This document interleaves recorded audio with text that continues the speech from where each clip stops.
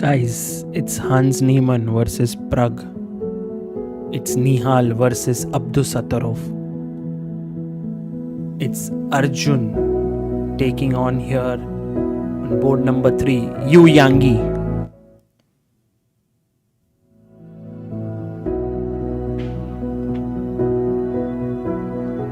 And the playing hall.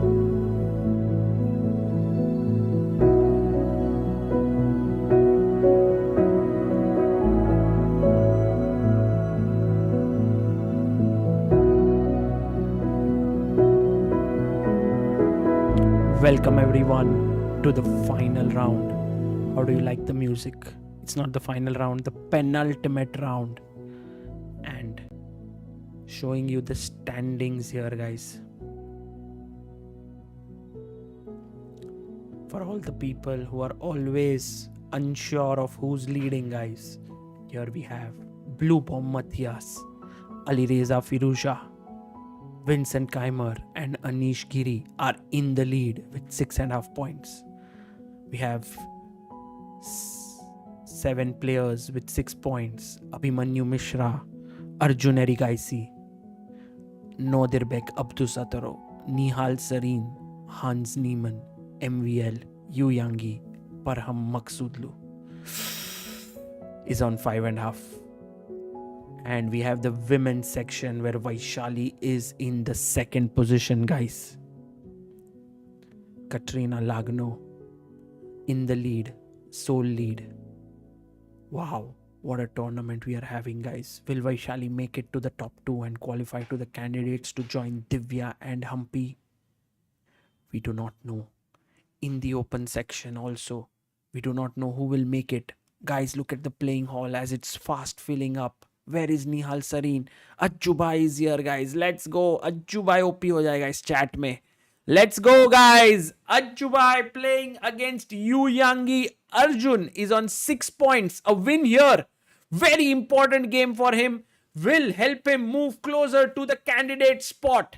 And Pragnananda takes on Hans Niemann. I'm super excited for this one. And also, we have Nihal Sareen. Let's go, Nihal boy. Wow. Joining in. Guys, how are you doing? Hello, guys. I hope you are fine. मुझको देखकर क्या ही करोगे दोस्तों? Let's go to the playing hall where Nihal Sareen seems to have had this angry man look on him. He's come here, I think, with an aim to go all out today with the white pieces against the local boy Nodirbek Abdusattorov and Pragnananda versus Hans Niemann, guys. OP match हो गया. OP handshake. ओहो मजा ही आ रहा है दोस्तों, क्या ही मजा आ रहा है. Let's go. E4 by Hans Niemann. Man, I'm very pumped up for these encounters.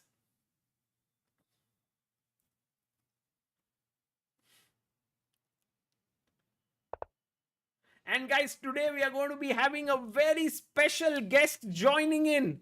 Any guesses on who it would be for commentary? It's going to be amazing. And look at Hans Niemann not making his first move. Meanwhile, on the other board, we have Alireza and Anish Giri making quick moves. एकदम पटापट खेल रहे हैं वो लोग. Guys, इतना जल्दी क्यों खेल रहे हो?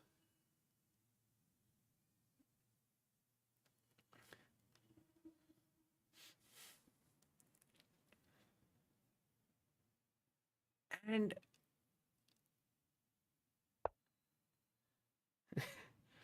वो गोपाल अग्रवाल इज लाइक आज रॉबर्ट हेस आएगा क्या भाई? Gopal Agarwal, how are you even guessing such names? I literally want Alireza versus Anish to get draw, Vincent versus Blue Bomb also to draw, so that, oh acha, so that they, oh my god, we have the Sicilian here on the Hans Niemann versus Pragg board. Wow, that is an epic game, guys. Look at this. Knight to f3, Pragg goes knight c6, and Hans bhai, please don't play Rosolimo bhai, please. अरे यार भाई, रोजोलिमो देख के रोज रोज पक गया हूं मैं. Bishop b5 on the board.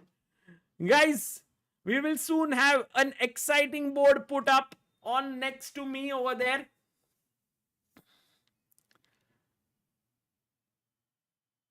And let's see, Pragg goes g6. अरे गोपाल अग्रवाल क्या ही full locked in. Polly walnuts, गली गली में शोर है, बिना अमृता सीबीआई स्ट्रीम बोर है. अरे अरे दोस्तों क्या ही करे. दोस्तों अमृता मोकल ज्वाइन करेगी बहुत जल्द, but as you know guys, we kind of do this thing where I start off so that she can join in, and then I often get very tired by the time it ends, and so then she comes and, you know, like finishes it off. So oh, Sakar Chess is like enjoying hot match with chilled ice cream. Guys, that's Sunday hai. Everyone has to enjoy today's encounter. This is what we have. Let's go to Nihal Sarin's game and see what is he doing. What is he up to? Nihal bhai is taking on the local boy there, Nodirbek Abdusattorov. Oh, e4, c5, knight f3, knight c6. Nihal bhai, please no Rosolimo bhai. Nihal, come on, d4, let's go. Open Sicilian. Actually, Nihal sir is not a big fan of open Sicilian. He'll go c3 is my feeling.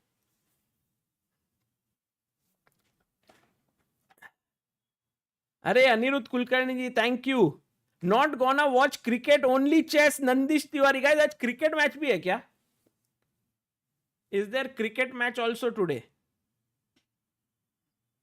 आज जीतना ही है. हिमांग घोष से भाई, पर हिमांग, अरे और एक रोज ओलिमो.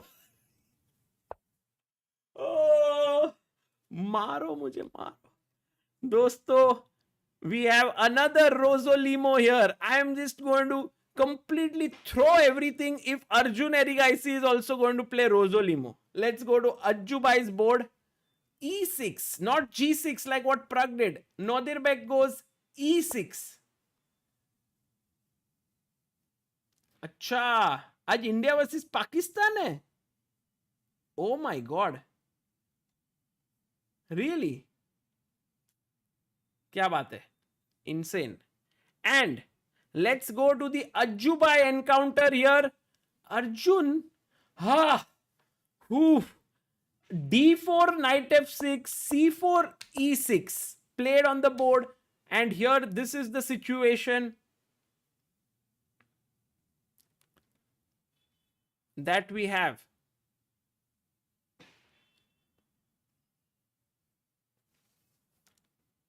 And Gukesh, we'll go to Gukesh's game as well, but let's first look at the first board clash between Alireza Firouzja and Anish Giri. Oh, it's actually interesting. Anish plays this line with, this I actually knew since a very young age.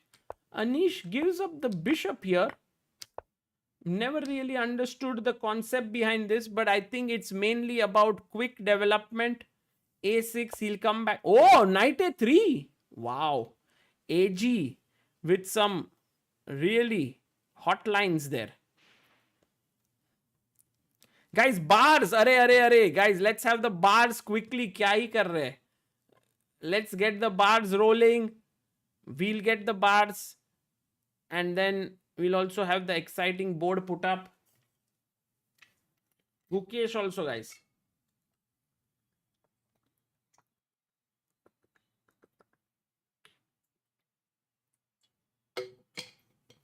Oh, Anish is black.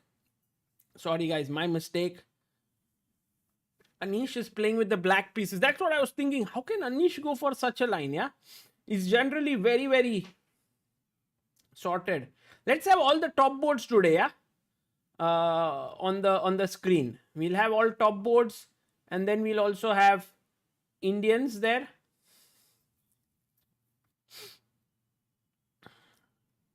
Yes. Let's have the bars joining in here. A warm, warm welcome to the bars on screen. Yes, there we have it.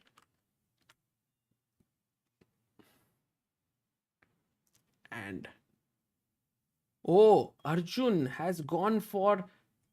Let's go to Arjun Erigaisi board.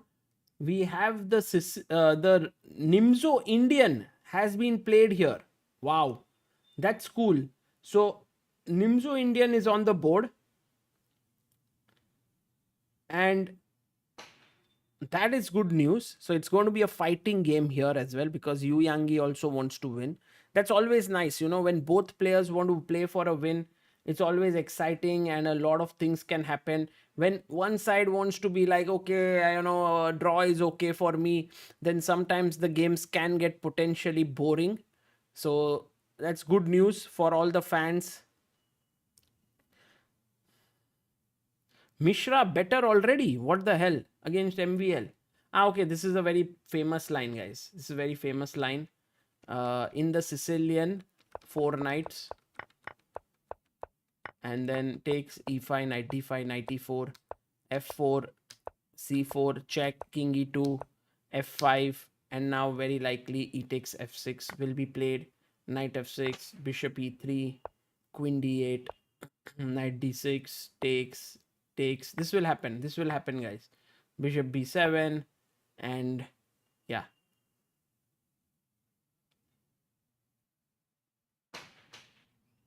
And also let's have another bar for Vaishali, because she is playing on board number 3 in the women's section. So that bar we need here. So that is here. Let's add it very, very quickly. Yes. So Vaishali's bar is here.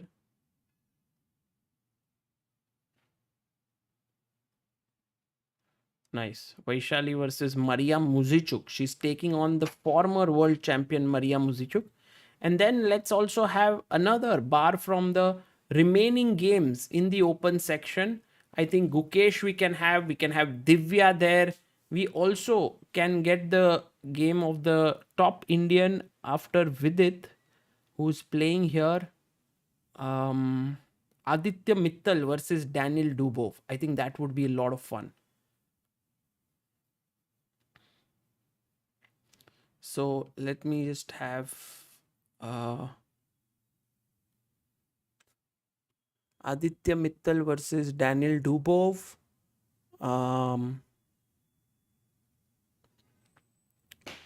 Gukesh was today playing Sargisian. Reminds me of 2022 Olympiad.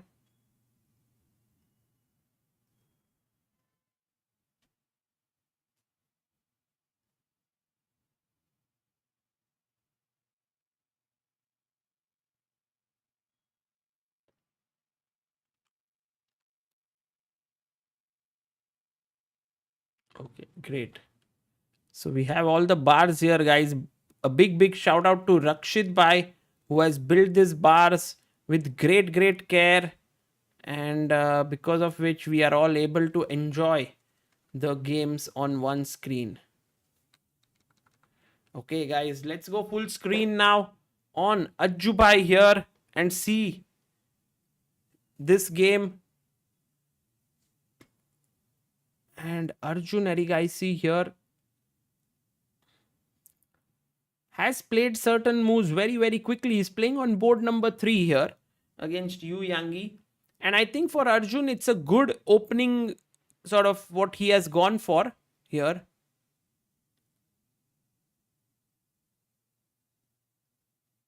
And there you see. Yeah, let me just reverse this. This will go here. Or maybe we can just get rid of the timer for now. And because we can see the clock. So bishop d3, d5 takes, knight e2 played, rook e8. Arjun has good results in dragon. Why doesn't he play that? Aryan says. Because opponent played d4. So this is where it is. Right now, Arjun's game. And he goes bishop to f8. Unprovoked, the bishop drops back, just tucking itself in.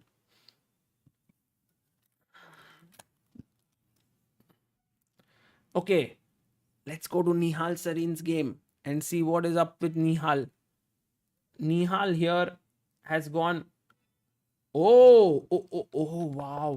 Guys, ye dekho. He goes rook e1, a6, takes, d4.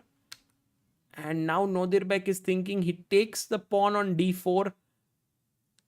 Nihal Sarin comes in. Come on, Nihal. Today you have to play some good solid chess. Knight takes d4. He takes in the center. Now takes maybe would not be great because that would just get the queen up. Queen c7 looks like a good move to play. Nodirbek looking super sharp. He's also looking for that candidate spot. I think it means a lot to Nodirbek if he can make it to the candidates. Okay, this we have Bluebaum versus Matthias Bluebaum versus Vincent Keimer. Also an interesting game here. Vincent, I'm sure, has a small edge in terms of knowing his opponent and perhaps having a good score with him. Both from Germany. And then let's go to MVL versus Abhimanyu Mishra. F5 played and Abhimanyu is starting to think here. Because I believe he has also another line prepped up, which is knight f2. I don't know if that is some big line or he might have had it prepped. Let's see if he plays that. And we have Hans Niemann versus Pragnananda. So bishop b5, g6, castles, rook e1, knight to d4, takes, c3 played by Hans. And Pragg goes e6. Interesting. And the idea is if you take here, I take here. And if you play the move d3, I was wondering if we could simply chop here, and play queen b6 to win this bishop. But turns out that actually white is the one who's better after this because the dark squares are all weak. So you can't give up this bishop just like that. Bluebaum is in joint lead, correct. Parodian says after so much of engine work, memory-centric approach, how much of intuitiveness and IQ is important in classical chess nowadays? I think nowadays some of the players are also trying to forge new paths in the opening. So there are interesting games that are happening. And not everything is based on memory. Let's look at Vidit Gujrathi here.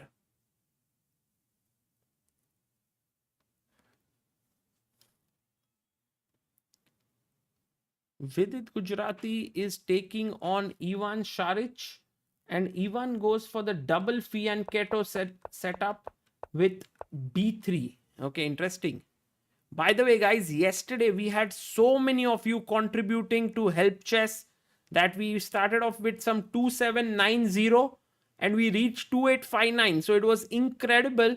I got an update from Rasika in our team who said that actually 73,764 rupees were contributed yesterday, raising the total amount raised in the FIDE Grand Swiss to 2,48,379.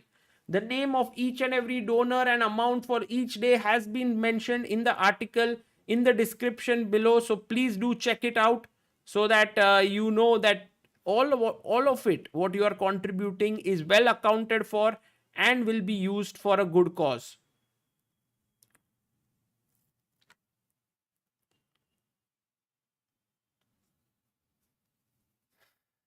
Saurish says top score 6.5. Arjun and Nihal 6 points. Pragg and Vidit 5.5 points. Pranav V and Aditya Mittal 5 points. Correct. Let's go and see what is up with Divya Deshmukh. Actually, she's been playing some insane chess here. She's taking on Alexander Injik.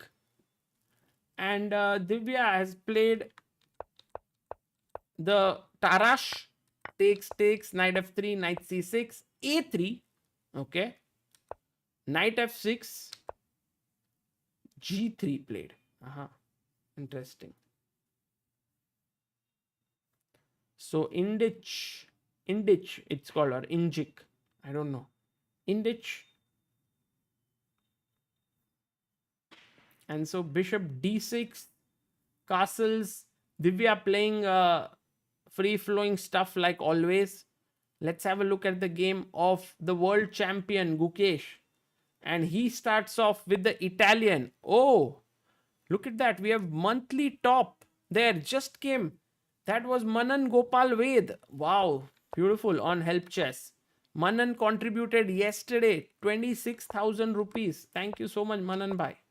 Castles a4, d6, castles bishop e6, c3. And this new stuff that's happening on that has been done by Harsh bhai. Thank you so much for doing that.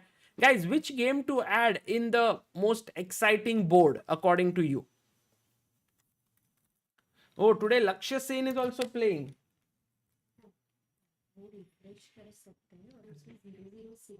डाल दिया Pragg versus Hans. Okay, let's do Pragg versus Hans, I think.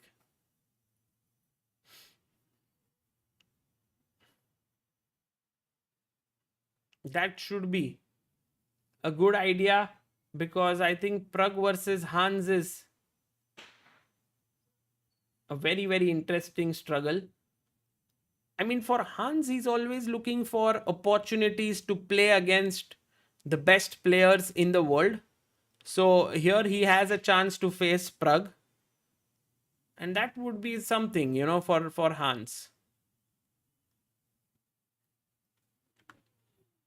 Okay, there we have the board. Let me add the names up there of the players. We have Niemann versus Pragg in the most exciting board of the day. Okay, if we find something today, we have Parijat Srivastav who's contributed on help chess. Wow.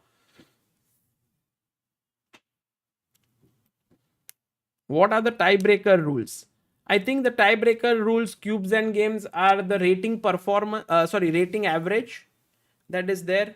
So Abhimanyu Mishra has an incredible tiebreak because he has played with some of the best players in the tournament, almost all of them.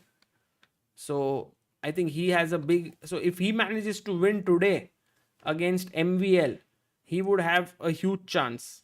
We have our first super chat of today. What's your take on Hikaru's way of qualifying to the candidates? I think FIDE seriously needs to revise its rules. Yeah, personally, I think in general, if it is part of the rules, he can do it. So I don't see it as anything wrong or something. Yeah, FIDE must sort of improve its rules, and I think that is something that they will do, as also was mentioned by Emil Sutovsky. So that will happen.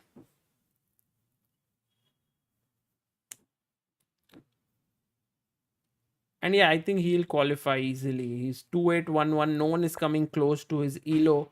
B4 played here by Abhi. And Pragnananda Hans, okay, is good. Yakuboyev versus Yan Nepomniachtchi is a slow Italian that we have. Mamediaro versus Tabatabai is...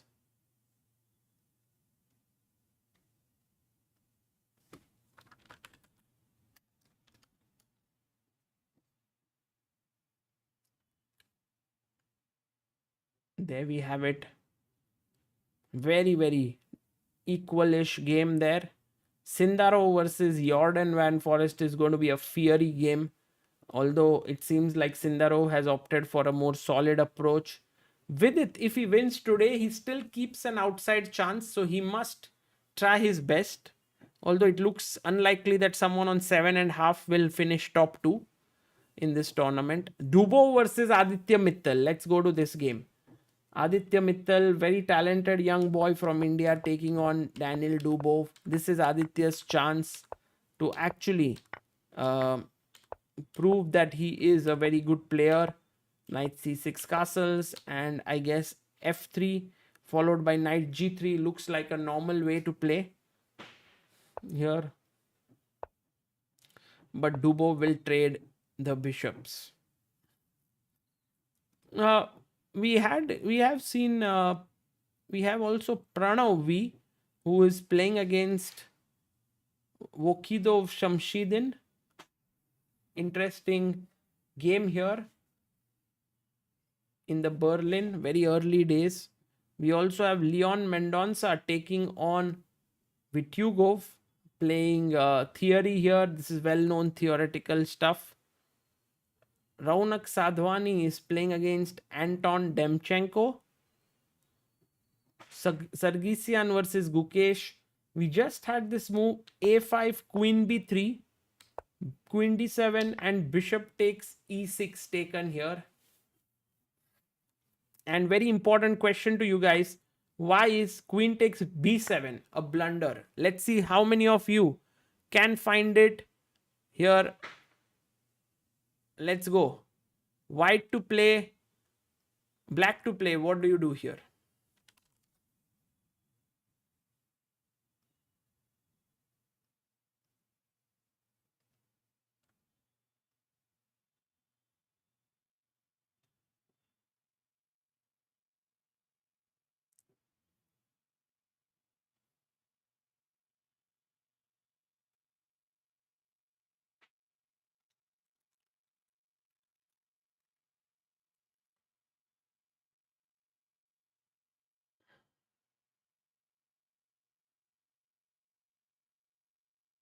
Yes, exactly, guys. All those who were able to give the move rook f to b8, well done, guys. This is the correct move.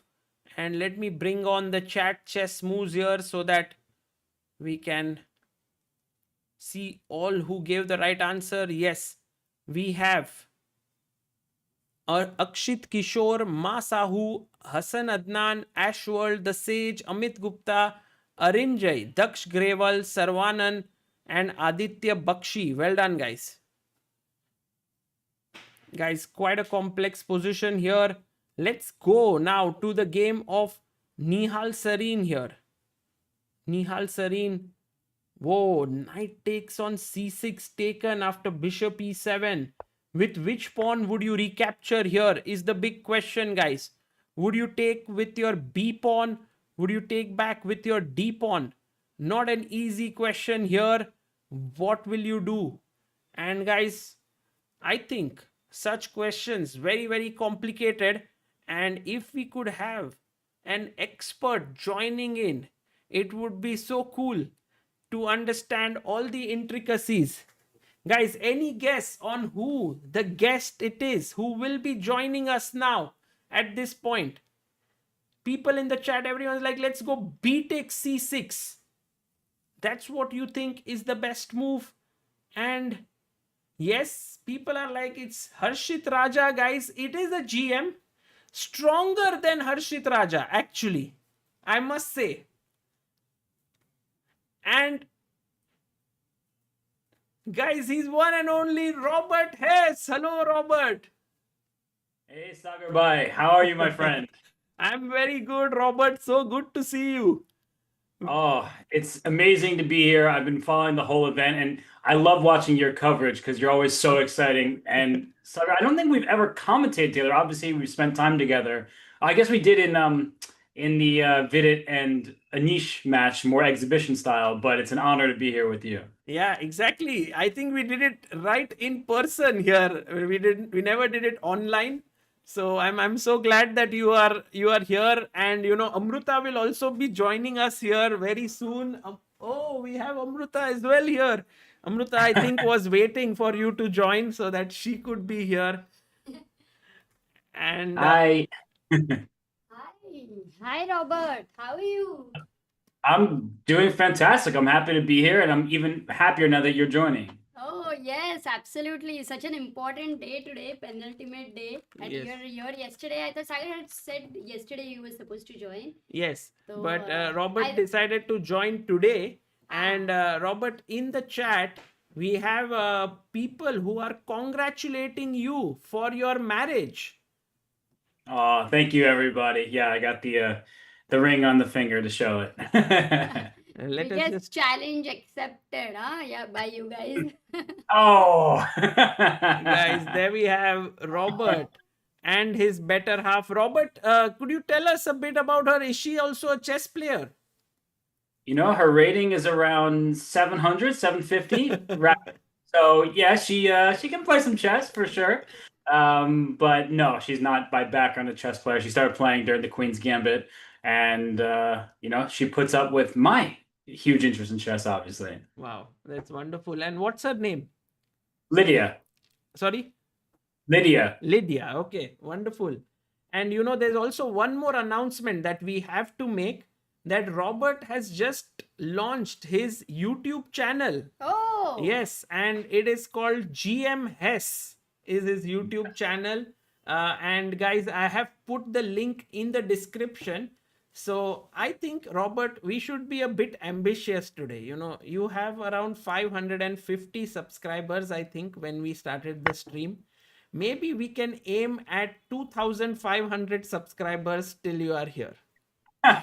Well, with the help from your huge audience that you've earned over the years, I think that I hope that it's possible. But I really want to thank everyone in advance. I'm trying to really dive deep into complexities that may not be shown often. And when you look through a game and you see the evaluation bar, you don't always get to see like why a decision was so difficult. So I hope to help show everybody like what happens behind the scenes in games. wow, that's beautiful. But is it directed for a special rating category like advanced level players, or are you going to make content for everyone?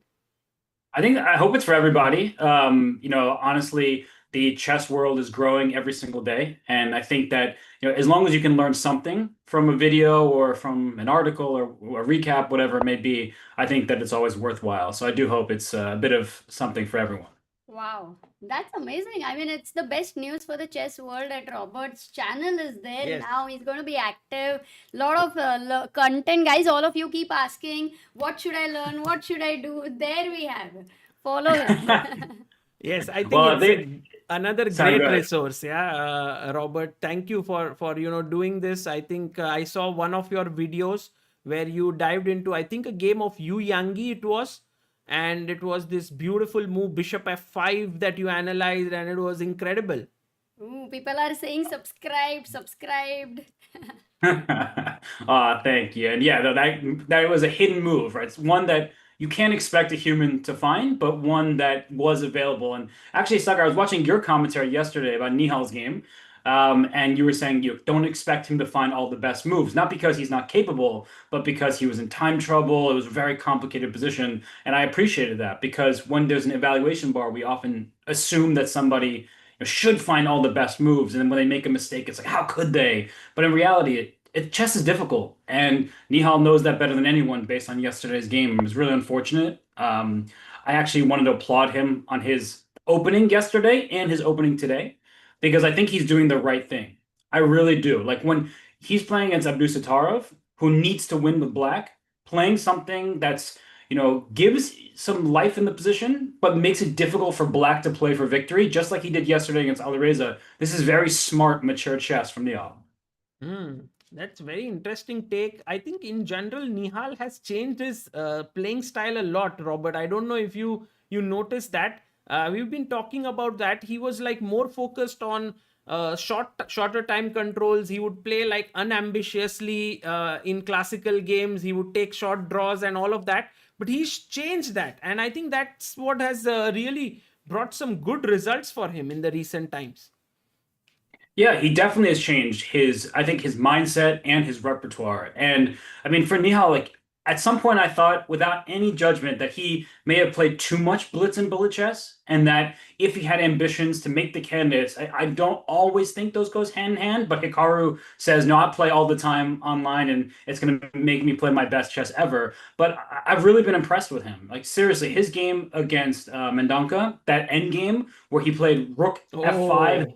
Oh, I mean, that was actually, I was going to make a video just about that game, like how beautifully that end game was played. Bishop back to D1 to B3, all of these like lovely procedural moves to make his winning chances as great as possible. And like I said, it's a real shame he lost yesterday. I really don't root for players in general when I'm commentating, but how could you not root for Nihal? Like just such a good person. I mean, amazing player as well, but an even better person. And I just like I felt really badly when he lost that game yesterday. You could see it on his face, right? Like he just was so close, and yet at the last hurdles, like things just started going kind of off the rails. And if he won that game, yes. clear first place, like you start seeing the finish line and the candidates, and yeah, I really felt for him. Yeah, I think it would have been so amazing for Nihal if he would have won yesterday and gotten into the like very close to qualifying for the candidates. And I think that would mean a lot to him. If he manages to win even today, he keeps his chances alive. So that would be cool. But he's facing Nodirbek Abdusattorov, and But who you're could also facing Sicilian, Sagar, and you're white. yeah, and also the queen on g4. I don't know, Amruta, if you have had experience playing this. Robert, have you seen this opening that Nihal has played? Yeah, I have seen this opening for sure. And I think that in general, when we, look at the, let's say the outline of the position, right? You look at black having the bishop pair, and we always say at the top level, we love the bishop pair. But I think the important distinction is when there's an open board, and that bishop on c8, not exactly the best piece until black is able to successfully play e6 up to e5, opening up the scope for that bishop. So if white can prevent black from doing that by playing e4 to e5 himself, well, that knight on b1, which is not very active right now, that knight will jump, well, I'll say gallop into the position, right? Like knight up to c3 into e4, and you're aiming in the direction of the black king side. And if you castle, there are already going to be tactics there, right? Bishop h6 and all that stuff Wow. going right for the black king. So this is why I say I like how this position looks for white. You're further ahead in development. That bishop pair isn't really consequential at the moment, and I feel like for Nihal, this is the perfect start, especially after yesterday's debacle. Wow, amazing. Yeah, that's very well summarized here. I have a question for our viewers here. If black castles here and Nihal goes for bishop h6, what's the move that you guys would play here? A very interesting position, and let's see if people can get this right. And Robert, if you have any questions for the viewers, please throw it across. It would be great fun. They are in the chat. People are all the time wanting to improve their chess, and they would love it. Yeah, and the tougher the questions, definitely more appreciated. He asks very simple questions. I'll ask plenty of questions. My first question for the chat is, why are these two the absolute best? Come on, why is the Chess Space India channel the most fantastic channel out there? I want to answer that question because I know there will be many. Okay, that's a tricky question. Yeah, Robert. Well, won't have good answers. Ooh, do we have 854 subscribers already for Robert? Actually, Wow. it's actually Wow. now 894. Guys, let's go for 1K subs right now. And would be very cool. We have the number right up there being updated, and let's see what the answer has been given by the people in the chat. We have a lot of them responding with bishop f6. And Robert, you have to tell us whether this is right or not. Bishop f6. I know I was welcomed into this channel, but I have to be the bearer of bad news. That is not the correct answer. That normally works, but here that bishop is defending the g7 pawn, so white wants to remove the defender, and e4 up to e5 takes care of business. Very importantly, I'll add that the white queen on g4 defends the first rank, because you may think that you actually can take that pawn on e5 and go for a back rank checkmate. But unfortunately, queen d1 just hands the queen right over to white, and that means that you're losing all the material on the board. That's beautiful. Yeah, well said. And actually, then the right answer has to be queen to d4, guys, not bishop f6, bringing the queen in and defending here, and has been answered by Nihal, Jash, Ridyansh, Sage, Bhavya, Anmol, Yo-Yo, Abhineet, Tanmay, and Mishra. Well done, guys. Queen d4, and somehow it saves the day. I am not brave enough to play like this from the black side, but that barely hangs on, right? Like it protects the g7 pawn. It looks like pawn to c3, forces the queen away, but the queen then goes back to f6 and importantly hits that bishop now while protecting against the checkmate. So this does hang on. I don't think c3 was the best move, but it goes to show that black has maybe a series of only continuations if you were to castle to save the day. And I keep saying it, and I mean it. I think Nihal has the exact type of opening and type of position that he wants because he needs to win. But when you think about the bigger picture, I think chess is a very psychological game, but especially when you're in tournament play. Nodirbek entered the event with a favorite of the tournament, someone who needed to perform in a great way to make the candidates. Nobody, with all respect and love to Nihal, nobody expected Nihal to be leading the event after 8 games. So what I mean by that is like you can use psychology as a weapon against your opponent. And that's why I thought his opening yesterday was so great. The c3 Sicilian is known as a very equal position, and Alireza had to win. Now Nodirbek has to win. If he doesn't win, his chances of the candidates are over. And he was a big favorite, so he feels that on his shoulders. And for Nihal, it's like, use that against him. Just try to dangle the draw in front of him. Are you going to take it? We know Nodirbek doesn't like making draws. He says it himself. So use his own statements against him. And that's why I really love the way this opening has gone, because there's a lot of life left in the position. But if black wants to win this game, good luck. Find some kind of dangerous path forward. Yeah, actually, that's very right, because we completely keep on thinking that, oh, Nihal has to win. But think about Nodirbek. He's like this local hero there. Everyone's rooting for him. All the kids have come, like, it's a Sunday. They want their star to win there. And then he's feeling all that pressure. Yeah, like it's True, also... and then you're playing with the black pieces, that too against Nihal. Also, one question is that the e4, he played c5, right? This time Nihal had got double white, Yes. but he did not opt for Lapin. No, he went for And the why Rosolino. did he not want to go into that? Because Something new, yeah. Maybe he thought his opponent would have come prepared. So he tried something new today. got it. Yeah, Interesting. maybe it's one of those situations where he wants to be a moving target, where he doesn't want to play the same exact thing every day. But this is a similar style, right? Instead of open Sicilian, he plays bishop b5, this Rosolimo position, which we saw in the World Championship between Magnus and Fabiano. It's a smart plan because it keeps the position a bit more closed. And I also watched your commentary on Divya's game against Shigirov. And, even though it started off closed and there was a lot of maneuvering, that game got crazy later on. So it leaves the potential for the future of this game. And it also asks Nodirbek, how are you going to mix things up? That's great. And Robert, let's go to the top board clash of Anish Giri and Alireza Firouzja. While Robert had asked why is this channel best, Lokesh had said couples fight is always interesting and discussing chess makes it more lively. That's the final answer. So you know what to do for your channel, Robert.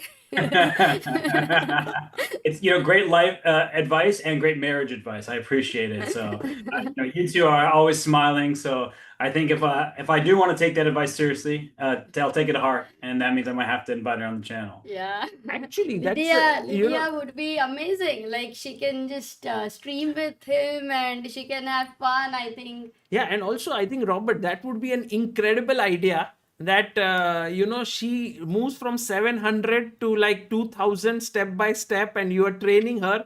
It would be a very good content, like every once a week training session. When she's so lucky to get, coaching from Robert. Yes, No. I'm the lucky one. She made me masala chai. Okay.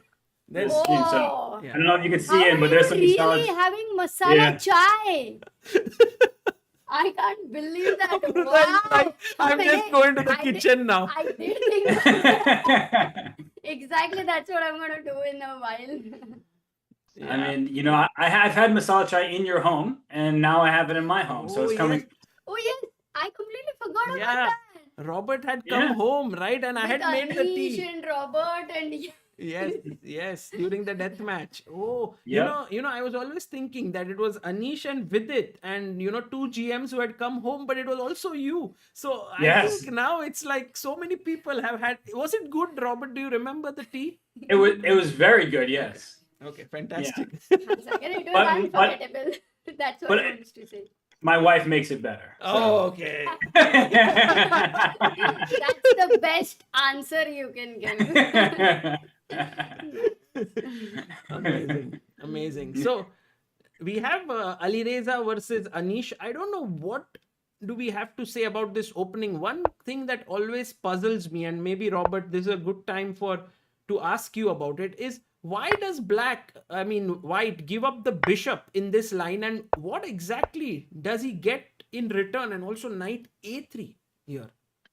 It's funny. I was going to ask you two this question. Knight a3 has to be a rare move. There's no way this is common theory. So Firouzja's clearly trying to catch one of the best prepared players on the planet by surprise. We know how Anish works really hard. He's diligent in the opening, but he could never have expected this move. So your first question: why does White give up the bishop pair? Think about how many of Black's pieces are developed. The answer is 0. Right? All those pieces are on the starting rank. Whereas White is castled, has both knights off the first rank, and is going to be able to strike in the center soon. So it's an important trade-off that long term the bishop pair may be good, but at least for the time being, White has a safe king, castled, and 2 knights already out. So I guess I'm gonna throw the question back to you. If you were given this position like a thematic tournament, would you rather have the white or the black side? That's a good question, actually. I mean, if White could open up the position before Black could, play moves like d6, knight f6, bishop e7, and castle, then I think White is doing well. But if Black just gets these moves, then the two bishops will start to speak, yeah, like bishop b7, b6, bishop b7. But Sagar, ifs and buts don't work. You have to decide. He has asked you something. I like actually Black side because I don't believe that White can open up the position in any good way very quickly. So I'm actually curious to see how Alireza does that. Wow. No, I think it's a very good question because I was thinking about it. Not easy to decide for white or black. Both have their pros and cons, as you showed, Sagar. Slightly more towards Alapin, yeah? This one? Yeah, it does have a similarity to it for sure. And I mean, I agree with what both you were saying. And at first, I played a lot of offbeat openings from the white side and got punished for it. So I'm looking at this like, I don't see what black has done wrong. And I'm looking at the clock more than anything. Alireza, he's played something a bit random, and he's the one spending time. That's often a very bad sign. That you wanted to catch your opponent by surprise, but in reality, you caught yourself by surprise. Wow. Wow. So Anish's opening preparation is OP. I mean, too good, yeah? Guys, can I say that this game is ending in a draw, and I can show you exactly the line that leads to a draw. Sure. Show me. Okay. So the line is bishop b7, c4, bishop takes a3, b takes a3, knight c3, queen b7, rook b8, queen a6, and a draw. What? That's an amazing line. Like, I wasn't looking in that direction. And I'm just trying to think, like, if you're a niche, do you want this draw? Because when you go into a game, equalizing with black is obviously what you're aiming for. But you said yourselves, like, you prefer to black and the bishop pair. Like, that's really interesting. I wasn't actually seeing that drawing mechanism, and it's important to store that in your pocket. So if I were a niche, I would sit on this position now for a while and say, okay, bishop b7 might just make a draw. Let me think what to do to improve the position. Is there anything wrong with rook to b8 just to get out of the pin? That's a great and then move. try to play for kind of a long-term advantage with the bishop pair. Yeah, I think that's I think going to be Anish's choice here, rook b8. But as far as I know Anish, he's so pragmatic. He won't be thinking like win at all costs here, especially because he's on 6.5 and he has black today. So he'll be thinking a draw would be good. Going into tomorrow's round with the white pieces, keeping all options open, he would also be thinking in this direction, I think. Yeah, also an important question, as you mentioned, Sagar. How many times, like, you're going to think of I'm black? And because I'm black, whether I should go for a draw. Because if you're white and slight initiative, generally it's very clear, yeah? You want to play ahead. So how much does this affect, according to you, Robert, playing with the black pieces? Oh, it's huge. And I think that the psychological components are for sure that you go into the game, I just want to equalize, I'm happy to make a draw. But what's also difficult is you, at this stage of the tournament, have to pay attention to the other boards because the tie breaks are not that they play each other. If 8 people have the same score, there's no rapid tie break, right? It's determined strictly by whose performance is the best based on the level of your opposition. And if I'm remembering correctly, Anish's level of opposition is lower than several other players by a little bit. I mean, they're all playing such strong players, but for Anish, his tiebreaks aren't great. And that may mean that, okay, I get white in the last game, but I have first move advantage, but how do my tiebreaks compare to 5 other people? And then it becomes really challenging. So if I were Anish, and I think that bishop b7 might force Alireza into that draw, I would look at the other boards for a little bit, just maybe try to take that into account. Because I think the worst thing that can happen is if you make this draw, feel happy, and then say the blue baum game is decisive, and then on the other boards, like let's say Yu Yingyi or Arjun, let's say Arjun wins and Nihal wins, and Abhimanyu Mishra wins, who's the best tiebreaks of everybody because he just can't lose against the best player. Like my point is that I don't know who's going to win or lose, but you start thinking about all these other people who are going to join the party, and no longer is it about you strictly controlling your own destiny. You have to rely on other results. That's deeply uncomfortable for the objectivity of a chess player. Right. Yeah, very annoying. It is always when you have to depend on others that way. But so you are why is he smiling? Why? Yeah. That way. Okay. Got it. Oh my god. Wow. By the way, Nice. guys, a big shout out to all of you because we have hit 1000 subscribers on Wow. GM Hess channel. Oh. Let's go, guys. Thank you all. And as we said, the aim is to cross Robert's ELO rating. Robert, what's your ELO right now? 2500 something or? I haven't played in a long time, so I think it's just below 2600. It'd be my best guess at the moment, but I really haven't played. But I want to thank you two again. I know you guys are making this amazing channel yourselves, but to give support to the rest of the community the way you do is really appreciated. Thank you, Amrutha. Thank you, Sagar, and thank you also for asking me on in the first place. But I love you guys, so I'm really happy. Thank you. I have to tell our viewers about this. When Robert came to Mumbai during the death match, he just came and he was going to the Olympiad, so he stopped by in Mumbai, and at just randomly when the simul began of the death match, I asked Robert, will you commentate? And for the next 2 hours he was just commentating with us, and it was never really decided that he would commentate, but he was doing it out of his just sheer kindness. And I think Robert, it was so amazing. It still till date remains one of the most memorable events that we have put together. That match between Vidit and Anish. So thank you for coming there. It's amazing. It was my pleasure. I mean, it was a fantastic time. You put on a truly spectacular event, and I also loved meeting all the fans because I know how many enthusiasts there are in India, but to see that firsthand and people asking for photos, and they all wanted to meet you two. I remember you two, you're so humble, but people really were so happy to see you in person. So that was amazing to watch. Thank you. And by the way, Robert, on our channel, there's also a small widget up here. It's called the Help Chess. We have a first contributor to Help Chess today, Ransher Yadav. Thank you for contributing 101. All the money that goes to Help Chess, it's actually a charitable trust which we use to support young Indian chess players. So it's actually very cool that we have around, in this tournament itself, we've raised close to $3,000 in the last 8 days of streaming and so on.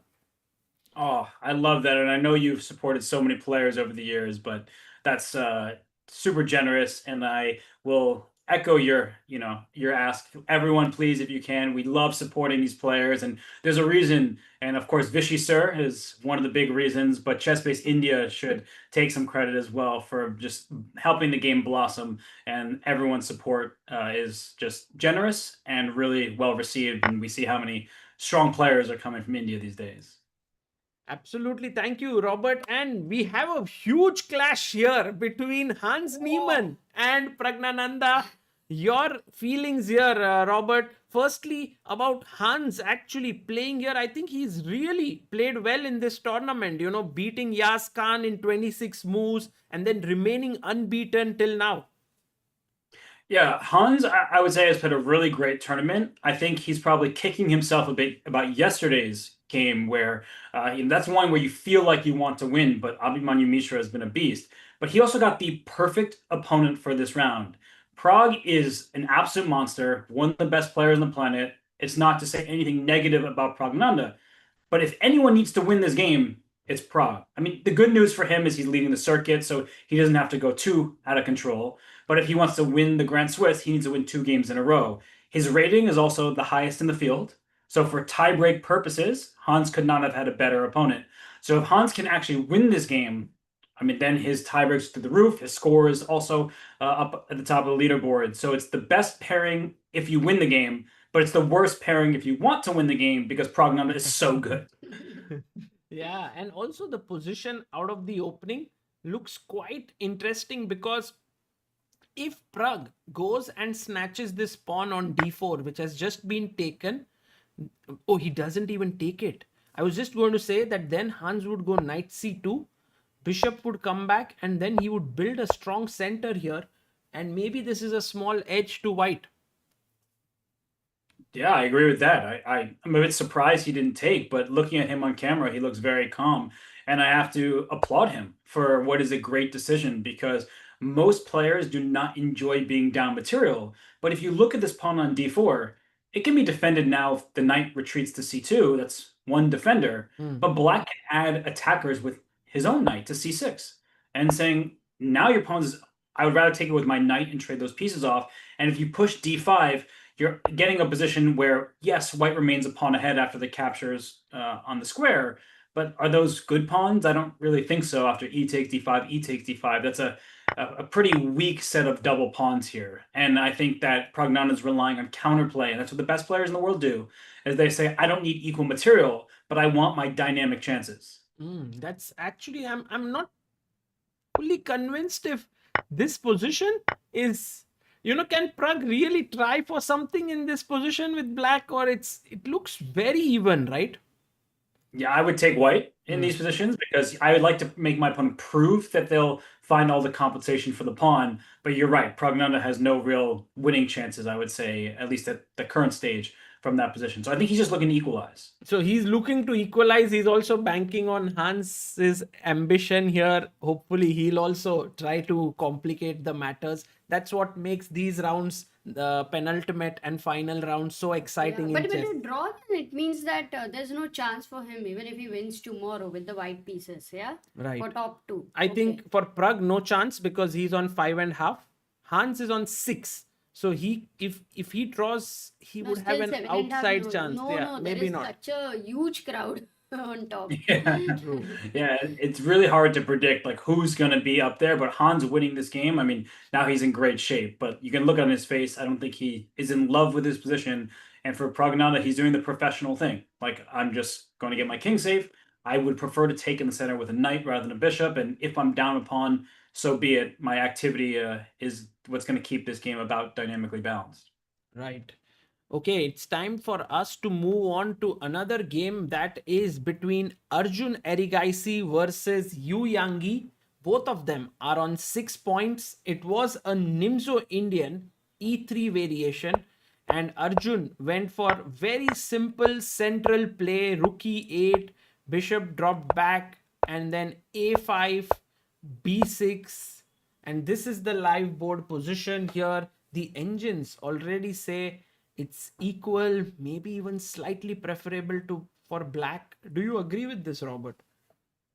I think that black has made every normal move you could ask of him. And the last move that I can see, a rook a1 to a2, it looks a bit odd. Like I think I understand it. You'd want to put the rook to the c file, but what I don't fully understand is where that dark square bishop is going to go. So like you could have went bishop b2 and rook c1. So it feels like a slow approach from Yu Yangyi, and for Arjun, he makes his move g6.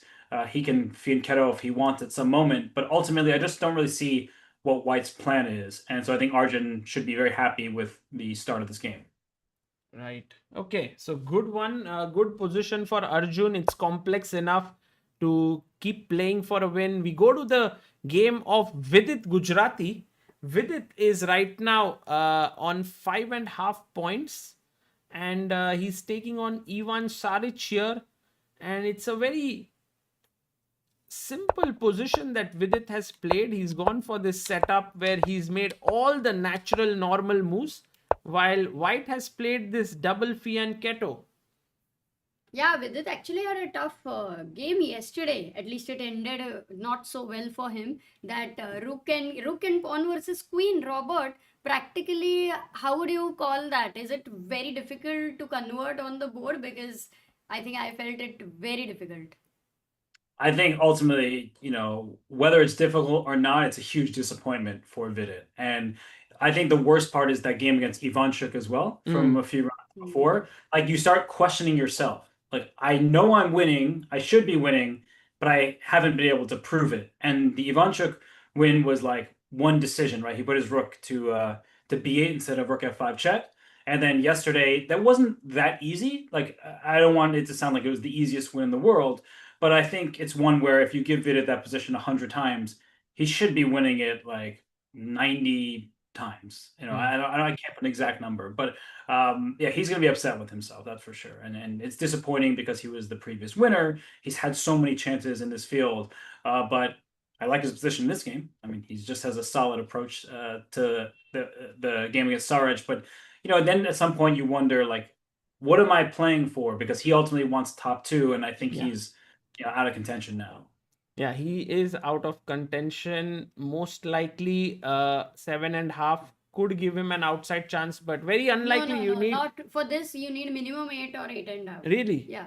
You already calculated. Himank also said, and also look at the number of people who are on top. Last year it wasn't like this. This one is like just open. Yeah. Kind of a thing. We can also quickly check the game of the world champion Domaraju Gukesh, who is playing against Sargsyan today. Robert, what you were talking about, what is Vidit playing here for? What do you think would Gukesh be feeling right now? Like he has had not at all a great event. He's just on 3.5, 4 points right now out of 9. What should he be saying to himself? This is the most complicated question you could ask me today, because I feel very badly for Gukesh, who's an incredible kid. Let's not forget he's very young. It's not his fault, the circumstances that allowed him to become world champion. He played a match, he won the match. He played the candidates, he won the candidates. Like, what more can you ask of somebody? The path in front of them is the path that they have to take, and he didn't just take it, he excelled in it. And I think that if Gukesh were named, let's just use another, Nodirbek Abdusattorov, or if he were named Arjun or Pragnanda and he was -1 at this point, you'd say, okay, it's a bad tournament. Like, they're young. They'll get back to it the next time. And instead, we're saying, oh, he's not the deserving world champion. All this stuff that, like, is kind of, it's not relevant. Like, he's the world champion. Everyone needs to just accept that. I understand why people like to compare, in any sport, any competitive discipline. You want to say, Michael Jordan, LeBron James. You want to say Magnus Carlsen, Gukesh Namaraju. I get it. Like, I'm not pretending like it doesn't exist. But ultimately, what I have to say is he's young. He's a teenager. He's having a bad tournament. Nobody is more upset about it than he is. And I think he will rebound. Right? This isn't the last tournament of his career. This is not the final stage of Gukesh. He is super young, and he is going to bounce back. And everyone who is, saying he's had one bad event here, now it's this in the future. We don't know his future. He will write that story. And I am very excited to see it written because he's a phenomenal talent. He works really hard, both at the board and off of it. And about this tournament itself, I can talk about specific games. Like I don't think he's played very well. I think that his game against Mishra, which really started the downward trajectory, it was him taking a risk in an early stage, but not knowing all the details. Right. And that's a tough moment for any player where you're the one saying, I want to win with black against a very strong, even younger grandmaster. And then you immediately get into a bad position. But you know what he did? He fought really valiantly. And then he was almost level, but still a tough position. And then time trouble doomed him. And when he does well in time trouble and he beats Magnus, we all celebrate. But now when he loses a tough one in time trouble, it's the end of the world. It's, the apocalypse, something has gone wrong. What's up with Gukesh? So I think like we don't usually see Gukesh tilt. And I don't want to just chalk up tilt. His opponents have played very well against him. But this has been an atypical tournament for a youngster who's been on the rise nonstop. But he's young. He'll do well in the future. And in this position, like he's got a game against a former 2700. Maybe slightly better for white because the pawn structure and some control of the pawn breaks, but it's early. And I do hope for his sake that not rooting against Sargsyan, not rooting for anyone, but I hope that he rights the ship so people can at least be a little quieter in their criticism. Yeah, I think it was so nicely said here, Robert, that for him it has been super tough days, I'm pretty sure. But on the other hand, I saw some of the videos where he would finish his game and then go outside and meet the fans, and he would still sign the autographs and he would take pictures with them. And there is one nice video where a boy comes and hugs him, half hugs him. And I think these are the moments where you have to hang in as a chess player. You need to sort of be there when things are not going your way so that you can bounce back. Yeah, just to accept the love, because he's receiving a lot of love from so many people who feel for him and they completely believe in him. And the way Robert you expressed it was very beautiful. I think that's the perfect take over here. And our chat also, I think many of them are really appreciating the way you put forth your view. No, thank you. And I think it's important not to, lie to oneself. And Gukesh will tell himself, I can do better than this. I have to do better than this, because if this is what's happening in this tournament, no matter who he faces in the World Championship, that this is not the form that he can play to keep his title. So again, we got to be honest, but we also don't have to take these leaps into the future about what will or will not happen. And so for Gukesh, yeah, like his game is, you would never expect it to be 4 out of 9, but that's where he is, and he'll only get better from here, I really believe. Got it. And guys, news coming in that Nodirbek has somehow gone slightly wrong in the opening, or Oh, but Queen D4 he played then? it was actually Queen G4, Queen D4, which was not particularly the best move. But isn't it the same? What is the difference? No, he hasn't castled. Knight D2, and now he castles. It's not converting, because in that position also White's best move then was maybe Knight D2. Yeah, I mean, in that position we were playing bishop h6 already. So here the bishop is still on c1. And by the way, we have a super chat by Coder B4B4 who says, no chess without Hess. There is chess without me, believe it or not, but you can't spell chess without me. So that's the good news. But I want to say something about this position for a sec, if that's okay. Yes. I saw people saying blunder, and if you just look before castling, I'm going to guess that the best move was h7 to h5, and I think we can forgive Abdusattorov for not playing that move. It's an incredibly risky choice. It's very common in the Sicilian to lash out at an enemy queen that's trying to attack you, but now castling is going to be that much more difficult because your pawn will always be hanging. When you castle everybody, you typically do not want to throw your pawns forward because it makes your king feel less safe. So that was the best move. Castling wasn't a blunder. It's not that bad for black, but clearly it wasn't the computer's recommendation. And now that we're here, I think that there probably will be a couple, moves for white that will be easy. You move your knight, you'll develop your dark squared bishop. But as I said earlier, if that light squared bishop gets out safely for black, I don't really think he'll be much worse. So I would be thinking in the direction of knight f3, queen g3, get that dark square bishop out, and just try to maximize the control of the board. Because if the dark square bishops come off, that's when white has a real advantage. Because then those look at these squares: b6, c5, d6, a5. All of these squares become so much weaker if that bishop on e7 is not there. Right. So one of the moves that the engine is suggesting right now is queen g3, and I don't understand it. Like, why should we pull the queen back? And what's the logic behind it? I think it's brilliant. I was suggesting knight f3, but this feels very smart because it stops e5 as knight f3 then happens and you pick up that pawn in the center. And I guess in some positions, white himself wants to play e5 and knight e4. And so by not committing your knight to f3, you leave another avenue open for that piece with pawn to e5, knight to e4, and so on. So this is actually like one of these moves that I myself, like when I'm pressing the next arrow, I skip through it and don't think about it. But this is why I love telling people, especially if you're working with students, to like just look at a position like this and write down the moves you would possibly play. Because queen g3 here was not my first move, but when I explained the position to myself, I'm like, queen g3 makes so much sense. You keep maximum flexibility, restrict black's main plan of e6 to e5, and maybe play e4, e5 yourself with that knight jumping into some very vulnerable squares. And if everyone can imagine those dark square bishops coming off, I said that knight on d2 would love to go to d6, and this is setting up that exact scenario. Nice. Yeah. So actually, it's very subtle, this move, queen g3. If Nihal plays it, it would be really cool. But if he goes knight f3, queen f6, it seems like he's going to lose a piece after bishop g5. But somehow queen g6 saves the day for black. Hate when that happens. I'm winning. Just kidding. Now I'm maybe in a little bit worse if I'm not careful. Exactly. So very important. But one more question, because the whole idea for Nodirbek was to go into such a kind of position so that he can take risks, yeah. But if he doesn't go for h5 at that moment, which is maybe the only chance, no matter what, draw is not going to help him, I think, right now. So not going for that risk definitely is going to be dangerous, right? More dangerous, in fact.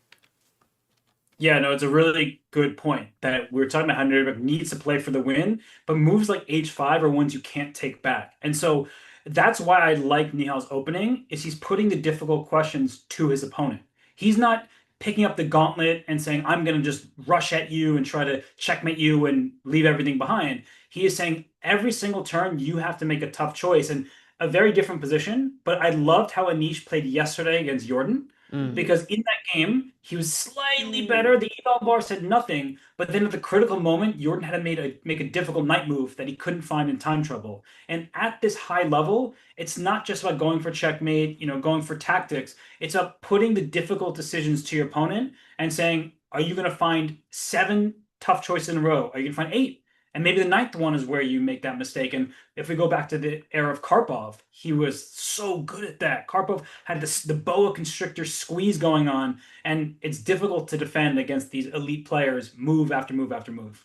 Nice. No, that's very true. The way to win in chess is not always to like go for the most ambitious line, but to sometimes just hang in there long enough to make your opponent go wrong at some point. There brings me one more question, Robert.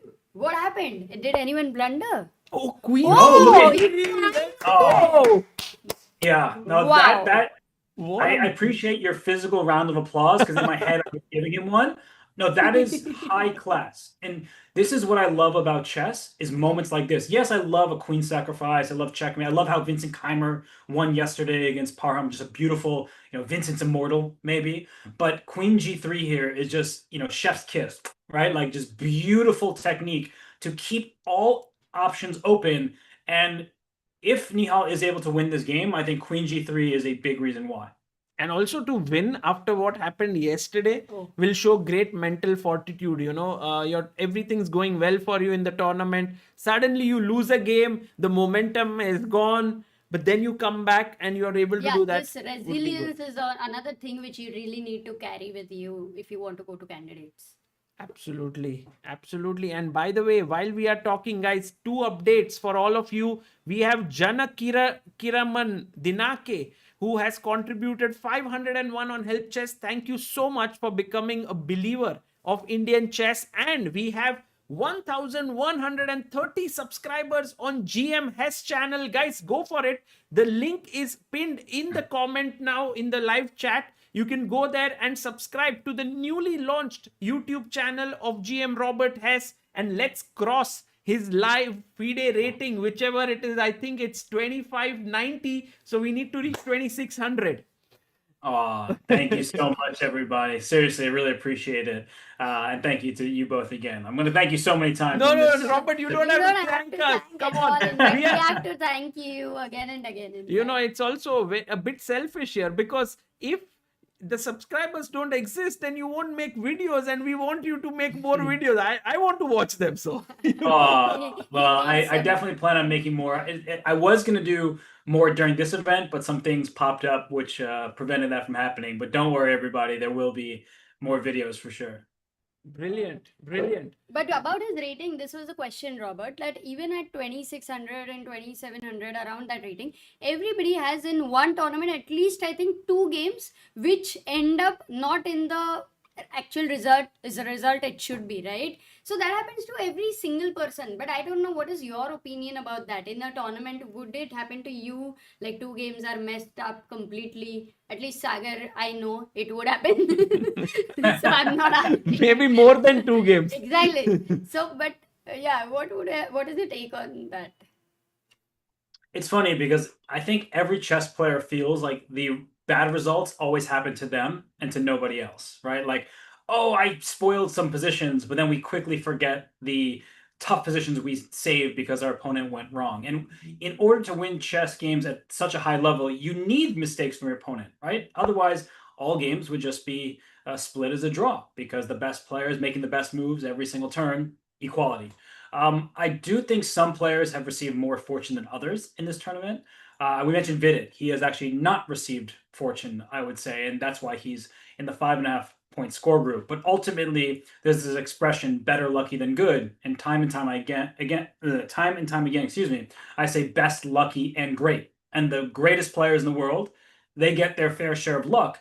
But when I watch Hikaru Nakamura, for example, play, I start to believe that he makes his own luck. He just continues to fight and fight and fight, and all of these best players do just that. So luck doesn't always come from nowhere in chess. Like, you pose questions to your opponent. You could call Gukesh's win against Magnus lucky, or do you say he fought really hard and he kept that game interesting to the last moment? Right? These are a matter of subjectivity and perspective. But what I think in this particular tournament, I've been really impressed with a few players in particular. I think that Alireza Firouzja has brought the fight in recent rounds to the point where he's willing to risk the whole point in order to secure it. I think Anish Giri has played great chess, and somehow, despite being in a tie for first, has gone under the radar. Doesn't really make sense to think that someone in first place also hasn't been talked about, but he's been very professional from the first round. He won with black, a really nice game in Sicilian. He then won, I think, in round 4, round 5 after a series of draws. And then he beat Maritzi from a rough-looking position. And of course, yesterday his game was really nice. But I think that by and large, Anish has played a very professional tournament.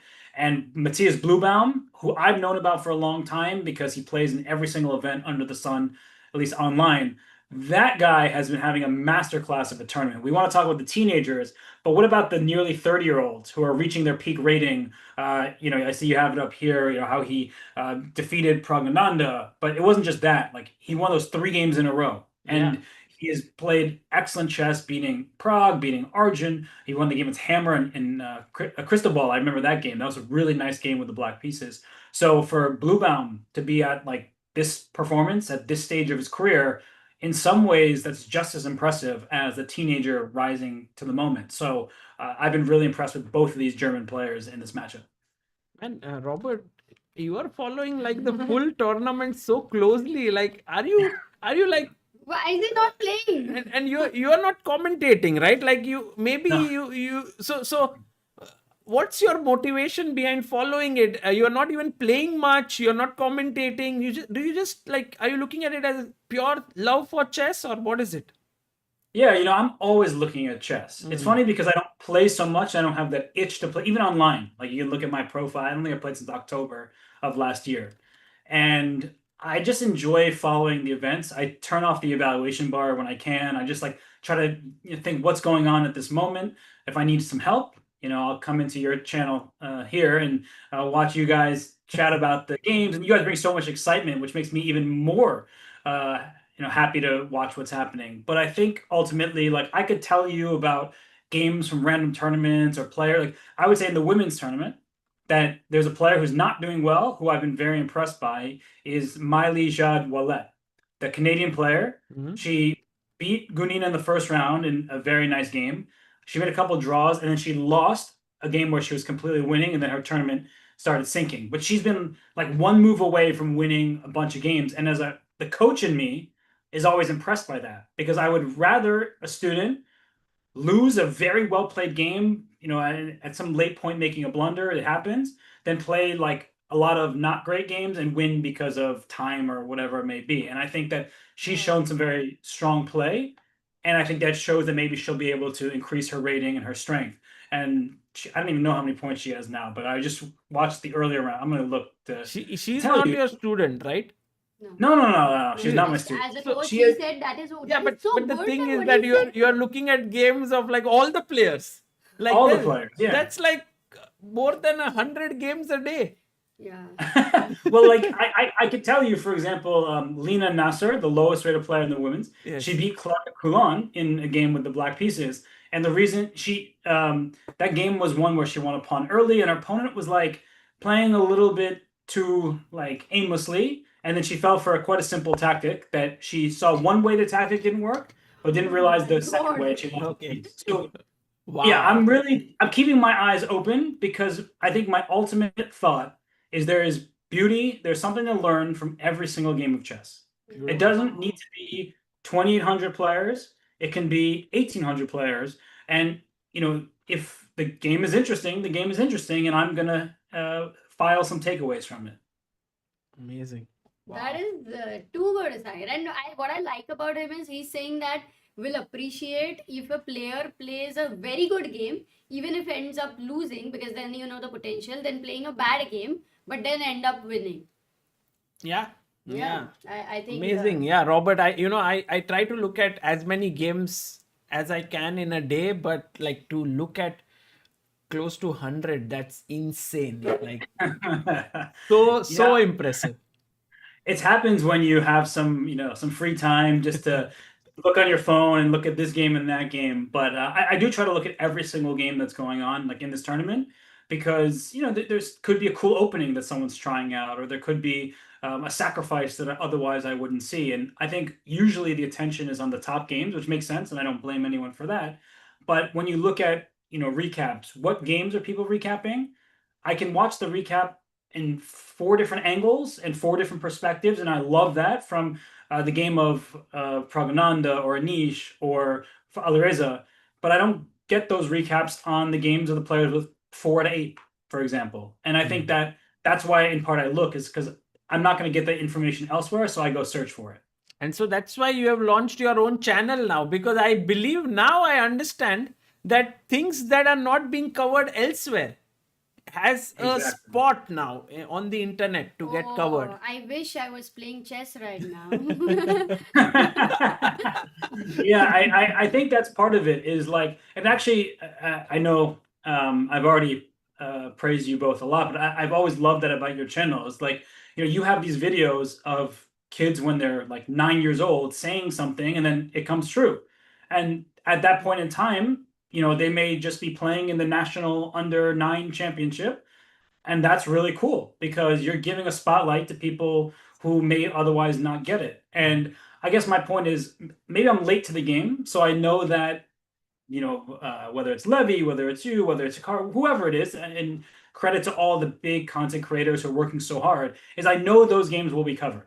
Mm. And I enjoy that. but I think that there are plenty of people who are making a name for themselves in this very tournament, like a Matthias Blubaum, who I've known about for a long time just because I follow the games and I, back in the day I played in similar tournaments. So it's really cool to watch all this unfold. Right. Amazing. We have a super chat by Arindam Chatterjee who says, I have a question for GM Hess. We have seen Gukesh is recently putting more focus in shorter time control. Do you think that somehow affects his classical chess? Nice. No, I don't. I think that he's playing strong players here who are just playing really well, and I don't think that his time usage is really what's hurting him. So I think that people. It's a fair question, but like Fabiano Caruana is better now than he used to be in quicker time controls. Has that hurt his classical chess? No. I think what is really this is about is Gukesh doesn't have that many games played because he's young. So when a bad tournament happens, it sticks out more. But does anyone remember Fabiano's horrible Tata Steel tournament where did he finish like 5 out of 13 or something like that? Nobody talks about that. They talk about his Singapore Cup. They talk about him playing the World Championship. So as time goes on, people will completely forget about this bad tournament in Samarkand that Gukesh has. It's just that it's brand new and that he is so young that he doesn't have, 50 tournaments to his name, right? He has just the last few years. The Olympiad, though, is like should be named the Gukesh Classic because every Olympiad it seems like he's the best player on the planet and he rises to the challenge. Right. Meanwhile, while we have been talking about this, guys, I can't believe what Nodirbek has just played. F6? I mean, I can understand now. He stopped the move E5 here from white. I mean, at least he's trying to stop it. He wants to go E5, but it seems so risky. Do you have E5 here anyway? Actually, you can go E5. Or too It much? doesn't look good, right? The move F6. Yeah, it kind of hurts me to look at. Honestly, it's one of the if Black could play E5 next, then of course it's justified. But White is going to stop Black from doing that. And the only question I have is, does White play C3 first to kick the queen back, away, or does White play E5 right away? These are just we know the concept is about move order now. C3 is good. So if queen Queen D6, D6, then we just go E5. then it's And then Knight C4 with tempo, and then take back on E5 with the knight. Oh, C3 is very powerful. Yeah. Yeah, C3, queen D8 maybe, E5, E5. F5, right? I think so, because if you take on E5, I was just going to move my knight anyway and take back on like knight C4, knight F3. Oh! Bishop H4, Bishop H4. Oh, Robert, we had to ask the chat. But yes. Oh, sorry. But I love this excitement. Oh, you spotted it. Bishop Wow. H4 Oh, is you the have move. to be careful. Then knight E4 is the first one. Or maybe no? knight F3, right? Go Yeah, with knight this. F3. Yeah. So this is why it's important, because we're talking about the correct idea, but you need to execute it properly. And I didn't. And that's something that's important, because whenever I commentate, no matter who I commentate with, and I've commentated with so many different people, is you need to be willing to be wrong as a commentator, because that was very instructive for me, because I was tunneling. I was so focused on the weak dark squares that I didn't think about White's king safety. And I always like to paint a broad picture of the chessboard, and I didn't do that there. So I failed, and I failed again because I didn't let the chat guess the correct move. So I'm sorry. No, it's great actually. Sagar blunders quite a lot. Yes. I blunder all the time.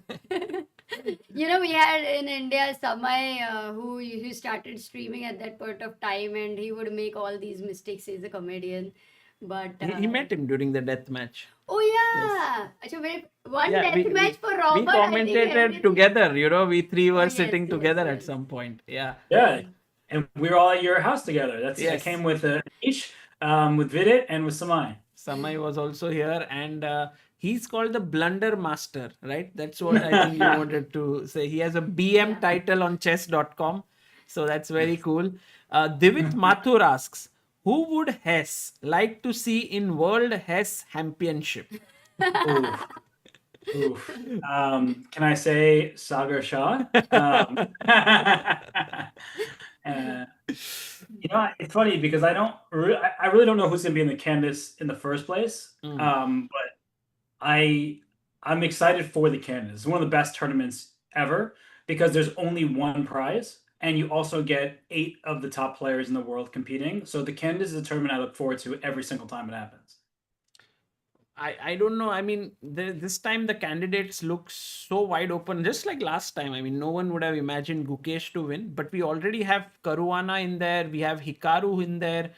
We have Pragg, who's very likely to make it through FIDE circuit. And then by tomorrow we will know another 2 names here. So it's actually shaping up quite well now. Nice. Yeah, and I think something that people have kind of had reservations about in the past is when a lower rated player or someone under 2700 is qualified for the candidates. And I think that like makes people question the format, like when Abbasov played or Alexenko before that. But I mean, they qualified. And I think that's what we keep talking about. Nihal's on screen right now. If he makes it the candidates, he qualified by his own strength. If Bluebound makes it, same deal. So I think I love the open formats that give players chances. And I see Divya's game here. She won the Women's World Cup, of course. She's played some great chess in this event. Speaking of somebody who was one move away, her game yesterday was, I mean, just tragic in time trouble, right? True, true. It was very, very tragic, but the way she resigned yesterday with a smile on her face, that just shows what a class act she is. And here, once again, she's got a very nice position. She's putting pressure on E2. If Rook E1, she can just push her pawn forward, trying to soften up the white king. I like Divya's chances here. Great looking position. And Divya is so strong that I commented on the Tata Steel Rapid tournament where she played, where she wasn't even supposed to play, but she was a second replacement, and then she won the whole tournament. So Divya, now she is really thriving and gaining the GM title and a ton of rating here, but she's been very strong for a while. And I agree with you though, her position is looking nice. She's got more activity from the black side. That bishop from the whites, Fianchetto bishop, is staring into a brick wall, and the black's light square bishop is staring into that E2 point that you're mentioning. I think there could be some exposed weaknesses in the near future with your H4 move. It's going to cause white some problems. Right. So another interesting game building up for Divya Deshmukh here. Let's quickly go to the women's section and check what is happening. First, let's look at Vaishali's game. She's facing the former world champion Maria Muzichuk with the white pieces. And this looks like a small edge here for Vaishali. A lot of pieces have come off the board. Yeah, this is the type of position where I'm wondering if too many pieces are going to come off, because now that the knights are getting traded, I'm just wondering if black will be able to establish a sort of blockade. Like if the knights get traded, I don't know exactly where white is going to poke to try to create some progress, but I don't think that white's really in any danger either. So it's really difficult for me to assess this position. I see the evaluation bar that white's slightly better, but if I asked you both like this question, if we can remove the evaluation bar from our minds after the knight trade, would you say white is better? Would you say it's level? Like how would you truthfully evaluate this position if we can remove that from our minds? The only reason why I would go for like white having some chances, because this pawn here on a6 is fixed and is slightly weak, although it's so difficult to attack it. Like the bishop is here, but apart from that, it's not so simple. And the black king would be perfectly placed on d6 here. So yeah, you're right. I mean, it's not so simple to create counterplay here. I mean, to create some play. No, but still, exactly, the a6 pawn is quite deadly. King is going to come to d6. How are you going to support it? Because c4, do you want to play eventually, or bishop on c4 you want to keep? I think these are the questions. Maybe black can fight. Yeah, you're right. No, I'm never sure. So the only thing I'm correct about is that there are questions that need to be answered. So I feel uncertain because is d5 stronger or just as weak as the a6 pawn? It's on a light square, bishop e7, rook d8, king d6 we mentioned. So I just like to assess these positions and look where the pawn breaks are. So I do think that white playing c4 is okay. And I think in the near future, maybe bishop d3, rook f1, pawn f4, things like that are going to have to happen. Bring the a1 rook into the game and just like go for the king side somehow. But it's a long story. Yeah. Wow. Yeah. So By the this, way, Nihal actually went for c3. that's the best move. Wow. That's the best move. He's played pawn to c3. Nihal Sarin finding all the best moves one after the other. Let's see what Nodirbek comes up with right now. The queen on d4 is attacked. Very quickly, let's check And the also, top people board. are super chatting Okay. a lot to ask questions to you. I think a good idea is on your channel, you should try to do Ask Me Anything. AMA, yes. Yeah. AMA with Robert Because- Hess. Yeah. Harish. That always feels dangerous, because they ask these difficult questions to answer. You know what you can do is you can put a post, community post, and then people read the questions over there. That's what Sagar does. And then, okay, some work to select the best ones and to answer and interact. Maybe somebody good- asks you the recipe of masala chai. How then? Oh, I mean, I don't have the answer to that question, but I could ask ask the missus. Nice. But yeah, the super chat by Hari Shankar says, "Hello Robert. What do you players at GM prefer? To go for a win aggressively or a safe draw?" Oh, well, I think playing it safe doesn't mean playing for a draw. I do want to point that out for everyone. Like, I know people talk about Anish and make fun of his draws, but like we saw yesterday, he won a game that the computer said was almost equal the whole time. So I think that I tend to play more in that style of more kind of like playing for long-term strategy than playing super aggressive chess like Alireza, for example. And by the way, Sagar, I just looked, they're playing the exact variation you mentioned of a potential draw Which one? in Anish and Alireza. Oh, really? Oh, that Yeah. one. Yeah. No way. Oh my God. How long did Anish think, by the way, Sagar, for that move? Knight c3. Can you Oh go back? my God. He thought for just No, 1 not, minute. Not here. Maybe Okay, he took to over play here. bishop b7, he played. Ah. He thought for 32 This minutes. was the time he took that decision. Wow. Actually, Robert, I think this was, we discussed like you spoke about rook b8 here being quite a good move and so on. And then we did speak about the fact that Anish with black might be okay with a draw, and he actually goes for it. I can't believe it. Yeah, what a creative draw this is. You spotted it, Sagar. Yeah, I just saw like some line in the engine and I said, okay, this is going to happen. But okay, I had no clue that it would happen, and it is happening. Oh my God. Sagar, your gut instinct. Yeah, I don't know. So now takes is forced, or you think that Alireza, actually a big question to Alireza, right? Because he could very well go back here and ask Anish that, do you want to continue the game? I think Anish would now because he can put his own knight on e4, for example, and then just say, my knight in the center is looking very nice. A knight or a bishop on c5. You can play, pawn d6 to open up more of the board at some point. So I feel But like, don't you think like the knight is a bit shaky here? yeah, no, I agree with that. But somehow I always trust in these top level GMs to find the correct way forward. I'm like, it looks shaky, and then Anish will figure it out. It's his responsibility. So knight c5 or maybe d5 could be possible here. Very interesting. Let's see if Alireza goes for a draw with queen takes bishop, rook b8, queen a6, rook a8, and then it's just draw there. Meanwhile, I have a quick question. Yes. Sorry. Go on. So the queen, is there bishop g5 at some point for white? Like, what happens? Here or like after? Yes. It's I'm not sure where the white queen should be, but is there some bishop g5? Aha. Wow. And then if we take rook b7, you go bishop d8.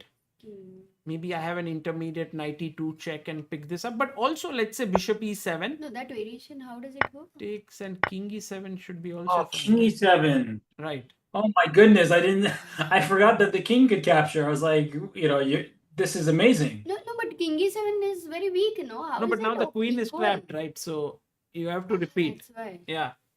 And what's so important about this variation is like, let's say white goes at queen a6, rook a8, just in these positions in general, like it looks almost like after queen takes a8, if black takes back, then the knight on c3 is hanging, but we also have to remember the white knight is also loose on a3, so it's not white getting two minor pieces in a rook, it's only one, and black is clearly, much, much better. So maybe here, like if queen b8, then we have this intermezzo, yeah. And But actually, if you would get the knight, then maybe it was good compensation. yes. Oh. Wow. Okay, so right now, That's why I need to spend so much time. sorry, yes, he took 32 That minutes. that variation right there is exactly why he spent so much time to quadruple check that knight e2 was available in those positions. Right. So here, queen b8, guys. There is this very nice intermediate check, and then you pick this up, and black is better. So this is looking very interesting. We'll see what Alireza does. Meanwhile, Bluebaum versus Vincent is also heating up, I believe, here.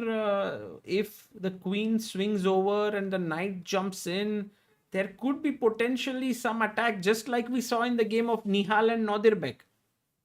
Yeah, I liked what we're talking about here. I mean, it's the attack against the black king and also that d6 square. Like if you can get that knight on d2 up to d6, it's the same exact style of position. You're right. Yeah, we have similar concepts there, and very quickly checking up on Arjun Erigaisi against Yu Yangi. We have LC Jose who says, great fan of Hess, such a humble and sweet personality. Wow. Actually, in the chat, like Robert, people have been saying like they are enjoying this commentary so much. They were writing like you should invite Robert more often and so on, and I think they're loving it. Hey, I'm happy to join more often. I mean, I definitely am. I love commentating with you guys, and I've watched you guys for so many years, and of course we've had the pleasure of hanging out before. So we'd be definitely happy to do that. Thank you. That's very cool. And here it seems like it's even. The position is very rich in terms of like how the pieces are placed. I always feel these positions are like those maneuvering battles where both sides are slowly and steadily improving their position, and suddenly one point comes when something concrete happens and things go haywire. Yeah, no, it's a funny looking position because we were saying earlier how it just looks calm, nothing's really happening here, but it does feel like White's pieces are a bit awkwardly placed. Like the rook on c2, there should be another rook behind it, but now the rook's on e1. So I think that Arjun can start a kingside initiative, like knight e4, pawn f5, bishop d6 at some moment if you can make it happen, and queen h4. Like it just feels easier for black to play. Wow. Exactly. And actually, tell me something. Normally, they go bishop d6 for a3, but Arjun went back bishop f8. Right. So, But he was not even provoked. Yeah, he went unprovoked back. oh, it was a3 was not played. Yeah. Otherwise, bishop d6, you play knight e4 later, queen e7 and stuff like that. Mm. But I like now Robert's plan of attack is in the picture, and Arjun loves chaos. Yes. But it was really important that you went back in time because bishop f8 doesn't really make sense until I see what he did in the game. Because if you start with knight, instead of bishop to f8, if you start with knight b8 to d7, you've blocked off your defense of the d5 pawn. So maybe queen b3 comes in, and now your bishop is under attack, and d5 as well. So you can't retreat your bishop without losing a pawn. Mm. Ah, So that's why oh. before bringing the knight out, he got the bishop back to safety, and then he played this a5 to stop b4 perhaps, and then got this setup in. And I think Really? Arjun basically knows that such setups are good for must-win games where you don't liquidate anything very soon and just keep playing. It's the perfect strategy because Yu Yangi also needs to win the game, right? Like, when we're at this stage of the competition, both players Yes. really need to win because Yu Yangi has recently had some victories, but he started, a bit slower. And for Arjun, he's gaining rating points, which means his performance is high, but he needs to win this game with black, and then he'll be feeling much better about his chances. Oh, Arjun is gaining rating here, yeah? I think like Wow. 1. Oh, he's gaining 3 elo points. Which is huge for his rating. Yeah, at 2771. I didn't realize that Arjun was actually gaining rating. Wow, that's great. Okay, let's go to quickly Nihal's game. No more moves, I guess, have been played here. C3, Nodirbek is still thinking. Quickly having a 20 look. minutes advantage on clock for Nihal and Yeah. a better position. And Nodirbek in some stress. Yeah, I think Nihal, I'm waiting for Nodirbek's move to go back there. I want to quickly have a look at Abhimanyu Mishra's game. And Robert, Do you know that Abhi is right now on a 66 or 67 game unbeaten streak Classical. in classical Yes. chess? Yeah, I saw that, and I think in part what I'm so impressed about in his unbeaten streak is he's very young, and we typically think that young players will win a bunch of games then lose some. So it's really just excellent to see his success at this young age. He was the youngest grandmaster in history, as we know. He did face criticism for how he became the youngest grandmaster. I think that in general, when there's that kind of criticism, it's usually at the system and not at the player. So I do agree broadly with like sometimes tournaments are a little bit more suspicious than others, but what is very clear is not that he is an incredible player. He's proven that every single day of his chess career. And what in the world am I looking? I'm saying all this because I don't know what's happening in this position. Whose king is less safe? The king on f2 that's wide open, or the king on c8 that sees the dark squared bishop aiming in its direction? I cannot actually assess this position. Yeah, it's so tough to actually wrap our minds around it. AB looks like the most natural move. And then bishop takes. We have the rook open here. The bishop is eyeing this diagonal. Everything about the position, but Sagar, it is insane that Abhimanyu is in an unbeaten streak, but by playing not like very solid, like it is solid in a way, but with a lot of chaos. Yes. Like against Gukesh, yeah, he was like completely playing this fearless chess, Yeah. and he has done that today as well with MVL. You can see that I don't even know like what should be White's move here. How is rook b1? But does Uh-huh. it no sense because you Why want the not? rook on a file. Yeah, but it's Check on c5 maybe.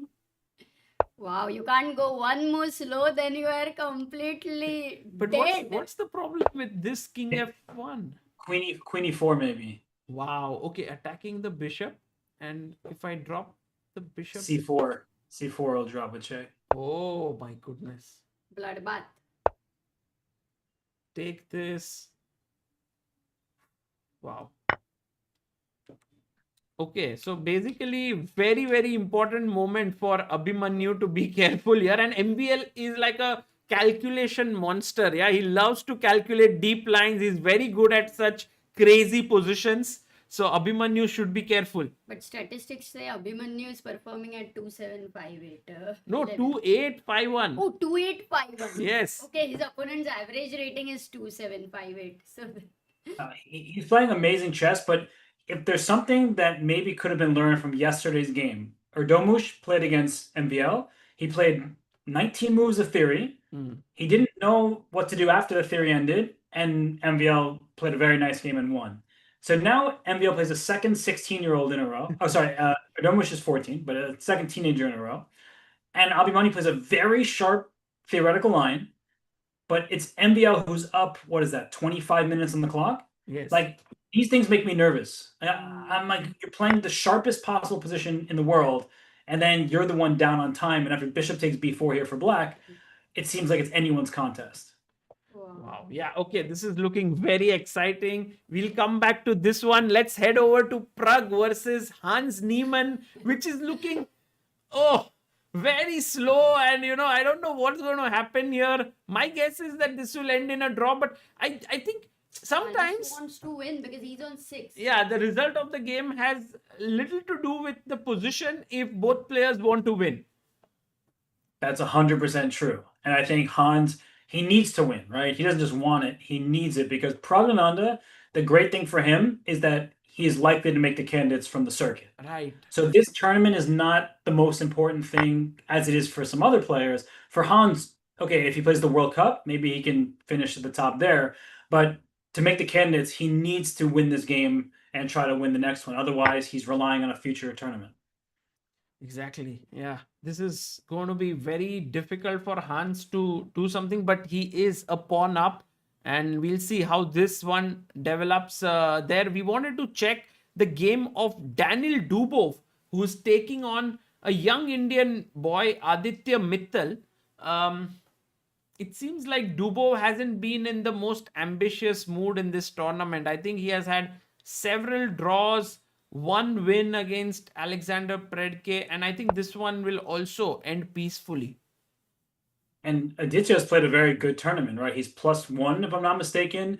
I saw that game against Jeffrey Zhang. He drew. He drew against Raunak. He's been very solid, and he won. I can see it now on the screen. He won early. I didn't remember it was against Niels Grandilia. So for And yesterday with Volokitin, 2 wins. yeah, that was a nice game. I mean, it was a very kind of controlled game for a lot of it, I would say, from Aditya, where it got to the end game, if I'm remembering correctly, up a pawn and was able to convert it quite nicely. So he's playing well. He's also quite young. Is he 18 years old? How old is Yeah, he's Aditya? 2006 born.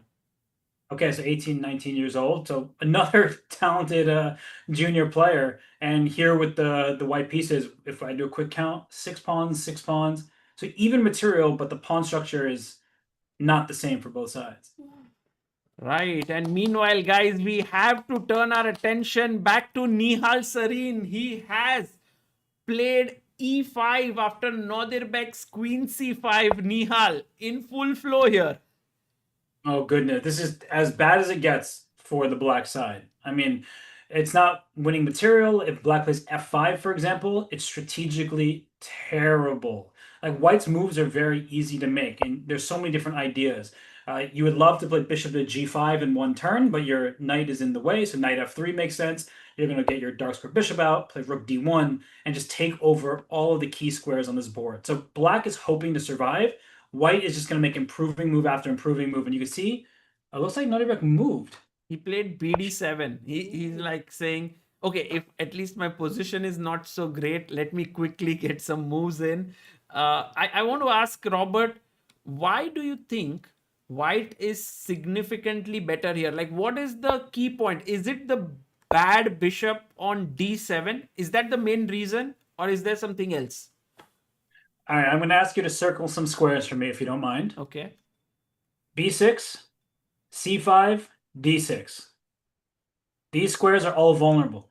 And why that's important to register, I mentioned this a while ago, is even if white takes an f6 here with the pawn, I know we wanted to keep that pawn e5, but black has to take with the bishop because knight e4 is pre-moved, no matter how you take back.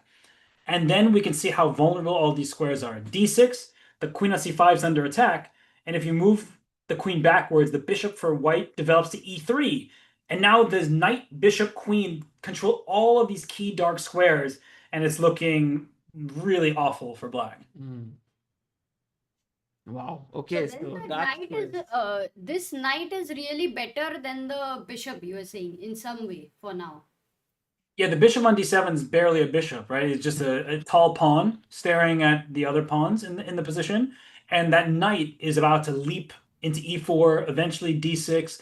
And look at Nihal. I mean, he's stretching, he's relaxing a bit. This is just the dream position for a top level player.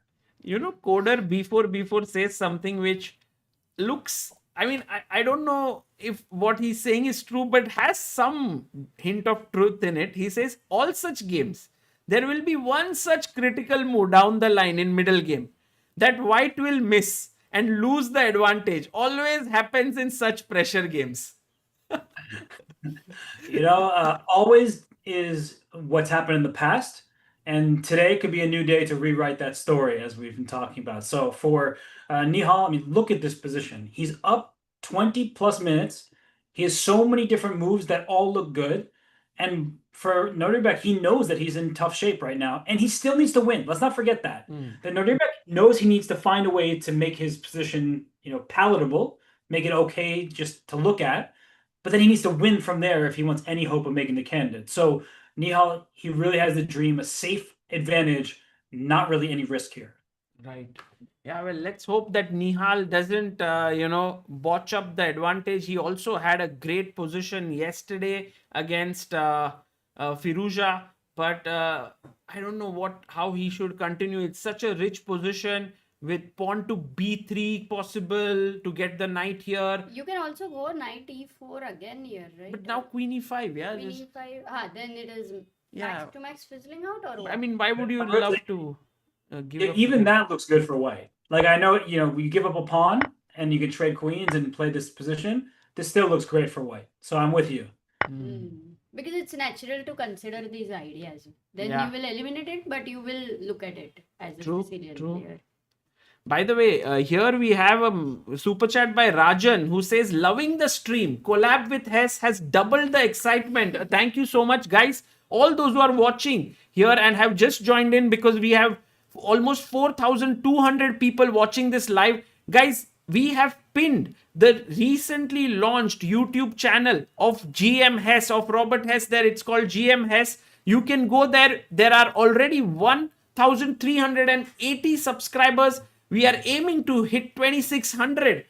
So do subscribe, and it's in the pinned chat there. Robert, the question by Rajan to you is, what is it about chess that makes you love it so much? Oh, do we have 50 days to answer that question? No, I'll try to answer it quickly. I think that there's something to learn from every single position. And just because a position looks the same, if there's a single pawn move, it can make a world of difference. And actually, this position is a good example. If that black pawn were on a7 instead of a6, I wouldn't be talking so much about all these weak dark squares. I mean, there still would be some, but not quite as many. So that's what I really love, is the richness of the game where every single move counts and that there's something to learn from every single position. Wow. He talks always like to the point. Yes. Yeah. And I'm sure he's going to be adding a lot to this question, because I think when you will do Ask Me Anything on your channel, which you will be doing one of the days. Amrita is going to force you to do AMA, yeah?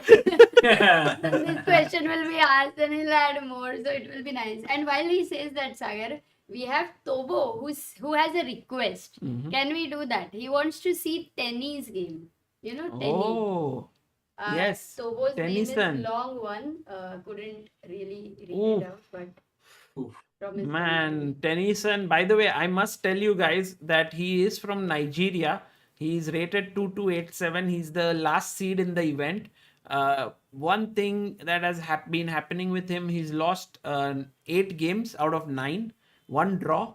And this game that he's having with John Ludwig Hammer is about to get checkmated. And as Hans mentioned, that it is Hammer's, it will be first win. Is that true? If that happens, Really? Hammer's first win. I think so. Oh, wow. for him also important. Yeah, Tobe Chukwu, Odemi, and Nam wanted to know about.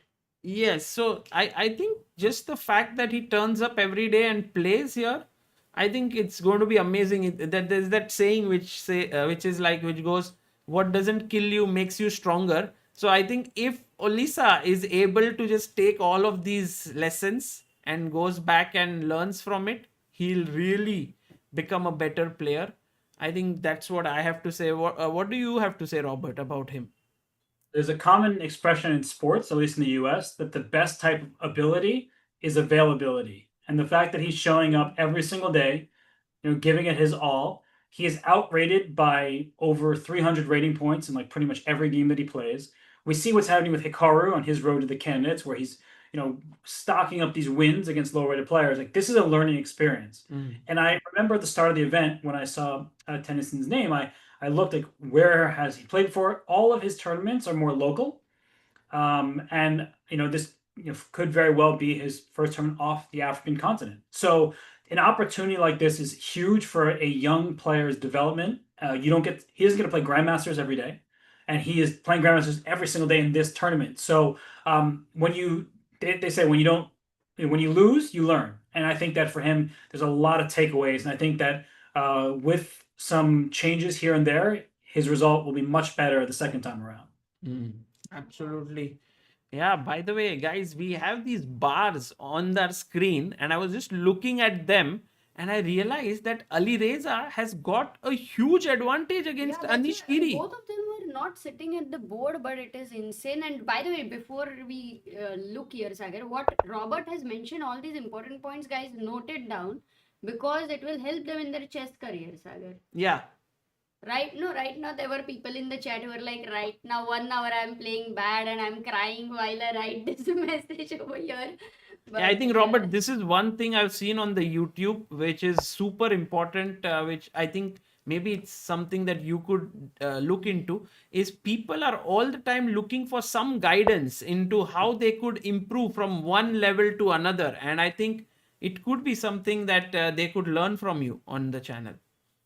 It would be an honor to help people get better for sure. I did see the results in half. I think Oh, they there's drew. But they then drew. Yeah, the engine was wrong, Sagar. the engine. What Oh, happened? Yeah, Sagar giving Sagar buy all. was correct, and Stockfish buy is wrong. actually, I think the line that Stockfish was giving, which it thought was an advantage, was like this. I don't know, like Bishop E7, but maybe it just didn't look deep enough, at least in that bars there. So yeah, it's I think it's. I think it missed king takes e7, Mm. and it was saying something like after bishop g5 to take the white queen, and then black queen is taken, something like this, like rook a7, bishop d8. Yeah, like this. See the advantage is there. Something like this, better Yeah. for white, but yes, Ooh. not right. Top board already Wow. done. Man, Both of them Anish lead. Giri should be happy, I believe, with this result. Absolutely, with the black Firouzja, maybe pieces. not so much. I don't think for Firouzja white or black matters much. I'm just trying to think because Firouzja entered the round with better tie breaks than Giri. So, if they both draw in the last game, Alireza will still be a little bit ahead of Anish. So Uh-huh. Anish, I think, will have to win in the last round if he gets the white pieces. And you never know because we've had 10 rounds and some players may get two blacks in a row, some players may get two whites in a row. Who knows? Actually, that's a very good point. We did have this table sent to us by Prakhar, who is our good friend, Chess Numbers India, and he showed us that the tiebreak, that is the rating average of Firouzja, is 2685, while that of Anish Giri is 2654. So yeah, you are right. In that sense, maybe Firouzja should be pretty happy, because if we look at what's going on today, Matthias Bluebaum, who is on second position, is losing. I mean, it's already clearly worse against Vincent. Abhimanyu Mishra is still playing on. We'll see what happens there. Arjun is still a game. Noderbek is worse against Nihal. So yeah, it's maybe this draw is not so bad for Firouzja.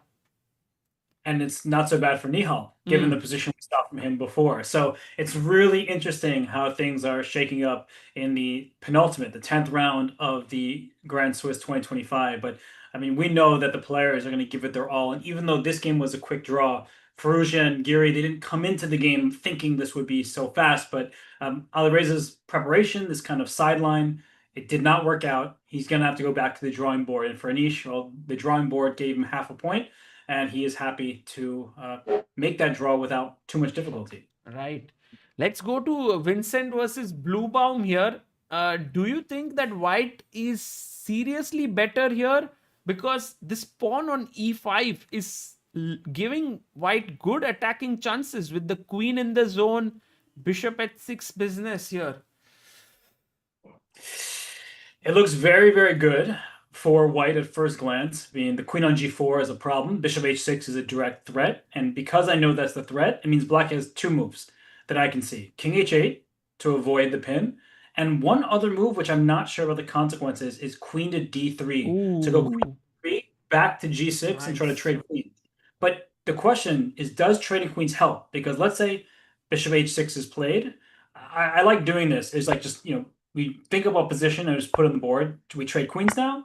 And after h takes g6, what is the proper evaluation? The bishop will move, of course, but how do we assess this position? And there's a famous book, Shereshevsky's Endgame Strategy, where every single position in that book is like this. Like, it's not about finding a checkmate. It's not puzzle rush. It's not puzzle storm, all that stuff. It's like, what would you do if you had this position? Well, Capablanca style, right? Like Capablanca was brilliant in the end game. Magnus Carlsen, brilliant in the end game. How would you continue? And actually, if you go half a turn ago, Sagar with the bishop on h6, my question immediately is, what pieces do we want traded? Is bishop g5 good? Do we want to trade the dark square bishops? Or do you want to keep them on the board because the bishop on e7 is quite a passive piece? These are difficult questions to answer, but I would advise everybody watching to put this position. If you have a physical board, great. If you have a friend to work on it with, awesome. Take notes about what you did and then put it in the engine and see how you stack up, what ideas you might have missed, what good ideas you found, because this is how chess is played, just one-on-one, and without any sort of tap on the shoulder that there's something correct to do. Nice. Actually, what you are saying here turns out to be a very good, uh, you know, like an advice to all the people. Like, for example, Savi Gauri is saying, GM Robert Hess, can you tell me how to improve my rating? I'm 1462. I've played chess for 1.5 years.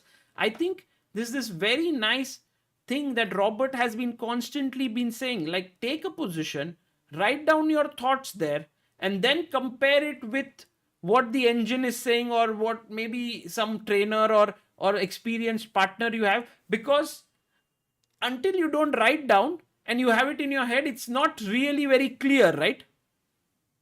That's right. That's right. And, at some point you're just trying to visualize, but take the position, put it on the board. You can visualize from there, but also play it out. Because when you consider things by yourself, chess is played against an opponent. So it's really useful. And all the top players do this. People ask this question all the time. How do top players prepare for games? It's not just sitting and thinking and looking at the ceiling. It's putting a position that may be equal, right? Draw according to the engine, putting on the board and playing against their second and seeing how they feel. Because ultimately, how much comfort someone has is really important. Think about Alireza Firouzja against Yakubayev. That really crazy opening where the engine says, "Oh, it's okay for black," but who would feel comfortable in that position if you don't study it closely? So that's the point I'm trying to make. Is what Vincent did yesterday with Parham. Like, Parham played kind of quietly for his taste, and then Vincent broke it open at the right moment. His G5 idea was really nice. And so, like, every position, not every, that's just too strong, but many positions have like 4 equivalently good moves. If Vincent didn't play G5, he could have played something else and been fine. But he chose the aggressive play and it worked out for him. So we need to work on these things as individuals and with our sparring partner, trying to train and get better. And that's why I like saying put a position on the board and then try to figure out what you would do from there. Right. Great advice there. And actually, while we were at the topic of books, I had one question which I wanted to ask. And now that I have you here, there's one interesting book which I was going through in the Chess Base India shop. And, I was just going through, and in the back of the book, it was written that it's a book where you were given homework for. And this is the name of the book, actually, for all the people. It's called Dream Moves. It's eye-opening chess lessons for improvers by Miron Sher. And Robert, Miron Sher has been your trainer, right? Was your trainer? Yeah, he was. Unfortunately, he passed away back in 2020, but he was my only trainer, the only coach I ever had. He also worked with Fabiano. Back in the day, he worked with Peter Heidi Nielsen, who became Magnus Carlsen's trainer. He worked with so many talents in the US. Wow. And Dream Moves was his concept. Like, that was always what he would say to me. You have a position, like even the one we have on screen right now, like, what is your dream move? And okay, it's not let me go take my opponent's king. Like, that's defeats the purpose of it. But there are certain positions that you can see, and I want my knight here. I want my knight here, yeah, on d6, something like yeah, that. exactly like that, right? And that's why I asked this question, like, is bishop g5 better here, or should I keep the bishops on the board? So, like, how do you actually accomplish what you can visualize, what you can see as a weak point, as a strategic idea? How do you actually accomplish that? And the book Dream Moves was his life's work. There's still much more that his wife and his son, they put this together. I wrote the forward for the book, and that was my one and only coach. And the types of puzzles there were exactly the puzzles that I worked on growing up. And he was an amazing, amazing person, an amazing trainer. And here's a great example of dream move. Like, this exact position, bishop c1 to c5 would be my dream move. If I could attack the queen and move the queen away and put bishop c5, white's like queen c7, bishop c5, and white's like so much better in these positions. And so that's what I'm saying is, like, how do I get my dream idea? How do I put it all together and make it work? And that's what that book is all about. That's amazing, guys. If you want to check out that book, do check it out. We have the link in the description here. Thank you, Robert, for talking about that book. And I always, when I read this book and like just the back page, I saw, oh, these are the same positions given to Robert and Fabiano, and I was very curious about it. So thanks for sharing about it. Thank you for bringing it up because that's very meaningful. My one and only coach who meant so much to me, not just in chess, but in life, and obviously traveled to so many tournaments together, working on all sorts of games. And even after we stopped working together, I played Vichy Sir in the Isle of Man, and I got an email from Maron out of the blue, like, "Here's some ideas you might want to think about." He was always thinking about his students, and a very, very sweet guy who really meant the world. To me and of course to his family. So we miss him, but his ideas thankfully are shared with the world. Beautiful, beautiful. And meanwhile, in this game of Nihal Sarin, knight b3 was played and the queen went back to b6. How should Nihal continue here? You were talking about bishop e3, but black does have c5 there. Oh my god, he goes bishop h6. Okay, so he quit, and look how quickly Nuremberg has to stop the checkmate. Yeah. And look at this is what he's doing. He's free flowing right now. Is Nihal bring all of his pieces to the best squares? And Sagar, I think you'll agree with me. These types of positions from the white side are the hardest in chess because you've maximized all your pieces. Can you think of a dream move, a better square for your pieces? That's what you now have to do. We're at that stage of the game for Nihal. How do we get what looks like a better position, more space, good control? How do we turn that into something concrete? Yeah, it's actually sometimes quite tricky, and you kind of have so many good options that you overthink and kind make like a bad decision. So let's say Nodirbek will now quickly, I believe, play queen c7, defending his bishop, and then Nihal has to figure out like what does he do next. He has this idea of, let's say, a4 a5, h4 h5. I don't know. It's not rook d2 rook d1. Not so simple. No, I mean bishop f4 also just trying to create more problems, but now the thought is, does black play f5 and shut that down? And we know white is better. This is not the question, everybody. White is clearly better. Black doesn't have a single piece past his own third rank, right? The sixth rank, all the pawns there, and no actual big pieces are past it. So white controls the majority of the board, but that's not good enough. We need to not just control squares. We need to then come up with the next of how can we surround a pawn and win it? How can we go for the black king? So that's what is the struggle right now for Nihal. Yeah, it's something where he has to be very flexible, and I will be super impressed, Robert, if he kind of changes track here and brings his knight back to d2 to go to c4 and d6. Like, if that happens, that will be super impressive.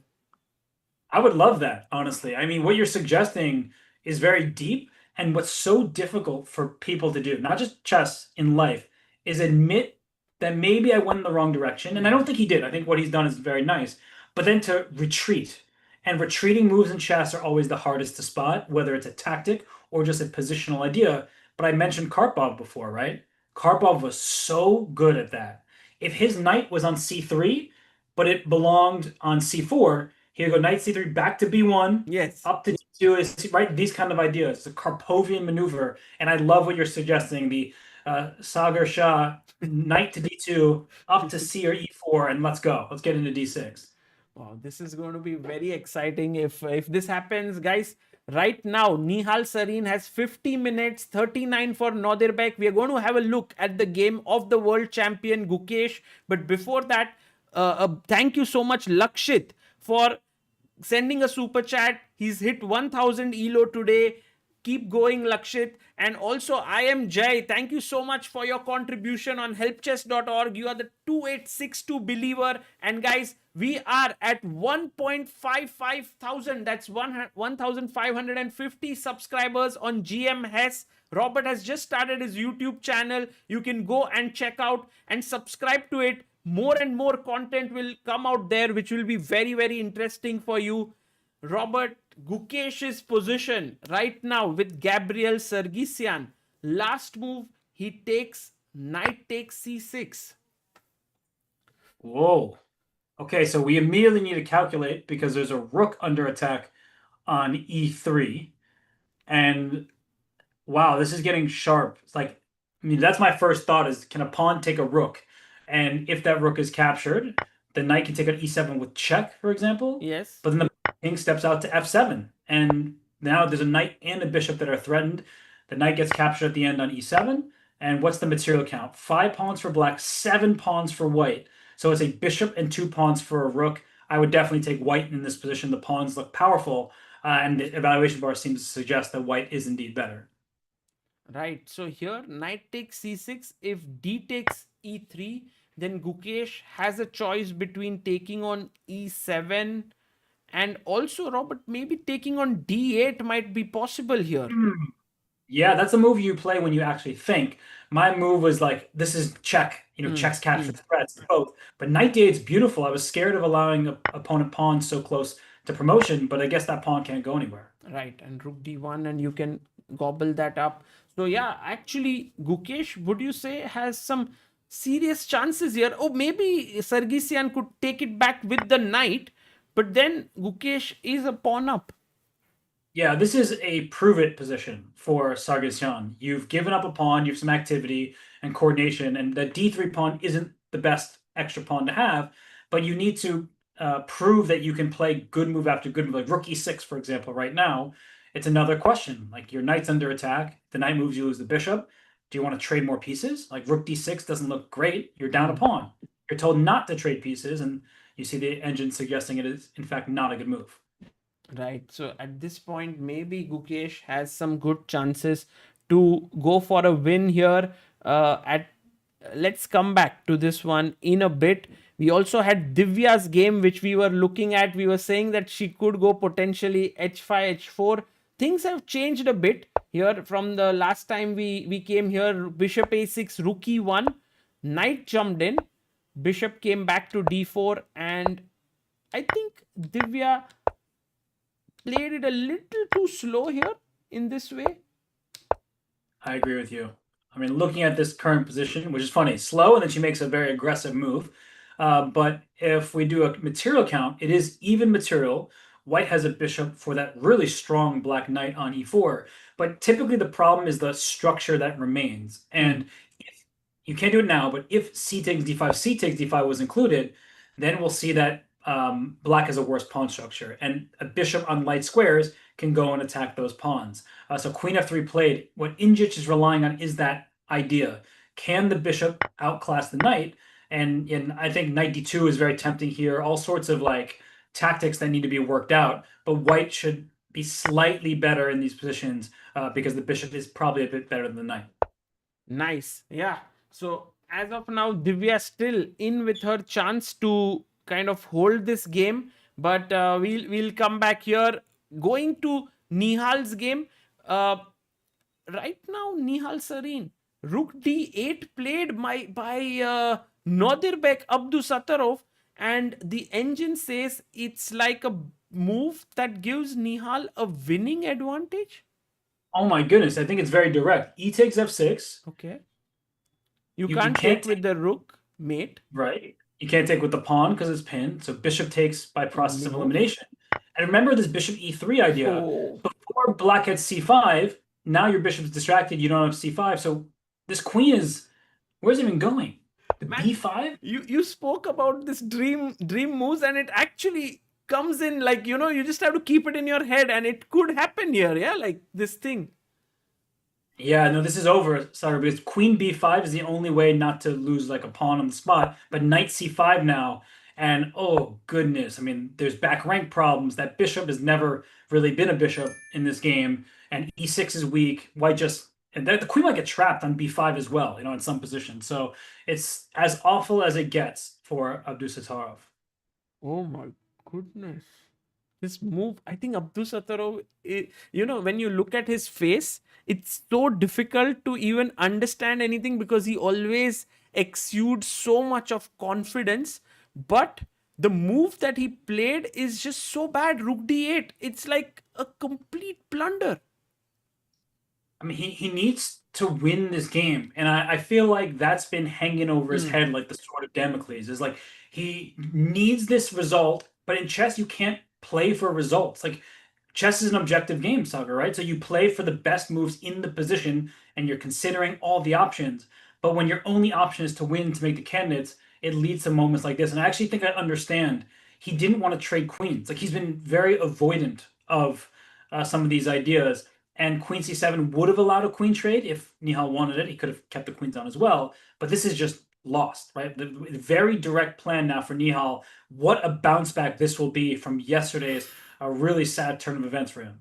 Right, and all that Nihal has to do, guys, is stay alert here and go for e takes f6 first so that he captures this c7 square with his queen, because if he starts with bishop e3, then maybe the queen can drop back.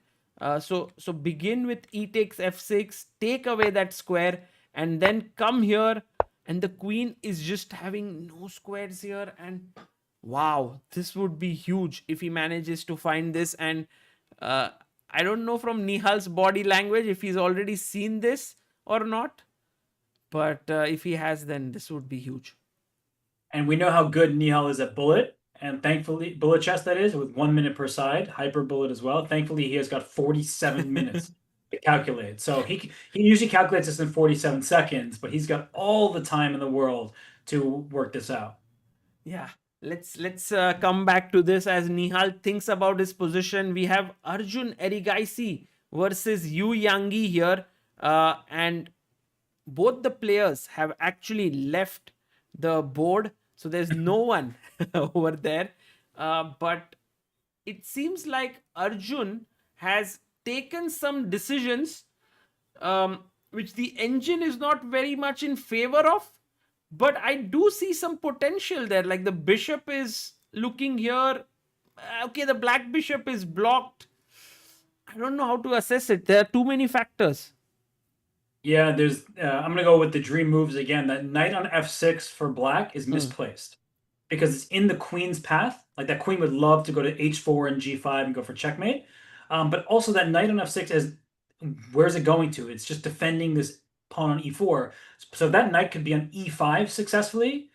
Now we're talking. But it does take a while. White is not going to sit and do nothing. Look at that long diagonal, a1 to h8. Right, that bishop is ready to get out there. So both sides need to exercise some caution here. And so Yu Yangi actually is better here, guys. And Arjun Erigaisi has taken some risks. Let's see if that pays off. Just to show you what happened in the last couple of moves, he did go knight e4, knight takes, pawn takes. It was all even here. But then this move d5 came in. Knight f6, maybe not the most accurate move. And this is where we are. I mean, I don't even feel like Arjun did something wrong, right? Like it just went into a slightly worse position through natural moves. I'm going to throw the evaluation bar out the window for a second because I feel like this is a really tough position to play for both sides. Because queen e7 to e5 looks like a checkmating threat. And I think Arjun understands that he's given white some key space, but he's giving himself ideas as well. And one way that Yu Yangi can stop this is by playing knight to b5, but that move, the d5 pawn is loose. Like there's a lot to calculate here with some tactics in the center. So I feel like this is Arjun taking some calculated risk. He knows that, you know, he could have played maybe a little more quietly, but he also knows he needs to win this game. So trade-offs. Right. And by the way, Robert, it seems like you are the lucky charm for Gukesh today. He is winning after like what has been many days, because instead of the line that we looked at, knight takes c6, instead of taking back with the knight, which seemed like the best option, he went d takes c3, and Gukesh did find knight takes d8. This is a dream position for Gukesh. I mean, there were calculation to be had. There was complications, I should say, but now it's not that complicated. I think white will be up at least a pawn in the endgame. So takes king f1, and now rook takes d8, and perhaps we can save this pawn on d3. I was looking at d4, maybe, Like it. but then maybe there's c5. Not sure. I think just d4, c5, bishop e3, like just reinforce the pawn in this manner, and eventually f2 is falling. It's surrounded. Wow. Okay, so this is good news for Gukesh fans. That is like almost all of us here. Although Sargsyan still has some tricks, and you know he will be trying hard here. One must remember that Gabriel Sargsyan is one of the best players from Armenia, and when it comes to team tournaments, He has been instrumental in helping Armenia win several Olympiad golds. So very, very strong player. Yeah, from one of those players, Sagar, I feel like the newer audience won't be too familiar with, but he's been around for a long time. As you said, won all those gold medals with Armenia, was over 2,700 FIDE, just a classy player through and through. But he's in maybe the later stages of his career at the moment, so his rating has taken a bit of a dip. And I think for Gukesh, it doesn't matter who he faces at this point, getting a win would just be really big for his confidence.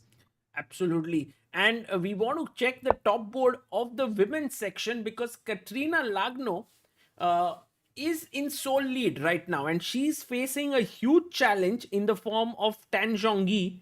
Do you think that here, I mean, it's super complicated. Tan Zhongyi has gone on the attack, and like I love this fact where you say, let's throw the bar out of our vision and just focus on the position. It does look immensely complicated here. I'm just quickly, so it's even material. I didn't even count correctly at first. So it looks kind of like, in a way, black's up a pawn because I see a b5 pawn for black and white has these double e pawns. So, but it is even material. It looks like the black king is in some serious danger after this move g5. I mean, if you take knight takes g5, you can already imagine a queen landing on h7 with checkmate. It looks really, really scary, but it takes a while to get out there. So I'm not in. Is there? There might be some tactics. Can we ask our viewers, guys, black to play? What is a tactic that is there in this position? Robert was super quick to spot it there. What do you do here as black? Let's go. It's so funny because I won't say what the tactic is. Well, I kind of already did. But even if that tactic is played, there's still like 8 more moves that are complicated here. So it's a fun position to analyze. Absolutely. And while people are giving their answers, Hari Shankar Vati, thank you so much for your contribution to helpchess.org and becoming a believer of Indian chess. Robert, this is how they have fared. 95, 22 of them writing this amazing. Manisha Patil, Neil Modi, Rudra Khatri, Savi Gauri, Arthur Blunder, Pranav, Deepika Tanna, Nibish, Valence. I read these names without asking you. That's the correct move, right, Robert? Yes, knight takes e5 is what we're looking for. And also, you were like doing an auction there. The speed with which you were rattling off all those names, I'm impressed. Yeah, I do it like several times during one single stream, so I can't afford to be slow there. But fe5, queen g5 would give black close to a winning advantage here. So can't do that. And it seems like Katrina Lagno, if she finds this exact sequence, she should be doing quite okay. It's so wild, this position, because we see a rook now staring at the black king. Queen b1 is on the agenda, if not queen to h5, right? It depends on what black does, but that queen really wants to swoop in and deliver a checkmate. So, Sagar, this is one of those positions where we now know that black has something available, but if we were playing sitting at the board, we'd be really scared. Right. Who? Okay, and we have Bibisara versus Song Yuxin, which very likely should end in a draw here. It's very minimal material. Black has this weakness here, but not something that should be too decisive. What move are we on? Because I'm looking at black's clock, and that's what makes me a little bit nervous. 31st. I think 9 moves to make, so should be fine. Yeah, because sometimes you get equal positions, but then one side has got 5 minutes, and it's not so simple. And white is better because the pawn structure, but it's quite insignificant overall. Right. And we have Vaishali here, who, by the way, we spoke about this position that it didn't look very clear, and you were right. Actually, it seems like Maria Muzichuk holds all the cards here because she's going to play f6. She's going to break open with h5. I don't see Vaishali now having that f4 break. Doesn't look that great for her. It doesn't at all. And I often say this, and I'll continue repeating it until I stop speaking, but the side that controls the pawn breaks is often the side with the advantage. And if you look at the pawn structure right now, you point out h7 to h5. That's a critical pawn break because the rook that is on its starting square, it develops in its place. It gets an open file in front of it and can start causing problems. Excuse me. So that looks a bit kind of annoying for white to deal with. Vaishali down to 20 minutes. The d5 pawn, a weakness, is bishop b5 something on our radar, Sagar, to try to trade those light square bishops as well. So it looks like Maria can operate on both sides of the board, and for Vaishali, she's just reacting for the time being. Right. Okay. So this one, Vaishali should be very careful here if she wants to have any chances of finishing in top two. Maria Muzichuk does seem to be in a good position here. Coming back to Nihal Sarin's game against Nodirbek Abdusattarov, Nihal hasn't made his move yet. That's a bit worrying, one must feel, because he's taken 13 minutes already. Robert. Yeah, but I'm looking at him now on camera and he's staring off into the distance. So I feel like he knows just how good his position is. But maybe he is deliberating between two options where both look super strong for white. And it's about, do you play bishop e3 first? Do you take on f6 first? I mean, bishop e3 does allow queen c7. We talked about that before. So limiting your opponent's responses is often a good thing. And here it definitely is. I think he sees it. I feel pretty confident in Nihal right now. Because it's a straight line. Like, you do consider e takes f6, you do consider bishop e3, the queen has less squares to go to. So it's not like a super complicated line. No, and what players like to do at this high level is they like to put their opponent on the clock. So I think what Nihal doesn't want to do is make one move and then think again, and then make a second move and then think. He wants to like play his sequence in short order. So if it's pawn takes f6, bishop e3, knight c5, he wants to get those moves out and then force Nodirbek to calculate from there. Right. Okay, so this is, we'll wait for Nihal's move. Let's go to Pragg versus Hans Niemann. Here we have some developments that have happened. Hans is still a pawn up, but rook c8, is this turning into more of a drawn position here, or is there anything that white can do to shake things up?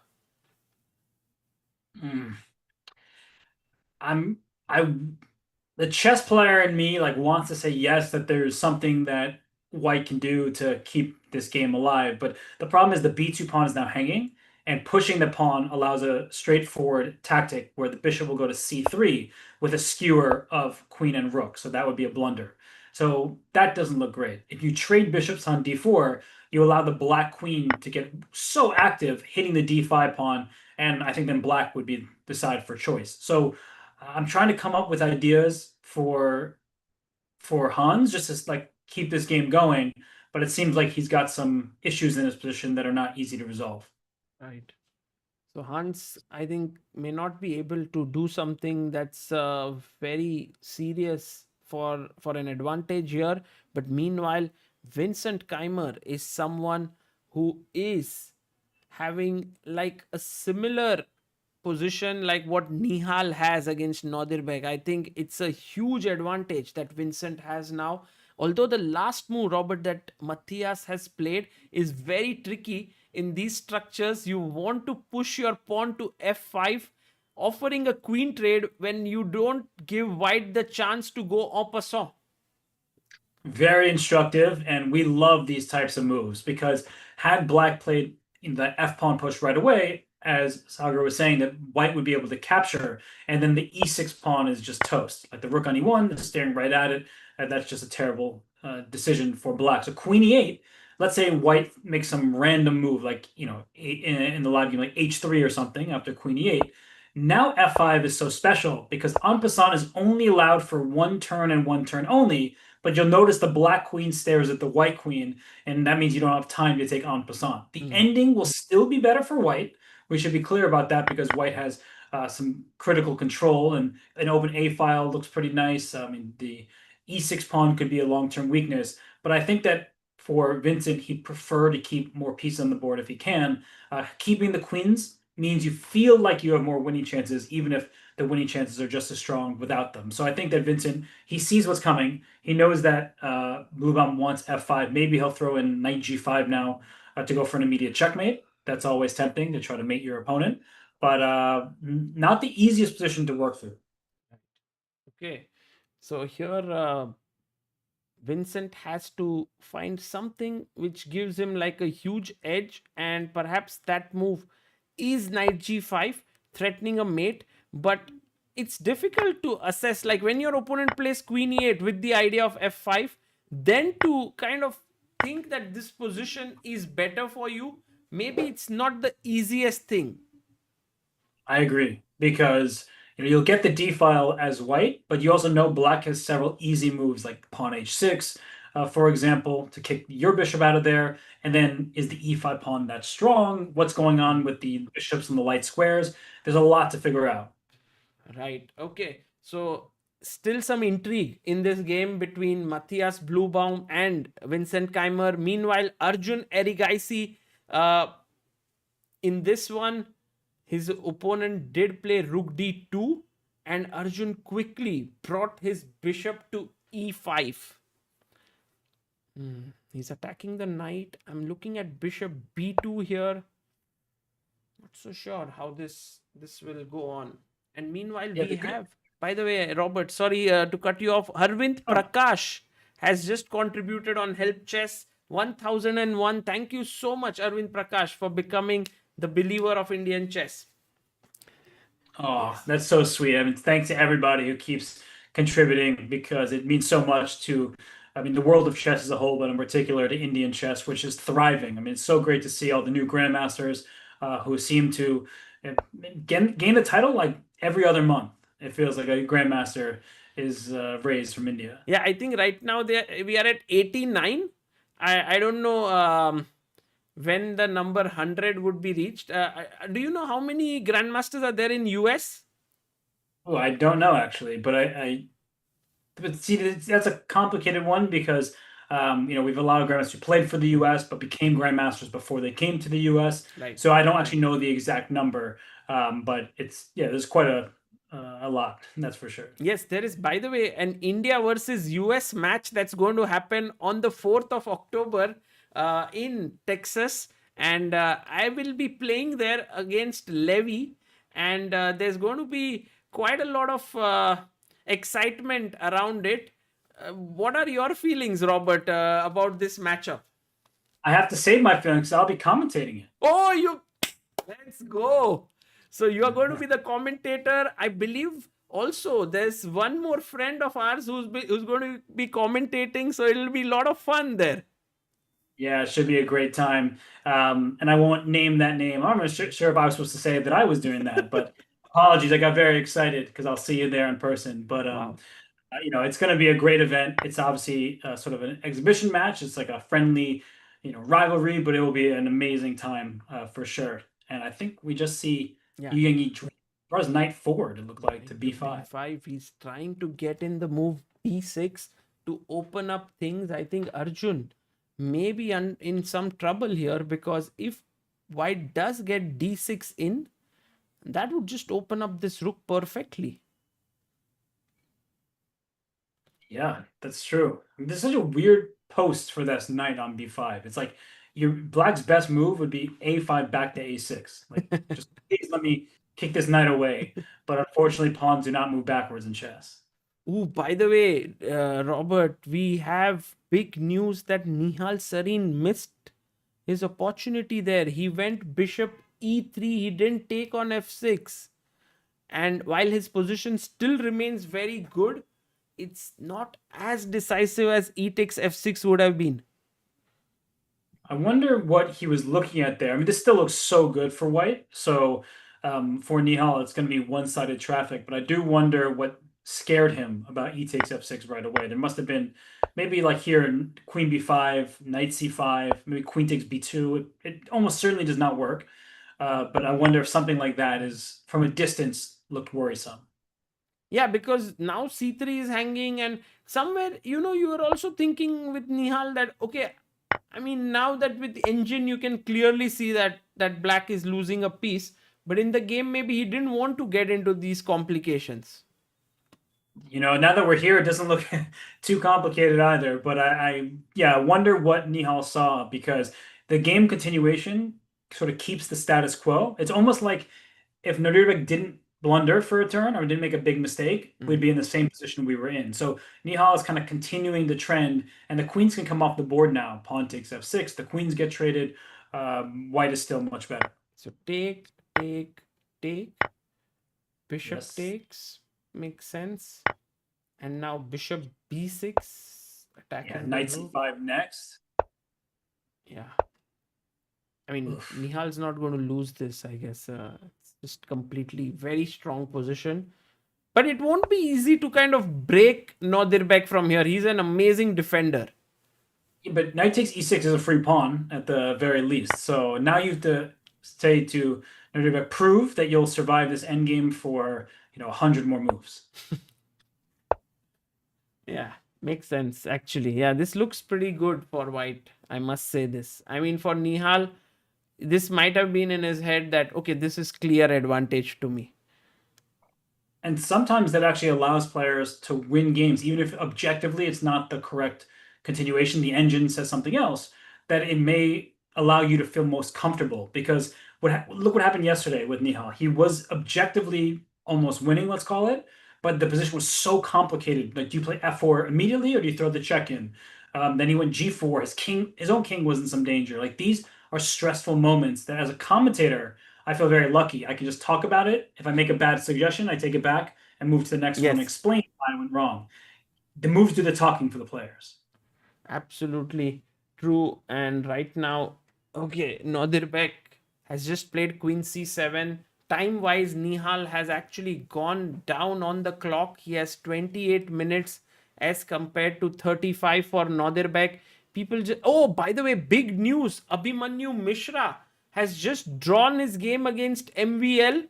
It's coming one step closer, I don't know, to candidates or not, but to remaining unbeaten in this tournament and maintaining his 2800 plus performance. Wow. I mean, for Mishra, he'll need to win the last round. That's clear, because his tiebreaks are amazing, considering how strong his slate of opponents has been. But I think that almost eliminates MVL, would be my guess, because his tiebreaks are not very good, given he had a loss in the fourth round against his compatriot, and then he also had a loss in round 6, I want to say, to Sargsyan. So I think MVL might already have too big of a hill to climb. Yeah. Okay, so this one, tomorrow we'll see if Abhimanyu is able to win. But even, I mean, if he doesn't, Robert, what a tournament he has had, right? Like, it's incredible. I want to also put a word out there that we have been in touch with Abhimanyu and his family. And I think there's one thing, if there's anyone out there who would like to help Abhimanyu, a talent like him, is you can actually sponsor him, because he does not have a sponsor currently. He's someone who's self-funded, and I think this is one thing that could be very, very useful to him as a player. For sure. No, I mean, it's not easy to train and play and travel across the world at the level that he's at, because he's below that super grandmaster threshold. So he's not getting invited to all the biggest events. And that's usually the problem in chess. I'll say that, without hesitation, that it's always the same players getting the invitations. But then look what happens when we get a Grand Swiss. We see that, Erdomush or Maritzi or Pranav or missing some Mishra, of course, and like all of these talents can beat the top players in an individual game. They just don't get that opportunity very often. So the Grand Swiss is an amazing event. And well, Gukesh, the world champion, crushing on the Olympiad, the candidates, winning a title. But then here he struggles against some grandmasters that people haven't heard of before. So it is cool. I mean, it is Gürel, right? The youngster from Turkey, the other youngster from Turkey. So it's cool to see these players shine in the moment that is available to them. Absolutely.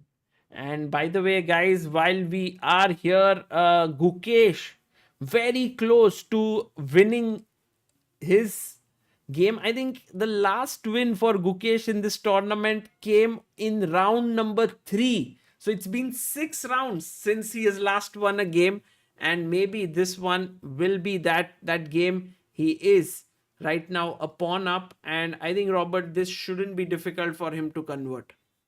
Nah, it's practically speaking, white's moves are pretty easy. Bring your king forward, try to get your pawns going, and black has these dark square pawns. And considering white and both sides have dark square bishops, it means that white can attack those pawns. So looks great for Gukesh.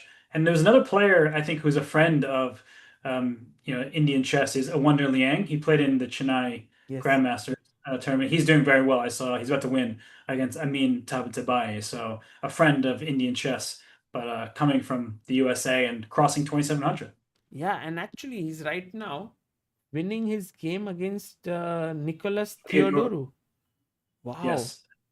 Wow. I said Tabatabai. I don't know why, but Okay. no. I thought he won against him in some previous round. Oh, but yeah, he's right now converting this. Actually, a Wonder Liang is that guy. Whenever I see him, he looks so chilled and relaxed. But yesterday against Pragg as well, he calculated like a beast towards the end. Yeah, he saved that game.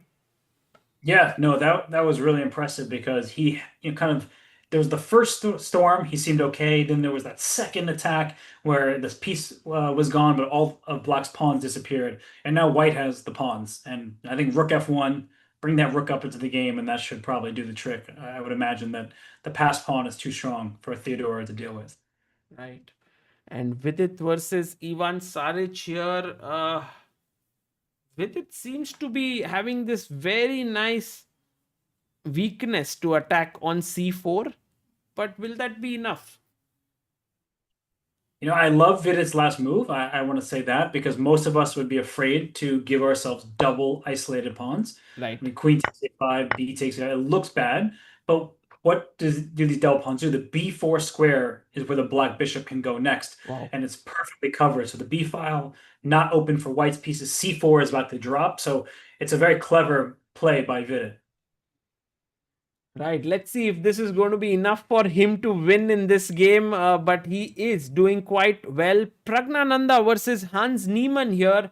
Well, it seems like this position is still very, very similar to where we left it off with. I don't even think there's a move that has been played. Moving slowly here.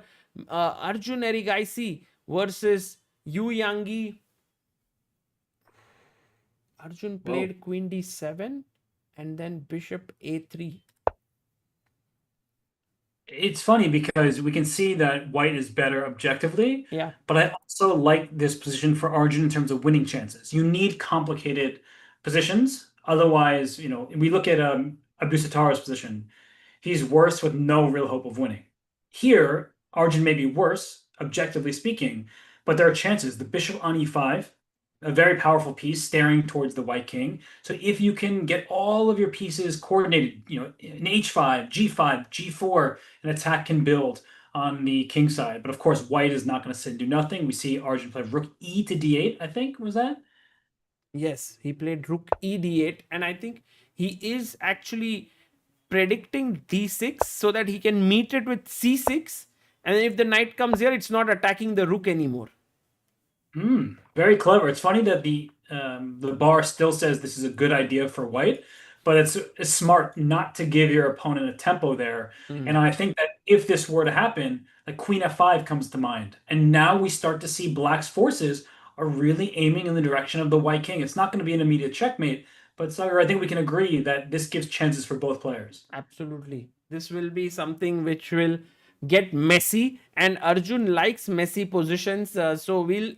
I think he's hanging in there. It's a super critical next couple of hours for Arjun. If he manages to win today, Robert, Arjun is that player who has been missing this candidate spot in a big way. In the last cycle, he was close on like all the parameters. Like he was doing very well in the FIDE circuit. He was at the top in Grand Swiss. In the World Cup, he reached the quarterfinals, almost about to beat Pragnananda, and he didn't make it. And last 2024 FIDE circuit, also he was like right up there with Fabi, and he could have made it, but then in the end he finished second.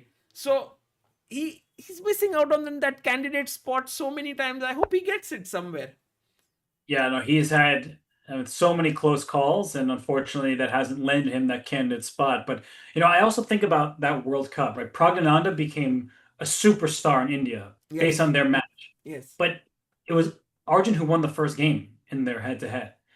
And obviously Prague, did so well to beat Hikaru, and he beat Fabi in that same event, and then played Magnus in the final. But Arjun, had that it could have been me, right? If he had been able to deliver in game two. And Arjun and Prague and Gukesh, they're all similarly rated. They all are super strong with so much great chess ahead of them. But it does feel like Arjun has struggled historically in round robin tournaments. Like he does really well in Swisses. He knows how to take aim at certain players in the right moment. But when it came to Tata Steel, for example, he was finishing at the bottom of the standings when people got a lot of time to prepare, and some of his shakier openings, they didn't pan out. I do think we've seen a lot of growth from Arjun. He's not taking the same types of risks like from the first move. At the Olympiad, for the first game, he was in big trouble, I I remember. remember But it, yes. but I do think that he's really evolved as a player, and he's covering his bases. And somebody who I think about in a way is Mamedyarov. Mm. Mamedyarov was like the most aggressive player ever, and then at some point, I think he worked with Dreyev and became more solid, but still kept that edge to his game. And I think for Arjun, like the type of position he is now, there's tactics alive, but he's not maybe going overboard and like ruining his position in the process. So it's a balance of how to maintain aggression without being solely aggressive and losing sight of like some of the fundamental parts of the game. Yeah, actually, that's very well said, Robert. And I think his game against Shant Sargsyan was a very good example of what Arjun would, I think, never do before. With black pieces, he just went in and he played 4 nights, and Arjun was like, okay, today is a draw. He made a draw in like 1 hour or so, and that happens. And now he won the last game, like the previous round with Sam Savian, and he is in with a chance. So I think he's evolving in that front. That okay, you can't win all the games all the time. Oh, and you need to learn that because when you're whether it's a 2650 or 2750, they're really difficult to beat these players, and you can't just want to win and that means you win. But I think for players like Arjun or Alireza, when you just skyrocket, like you go straight from what feels like 2550 to 2750 to 2800, you think like you're unstoppable. And these are very humble. Like Arjun's a very humble person, but when you keep winning, it's hard to like stay like just completely objective because you think you're unstoppable. But I do love to see what Arjun has gone through in recent. You mentioned that draw he made with Black, very professional as they call it. Just the way he plays his openings, like he keeps that edge, but he's not going all in for move one. And I think you need to balance that because otherwise you may suffer unnecessary defeats. Right. And by the way, guys, there you can see the playing hall with all the players in there. And I also like that area where the parents or the team members of the players can just stand there and look at those games. It's a beautiful playing hall in Samarkand, Uzbekistan. A great event that FIDE has brought together. You can also check out their live stream on their official channel if you want to see let's say the live cameras of Bluebaum and Vincent and other players, because we have the Indian cameras here, but you can check out the other games on that channel. Pragg and Hans Niemann, I think nothing much has happened on that board. Robert, it seems like this one, just trying to see, is there any game that catches your attention in general overall here? I'm looking through them. I think that, well, Vincent and Bluebaum have traded queens, so that's a very different type of position. And I think Nihal is still doing really well. I know he didn't find maybe the computer's best choice, but I love his position regardless. So, yeah, I mean, just those games at the top still look like there's a lot of life to them. But the game you have up, I see between Vincent and Bluebaum, I mean, White has the advantage. Black's king is a little bit weaker, but also White has targets to attack. And I like to say this in general, like pawn chain is only as strong as its base pawn.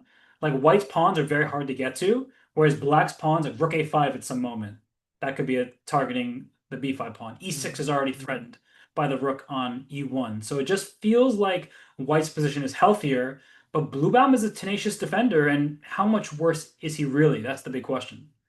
Yes, and I think in this game as well, we saw something similar to what happened in the Nihal game, where Vincent had a clear way to get a huge advantage with knight g5, but he went bishop g5 and lost a bit of his edge there. So that happens all the time, guys. It's not like the players can find all the moves of the engine, but if you look at the final position, it does look like white's play is much easier. The rook can swoop in here, the rook can go to a5, bishop can come back, try to put pressure here, e6 pawn is weak. So yeah, it looks good for Vincent right now. Yeah, pawn islands, right? White has 2 pawn islands. Those are pawns in adjacent files, and black has 3, including an isolated H pawn. So isolated pawns can be targeted more easily. You like to have pawn change. We see rook a5 was just played, and there are positions where white may even be able to win a pawn if black's not careful. Right. So this is Blue Bomb versus Vincent. Arjun's game. We have seen. Oh, this has happened. Man, the knight has come in to c7. You called it. And what move number is this, by the way? This is 24th move. 16 more moves to make to reach move 40. You know, I think sometimes, Sagar, people look at the clock and they, 30 minutes, 22 minutes, plenty of time. This position is about to get spicier. I just feel queen f5, g5, g4 type of ideas are in the air. And so I think that it's the calm before the storm. Yes, this is going to be, I think Arjun recognizes that he has to go like on some kind of an attack, because the pawn on d6 is a passer and can become really dangerous. So he has to create his own play. He does have the move c5 to open up his bishop and block this bishop here. So d6 pawn could also potentially become weak. And you know what else he can do is at some point queen f5, bishop c8, and then like queen g5 and go for the white king right away. Because something that I'm realizing is while white's knight is very impressive on c7, the d6 pawn is advanced, white doesn't have too many defenders in front of the king. So if that bishop on b7 is on d7, where it's both blockading a passed pawn and staring at the white king side, that's when things get dangerous. Nice. Yeah, this maneuver could happen. Bishop c8 to d7. We go back to Nihal Sarin's game against Nodirbek Abdusattorov. Queen c7, Nihal did play bishop to c5, offering a trade of bishops. Bishop to c8 played.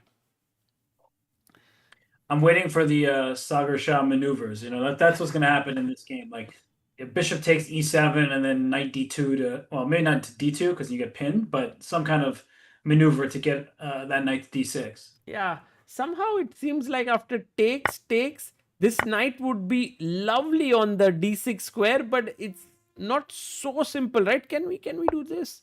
Or you prefer? Yeah, I don't know. Yeah, I think maybe knight a5 actually is the less problematic way of doing it. We see the bishop trade right now, but if that knight gets to d6, I mean, white just has a dream-looking position, and we'll see how quickly Nihal plays here, and I think it will be pretty fast. Yes. By the way, Robert, I had a question for you. When was the first time you began commentating on chess? Ooh, I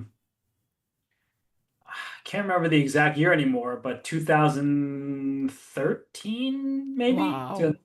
Yeah. That's 12 years ago. Yeah, maybe 2014 is right, but I don't keep track, but something like that. And I think you've commentated like on innumerable events, right? Like, is there any particular event that has been your favorite while you have commentated? Wow, many of them, honestly. I think I love commentating speed chess. It's just very fun for me. The energy is always there. I've loved commentating the candidates tournament. That's really fun just because everyone gives it their all. Like, there are no super grandmaster draws where everyone's peaceful. Like, everyone is fighting with every single game. And the Olympiad is, I mean, that's just a dream tournament, not just because India won both in the Open and the women's. I mean, that doesn't hurt. But I think just like, you know, when you have 4 boards and you see a team of giants playing against a team of 2,600 grandmasters, and there are upsets that happen just like in the Grand Swiss, I think that these events are really fun. So I like a mix of events, honestly. Like, I really do enjoy a variety. And I guess I could ask you the same question. You've commentated so many events. What are your favorites to cover? Yeah, I think this Olympiad in 2024 stood out because we never knew that both the gold medals would be won by Indians. So that was beautiful. Tata Steel Chess in Vaikanze. It was my first ever time I went to Vaikanze this year. I've never been there, and they had a small studio there, and I was commentating from there. That was very special. Yeah, I think just like you, it's been very interesting. I prefer going to different tournaments and commentating from there than doing it from home, because from home, immediately after the round ends, you're back in your kind of daily life, while when you are there, you can meet the players, and you are in the groove of the tournament much more. So I I love agree. In traveling. fact, Tata Steel, both events that I've covered, both in Vaikanze and in India, those were always very fun. Just I think the field that is included is always very combative, and it makes the tournaments that much more exciting. Right. And guys, while we are now, getting into close to the time trouble, we have close to 5,000 people watching this. Guys, do check out the link in the pinned comment.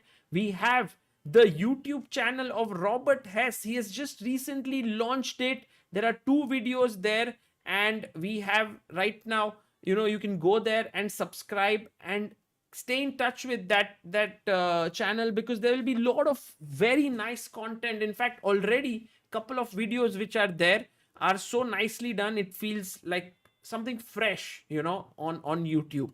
So do check it Uh, out. Thank you so much. I appreciate that. I would tell people to subscribe to your channel, but I see that 2.8. I gotta get you to 3 million. I mean, that just has to happen. I hope it happens very soon.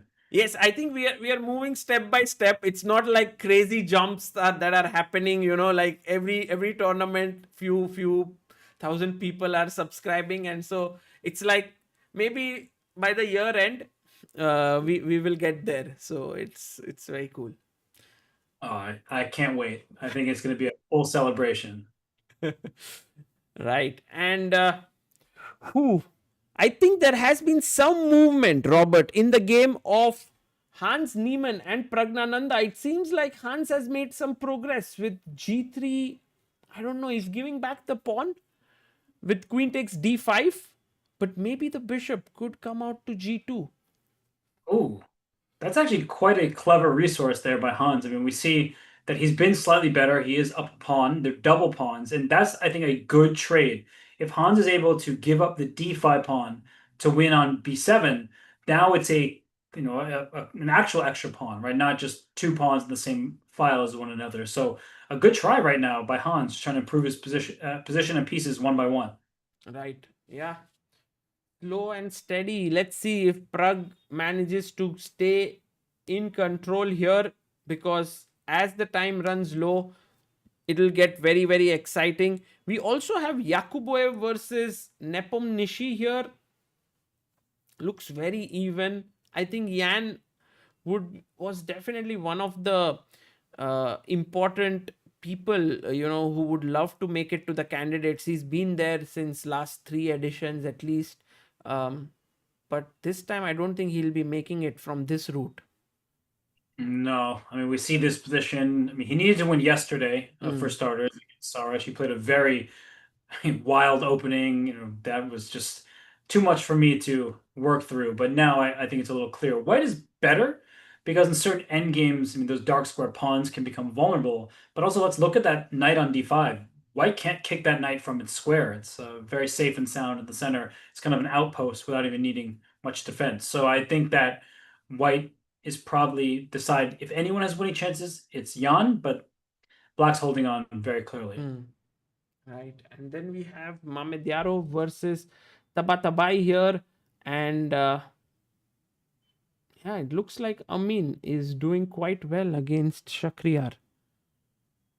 It's just a very Mamajarov-like position. And so I look at this position, it's a bit complicated. The white king and black king both look safe for now, but I'm just waiting for this board to blow open. That feels I like think bishop at 6 is coming here. that's what I'm looking at. That's exactly what I'm looking at. Like, can you take this pawn over here and go for the black king? Yeah, that could come in at any moment here. So, and there's also one more game between Sindarov and Jordan Van Forest.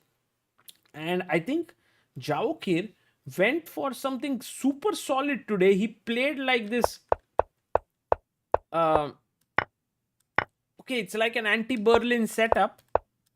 And to get to this position from there means that things have gone really well for him. Yeah, it's like a Berlin where you don't even have double C pawns, right? So Right. it's like the best possible position that black could have. I mean, white's pawns are weak, E5, C5 as well. I know that the white rook is staring at the black weak pawn on A4, but also white's king is not safe. Like just because the queens are off the board doesn't mean that a checkmate isn't going to happen. Imagine the rook's double in the H file or the bishop gets on that long diagonal, like the C6 square in particular. I think that the white king could be in danger. Right, absolutely. So here, this is the situation. Vidit versus Ivan Saric. We did get that doubled pawns on the A file. You think I think Vidit has some realistic chances here, or? absolutely. Now, this is Yeah. the type of position that all grandmasters take this position with black, like especially if the bishops get traded, the dark square ones. Like if Right. bishop takes c5, knight takes c5, this is like I see what the evaluation bar says, like zeros, right? But in practicality, black wins this position a very healthy percentage of the time because a4 is loose. Rook b8 to b4 is coming. King f7, king like black's moves just play themselves pretty much. And then knight on c5 it cannot possibly be kicked out of there because it's on a dark square against a light square bishop. So bishops are great because they see very far across the board, but bishops are bad because they're limited to their own color complex and what white wouldn't do to put this bishop on d4 or a3 or something like that. But no, it sits on a light square and can't attack anything. Wow. Okay, so basically, Vidit's going to play e5 at some point and get these bishops off the board. He would love to do that. I would definitely take black in this position. So many easy moves. King f7, king e7 to start with. And then at some point, if white's not careful, knight b6, Saga, right? Like c4 and a4 are both weak. So why not bring that knight out to attack them? Absolutely. Yeah. And, Robert, I would love a final sort of a recap of the top boards before you. I know that you were going to be here till, kind of 3 hours from the start of the play. So if you could just tell your thoughts on all that has happened, like, what do you think? Like, make a prediction in Bluebaum versus Vincent. I think that Vincent is gonna win that game. I think he has quite a sizable advantage. He's got more activity, and Black's moves are difficult. But Blue, I mean, I wouldn't be surprised if Bluebaum holds. Just he's such a strong player. He's incredibly versatile. Has a great opening preparation. People may not know that about him, but he is, I mean, super well prepared. And he's also very complimentary of Vincent. He had this interview at the German Championship where he was saying how strong Vincent is and the difference between a player like himself and Vincent. So I think that Vincent will win this game just because of how well he's been playing and how much easier it is for White to continue. Right. And then the tough one, Arjun Erigaisi versus Yu Yangi. Oh my goodness. I think both sides will win and both sides will lose. Like it just is it's just a really wild position. I think I would take black because I'm really set on this like queen f5 idea and I don't really see how white continues. I like white's current position, but I don't know how progress is achieved and I see a few more ideas from the black side than I do for white. Okay, that's a bold take here. And then we have Nihal Sarin versus Nodirbek Abdusattorov. Obviously, white is still much better, Mm. but it does feel like black is getting closer to manageable positions. I will say, like, look at the dark squares. I mentioned this the entire round. A5, B6, C5, D6, and so on. E5, D4, every single dark square is under white's control. I do think that Nihal is the type of player who can and would win this position in many setups, but he's been a bit shaky, and yesterday's game may still be weighing on him. So I think that Nodirbek has decent chance to survive, but I still would think that Nihal is going to push him to the end. Okay, wow. And then we have Hans versus Pragg. I like what Hans has been doing, honestly. Like, I'm actually quite impressed that he's been able to sort of make things complicated. But I also wouldn't be surprised if Pragg finds a very direct path here. So I think this game, will likely end with a split point. But Hans is doing a really good job, I have to say, in the last bunch of moves. Right, and I think these were the key games from the perspective of like the leaders of the tournament. Robert, it's been an absolute pleasure having you here. I have a friend, who watches these streams. He just wrote, like, I think I just checked my WhatsApp here, and he wrote a message to me saying, Robert Hess is so good. Bye.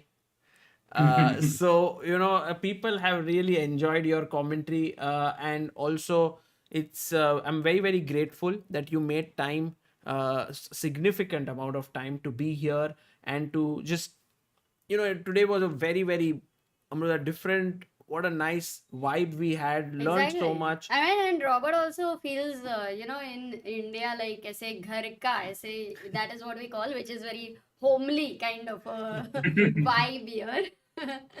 So, I have seen many Indian movies, and not just RRR, which everyone sees.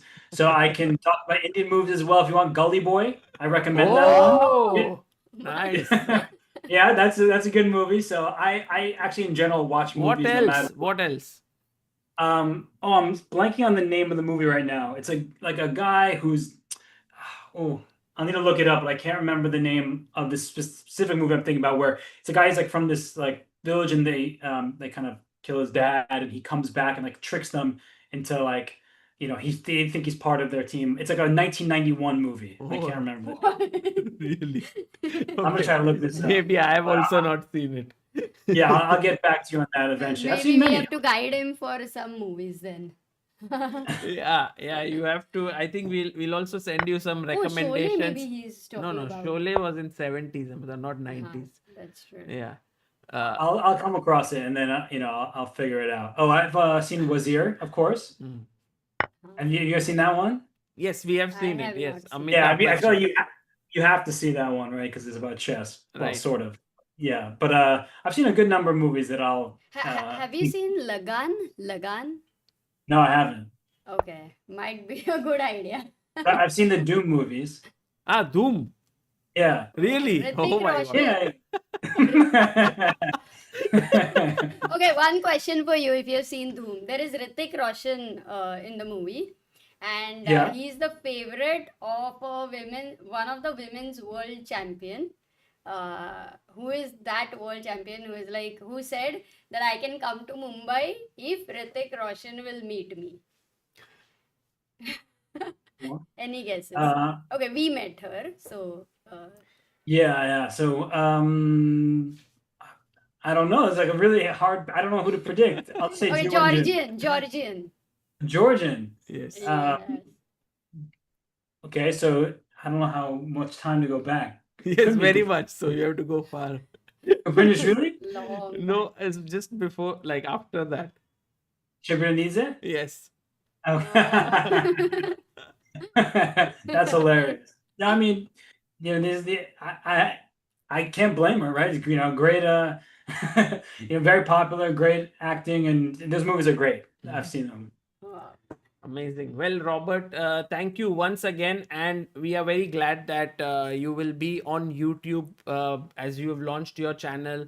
And it was a pleasure to, just tell our viewers about it. And we hope to see you soon again, very soon. Take care.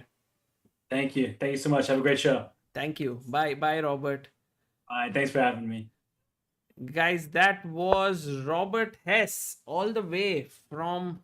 Actually, I don't know. He's in the US, US, right? I Yes, forgot to... you didn't ask No, him the because- most important because- question. Actually, he does. I forgot to ask because I'm not sure if it's London or US. But yeah, Oh, Robert was here, nice. guys. And one small request to all of you that right now his channel is at 1.8k subscribers. He has just launched his channel. We have his link in the pinned comment. If you can just go and subscribe to that channel, it would mean a lot. He is one of the most genuine persons in the world of chess. true chess lover, amazing commentator, amazing person. I've seen it firsthand, when he came to Mumbai here, and it would be so nice if you guys do subscribe to it. All those who haven't, Yes, the link is guys. in the pinned comment. 2K कर ही दो अभी के लिए तो 2.6K का M था दोस्तों, पर if जितना होता है वो रेटिंग स्लो एंड स्टडी बढ़ सकता है गाइस 2000 कर लो but chess is life says from enjoying masala chai to calling Stockfish by Robert was great at commentary I subscribed I appreciate him calling Vishy sir would be great to see him again yeah, I think the chat people loved loves him. him People loved him. already so and subscribe 2K already Really? says Alan Stanley Wow, that let's go, guys. but 1.94. Let's go. almost And guys, Divya Deshmukh is holding her own against Alexander Injik. Wow, that's amazing. And also, we have Amruta Gukesh, who's winning today against Gabriel Sargsyan. He is but converting this smoothly.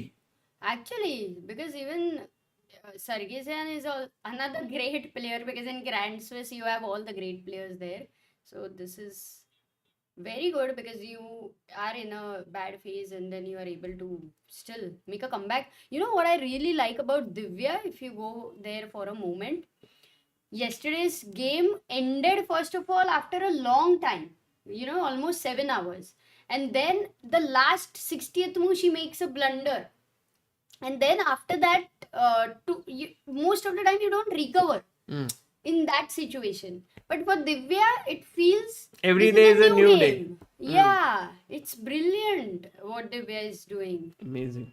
Too good. And by the way, Amruta, look at this guy, Narayanan SL. 9 games, 9 draws. Can you beat that?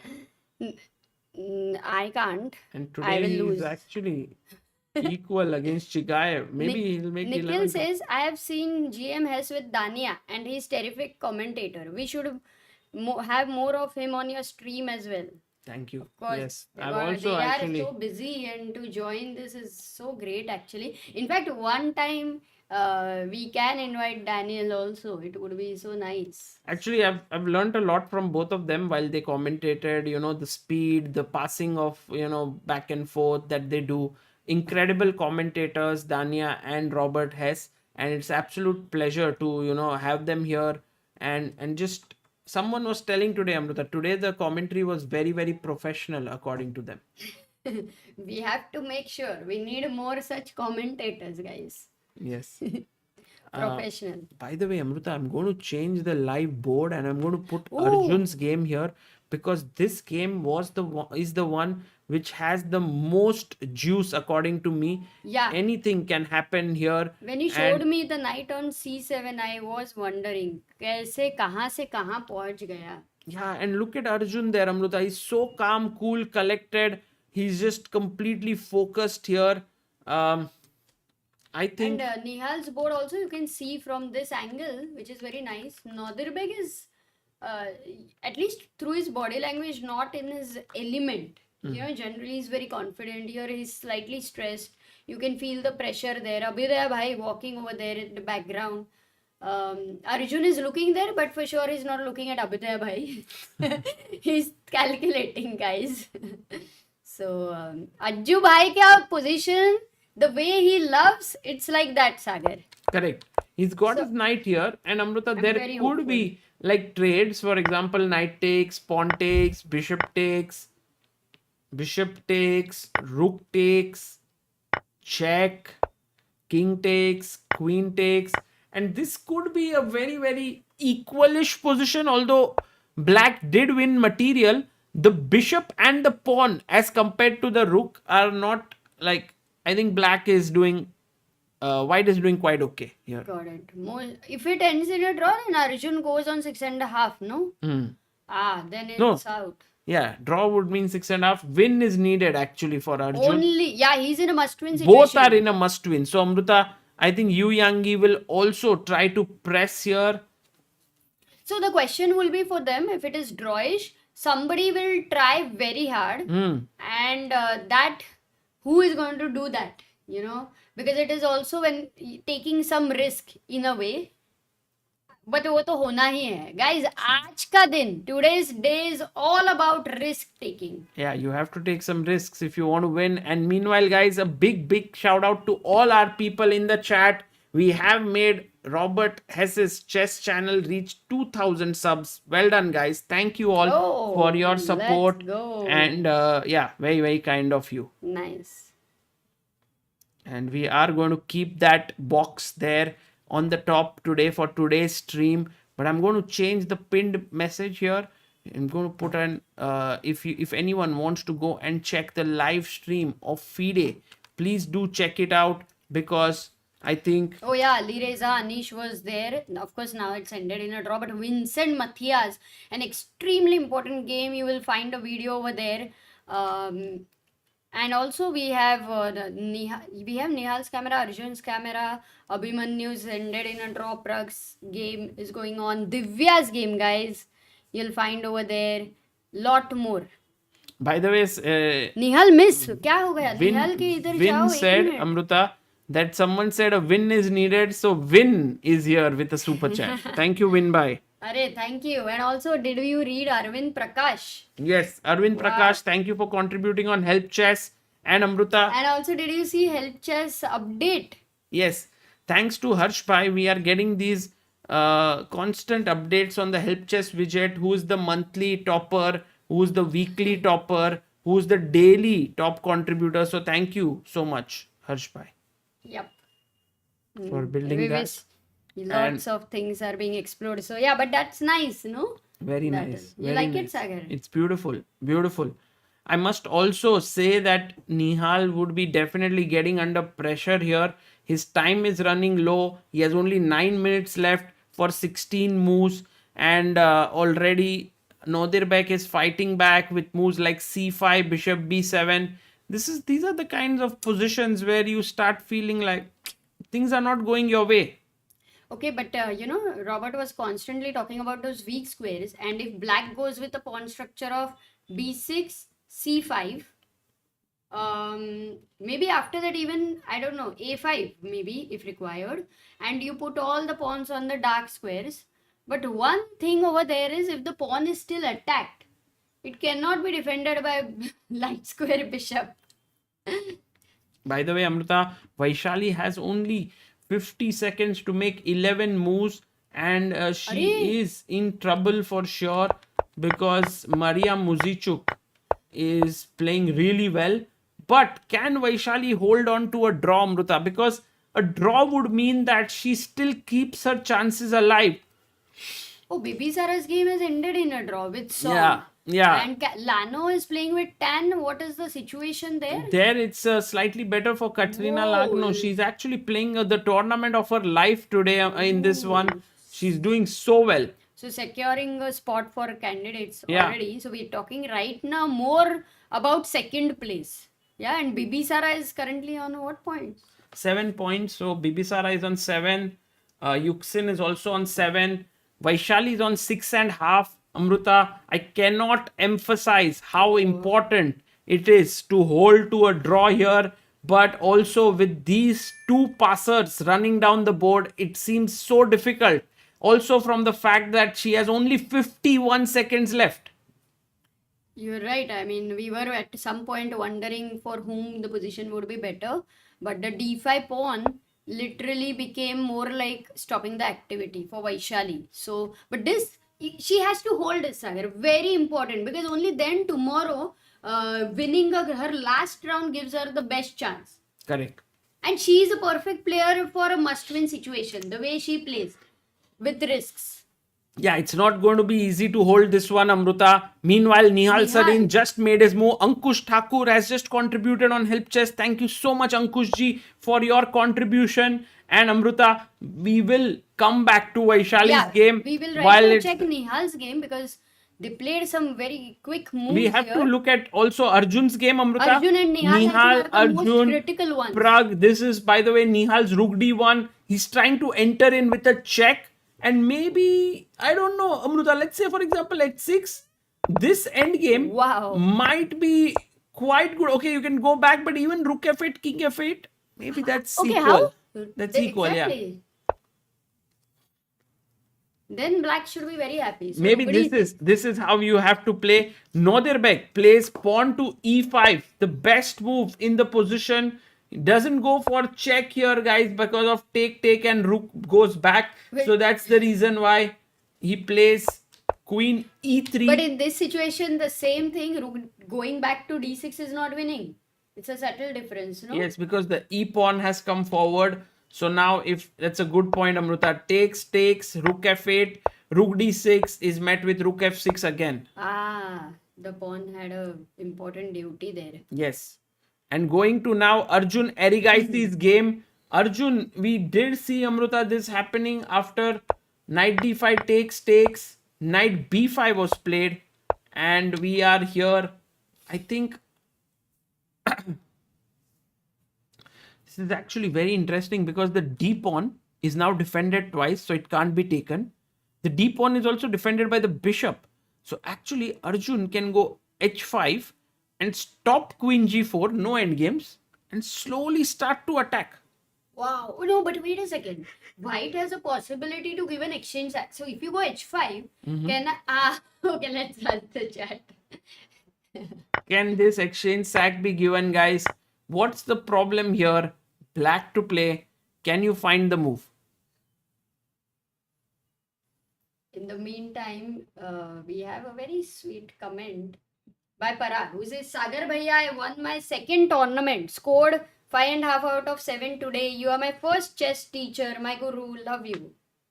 Congrats, Pragg bhai. As someone said in the chat, Pragg is the Pragg 2.0. Huh? Pragg is Pragg 2.0. ऐसे किसी ने तो लिखा था. Acha. हाँ. And guys, you are absolutely right. We have Bishop h2 by Devarsh, unknown guy, Vignesh, Nihal, Arav, Shivam, Vaibhav, Krishna, Aditya, and Surya.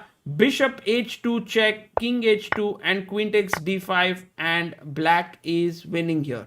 We have a big news that Pragg has made a big mistake. Oh, really? Let's go to...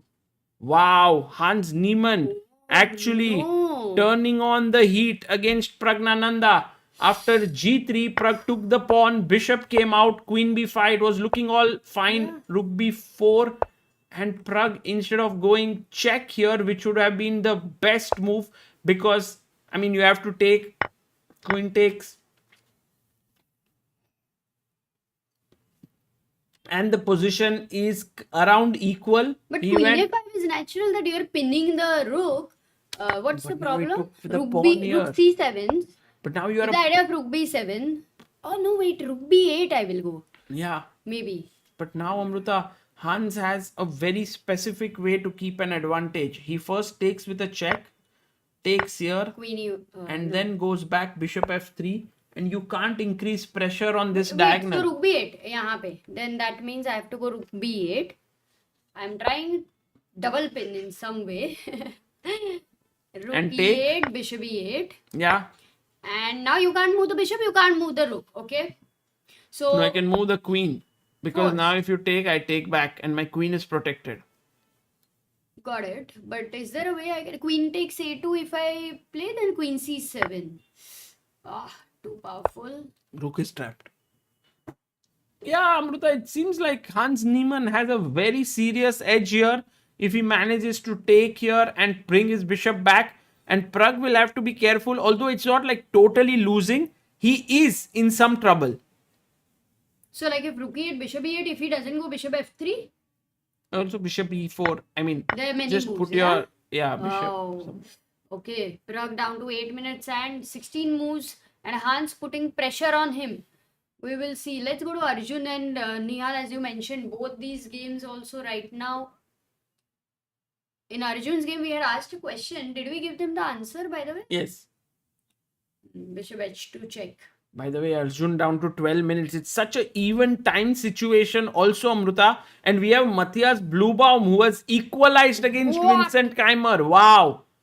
Which means if this also ends in a draw, Amruta, we'll have no sole leader. Then maybe Oh. draws are okay. Yeah, no, More and draws. then maybe some chances for Arjun and Even if it ends in a draw. Right. But I mean, of course, if you win, Nihal. Nihal can get into the sole lead if he wins. What? No. No, he No, lost. no, Sorry, no, sorry. no, He no. can join the leaders. Nihal, let's see. Bishop F5. I'm not very happy with the Ah. position Nihal has, Amruta. He has kind of messed up quite a bit of his advantage here. I mean, the finally, like everything until now was based on the dynamics of that bishop on c8, which wasn't very active. And once, like it was for a long time, but once that bishop realizes that no time to be lazy anymore, get out, get going, तो फिर थोड़ा मुश्किल है. Vidit is winning, says Abhishek. क्या बात है? But I think he doesn't have a chance anymore. That's the sad part after yesterday's thing. But still very good, because as we have discussed, it's very difficult to, fight back second game after such long games and towards the end if you have missed your chances. Amruta, we are coming into the deep end of this tournament, and today very critical round. So much is at stake. If I was there in Uzbekistan, I would be running up and down. I would be getting nervous. I remember last year when I was in the Isle of Man, when the last round was about to begin that night, I could hardly sleep. And then I woke up early in the morning thinking, oh, will Arjun make it? Will Vidit make it? They were all at the top, and it was very, very stressful. I'm pretty sure the players are also going through so much of stress right now. Wow, as you mentioned, Sagar, but when you used to play, you used to sleep well. तो ये क्या ही? Because I never played at the level at which they are playing, Amruta. They have so much to gain and lose. And I personally think that all these players, it's tough because, like, think about it. This chance which Nihal has, or this chance which Hans has, or many of the players, they might not get it again for many years to come, or at least a couple of years. Could be. Wow, but you were there, right there. Last day, also the round begins sooner, guys. Tomorrow it's not going to start at 3, but 2 o'clock. Acha. I mean, Uzbek 2 o'clock, so अपना Amruta is crazy, yeah. अपना 2:30, 1 घंटा ना, उनका पहले 1 घंटा अपना पहले. 2:45 it will start. ठीक है, मैंने गलत बताया फिर. Full एकदम तैयारी से. My mom told me. Your mom actually looked at the official website. No, she told me last round check करने, because last time we had messed up something, so check करना, it might start soon. So I'm like, okay, good, exactly. I forgot about it. Does Vidit have chance if he wins both the games? Very unlikely, guys, because the leaders like Anish and Alireza are already at 7 points with this draw. If you look at this, they are at 7. Vidit is currently at 5.5.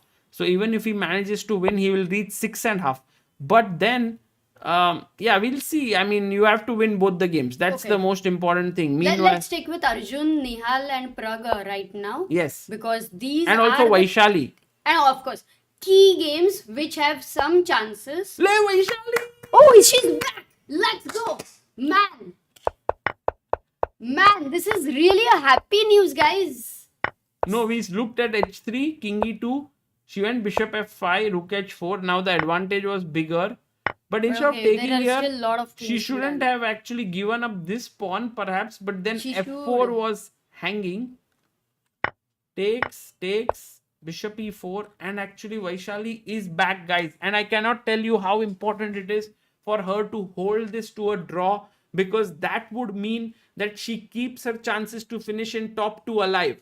Whoa, but I don't. Hans also blundered. So Pragg and Vaishali, both maybe at the same time their opponents blundered or what?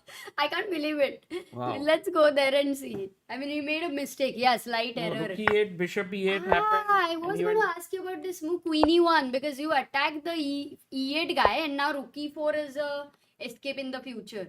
True. Actually, that's very true. Just the fact that your bishop is hanging here. So let's say I go king f8. Oh, rook e4. But rook e4. Sorry, guy. Mar gaya na. Blunder kiya. Yeah. Maybe you go bishop f3 now. But then there's rook c2. So Pragg may be able to hold this one, Amruta. But what if he moves the bishop, let's say, to b5? Because what you can see, Sagar, d3 is hanging, b7 is hanging. Bishop b5. Nice. Nice move. No, not nice. Engine doesn't like it. No, it's fine. I don't care what you say. The engine doesn't like it. Okay. Okay, by the way, guys, right now Hans is played queen e1, and we have a few we have a few comments here. Hari Shankar says that was the most disappointing comment, Sagar bhai. We want to say in major competitions, please reconsider your retirement. Arey, I'm not retired, bhai. Which one was most disappointing? That I am not playing much, right? Like something like that. Acha. Not played. Vin says Nihal has a wonderful tournament overall. Trivia: which player lost the first round, went on to win 7 out of the next 10 games to win Grand Swiss 2023? Win by, that's a very easy question, but But it's a nice one. nostalgic question. आज जयकर नहीं था उसका quiz के साथ. Jaikar has sent me some very tough But quiz today. because Amrita. Robert को पूछना था वो. I did not ask. Robert would be a. Guys, all those who are saying show Gukesh game, Gukesh is like completely winning, guys. There's nothing, there's no doubt. Yeah, it's like you're watching a movie where you know that कोई doubt मत at the रखना. end of it, the two lovers are going to get together. अच्छा. Then Bollywood, that most- happens in all. That used to happen, and now they have realized that it's become common, so we will do something else. Meanwhile, Vidit Gujrathi has managed to get an exchange. Wow. But I still Vidit, like that. bhai, Vidit, bhai, exchange up. Maybe here, first e5, Vidit, bhai. Isko push karo.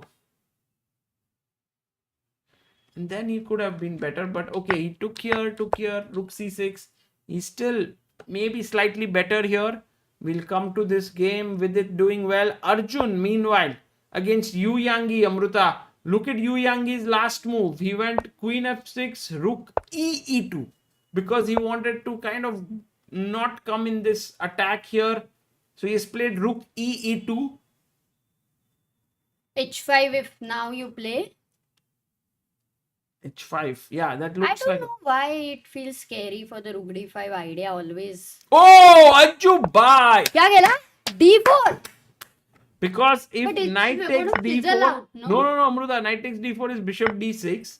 So he'll go ed4 and then bishop f4, and now you attack here. And if rook c2, E3 मत बोलो.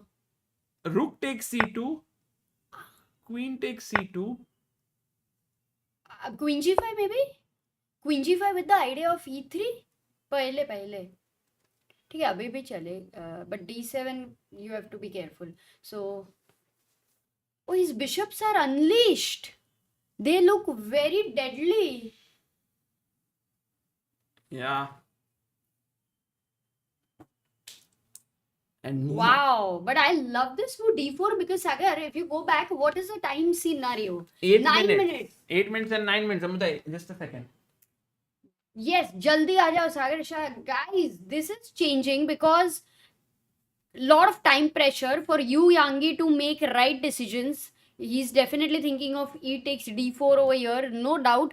But then practically there is huge pressure with the bishops. And whereas these pieces are all trying to hold on to this one pawn over here, and the piece activity for now is not much there. But for Arjun, I think it is exactly the kind of positions he likes to play. So very, very interesting situation. And for Nihal Sarin over here, he's played what? Oh, lots of moves have happened after bishop f5. Rook went to e1. He now leaves the d file. c5 played by and gives the e5 pawn. Knight d2, because if you take here, queen takes e5, queen takes e5, rook takes e5. What was the problem? Whoa, very smart. Northerbek very alert for his counter-attacking chances. So rook d6 coming here with the idea of coming here. This is one. Bishop b1 attacking here. So Northerbek found his way. Queen went to d7, knight f1, Nihal's position. The advantage is going slow and steady. Yet There is the isolated pawn on the board which is weak, and the knight has a good outpost on d5. So we will not give up on this. Time pressure could change the character. देखते हैं क्या होएगा. And Pragnananda in the meantime. Rook e8, bishop e8 खेल दिया है. Vaishali under 30 seconds. Queen e1. He's still thinking 13 moves to be made for Pragg, and he is down to 1 minute 20 seconds. फूटा फोड़ा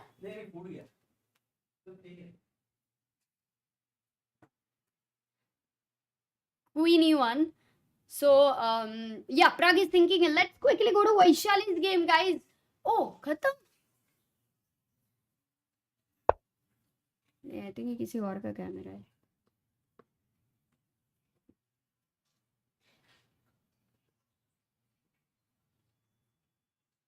Sagar only knows the camera, guys. Until then, we have Pragg over here, but Vaishali's position still is equal. She found Rook h3, Rook e1. We don't have Vaishali's camera because she's on board 3. We have only. They're only board 2. Acha. Oh, man. Oh, Vaishali could get better now? How? Look Rook at e6 this. mate to nahi hai. Oh, she could get. Oh, she's winning. Oh my god. Peace Oh my out. god. What? No, Rook e8, Rook e8. Rook h4, Rook e8. No, Amrita, she's winning. This pawn will queen.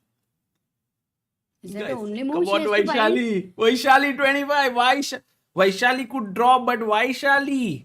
But she has to find important moment, guys, over here. Hans hesitating. Oof, d6, she doesn't find it. But okay, it 30 seconds, you are down to 12 seconds. Maria misses it, means there was something else they were looking at which wasn't very easy in that time. ठीक है. But I think she will get more chances then. Let's go, d6. Maybe now Rook f4, the opponent will try to, stop that pinning idea. Otherwise, Rook h4 is winning, no? Yeah. Rook f4, important move. Rook f4. There's also bishop c2, but there's a6 pawn hanging. Oh, but Amrita, Mari 2 also 30 seconds. Oh, Pragg. Maria. Oh, Maria. हाँ बढ़िया गया. Guys, this Arey, happened. Sagar, that is the Oh, this happened. Bishop t5, king g7. Yeah. By the way, Maria played. What did Maria play? अरे तू रुक किधर? d6. No, d6, rook g5. Oh, he वापस gave a chance. Once again, Vaishali back. And now rook d6, rook e4. What if rook e5? So she gets an extra move because earlier the same situation there was rook e5.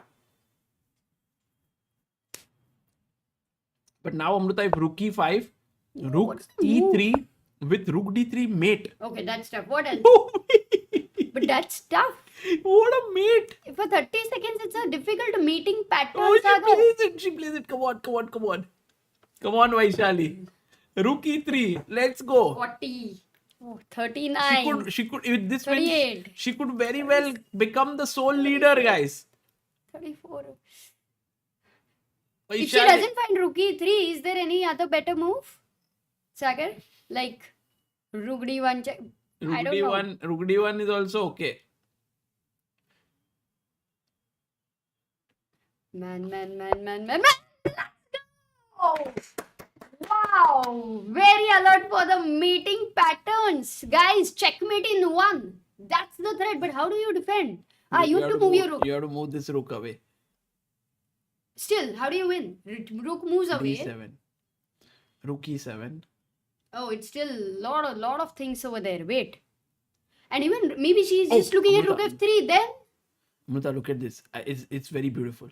You go rook e8, d7. Now, very important move, d7. Because if you take rook takes d7, then rook d3 check and you win this, correct? Yep. So you go rook e7, then you give this check, then he goes here, then you take, check and win. It's not so tough. It's not so tough. In 30 seconds, I'm talking about. What if you play a move like rook f3? It will fizzle out, right? Rook d6 and a draw. Correct? Yeah, no rook f3 business. Come on. You need No, to check. I'm just understanding. d7. Go, Vaishali, go. 40th move. Oh, but 10 seconds on the clock. 40th. If she plays d7, she'll win the game for sure because they'll. Okay, if 40th move D7, you land up in a +7 situation. Vaishali on course to become the sole leader. Not sole if Tanjongi Katrina Lagno is very important, but let's What's see happening over there? that's equal. She could join Katrina Acha, she Lagno will join. Okay, anyway. if she wins. Now I think the win is beyond doubt because she Yeah. gets 30 extra minutes. Yeah. So quickly, let's go to Pragnananda, Arjun, Wow. and Nihal's game. Pragg right now Hmm. is slightly worse against Hans Niemann. Needs to find the move f6 or else he's busted completely. He has only 48 seconds to find it. Maybe we can stay here for Pragg's one move and then go over there. Sure, we have 7,000 people who are watching. I think for Vaishali also, such an important moment. She's our only F6. hope right now. f6. Yeah, Amrita, good move. Let's go to Nihal Sarin's game now. Nihal is playing against Nodirbek. Nihal has 5 minutes on the clock. Nodirbek has 6 minutes on the clock. And the pawn on e4 is a bit weak. So he's inviting him that if you want to take it. And then we will play this endgame. But Amrita, this endgame will be super tough to win. Very tough. I think this is somewhere, I mean, Nodirbek is going to be in control. Maybe Arjun's game also we should check because I think there you have a lot of intrigue, as you say. Yeah, but it seems like somehow Yu Yangi's position is very solid now, Amrita, after knight d4. This has happened. And maybe Arjun needs to switch his rooks, but if you look at White's position, it's so well centralized that I don't think White is losing here. Doesn't something like this happen when you play d4 and all those exchanges on d and c file? Yeah. Same structure. Yeah, it looks actually not so great for Arjun, I must say, Amrita. Because your bishop is not good, right? Yeah, exactly. But okay, I mean, you Oh, could but wait, bishop potentially c8. get No, your Arjun. bishop there. It's a There great. and also even rook g5, bishop c8 ideas, bishop. Some shifts happening. He went queen g5. Oof. Let's Why hope should- that Arjun hangs in there. We also have the game of Matthias Bluebaum and Vincent Keimer Let's equal. go. So Nihal Sarin's game. Let's stick to Nihal Amrita, Sarin's we game have to right go to now. Vidit's No, game right, for Sarin. 1 second. Vidit is totally winning against Ivan Saric, which is actually a big news here. Yeah, because he was actually equal almost. Yeah, because here he blundered. He played bishop a6. He had to play f4, but instead he played this. And now e5 is a big threat. And Okay, but this is better for black. this is Hi, better. change up. This is better. He needs some technique to win this though. He will. But Vidit will win this game and keep some chances alive because Amrita, everyone drew if they draw, then it really matters for Vidit also. a bit, not too much. Guys, don't have too many hopes. Wow. Everyone's saying Vaishali won. Did Maria resign? Oh, Wait. maybe she blundered and Just already. go to round and check. Oh! Whoa! It's Let's over. go, What she happened won. after D7? D7, rook e7, check, king here takes, and resignation. Oh, she found everything without taking much time. Of course, quite heartbreaking for Maria because she was better and she wasn't losing over here. But Vaishali, in her less time, with her tactical vision, was able to find all the best moves there.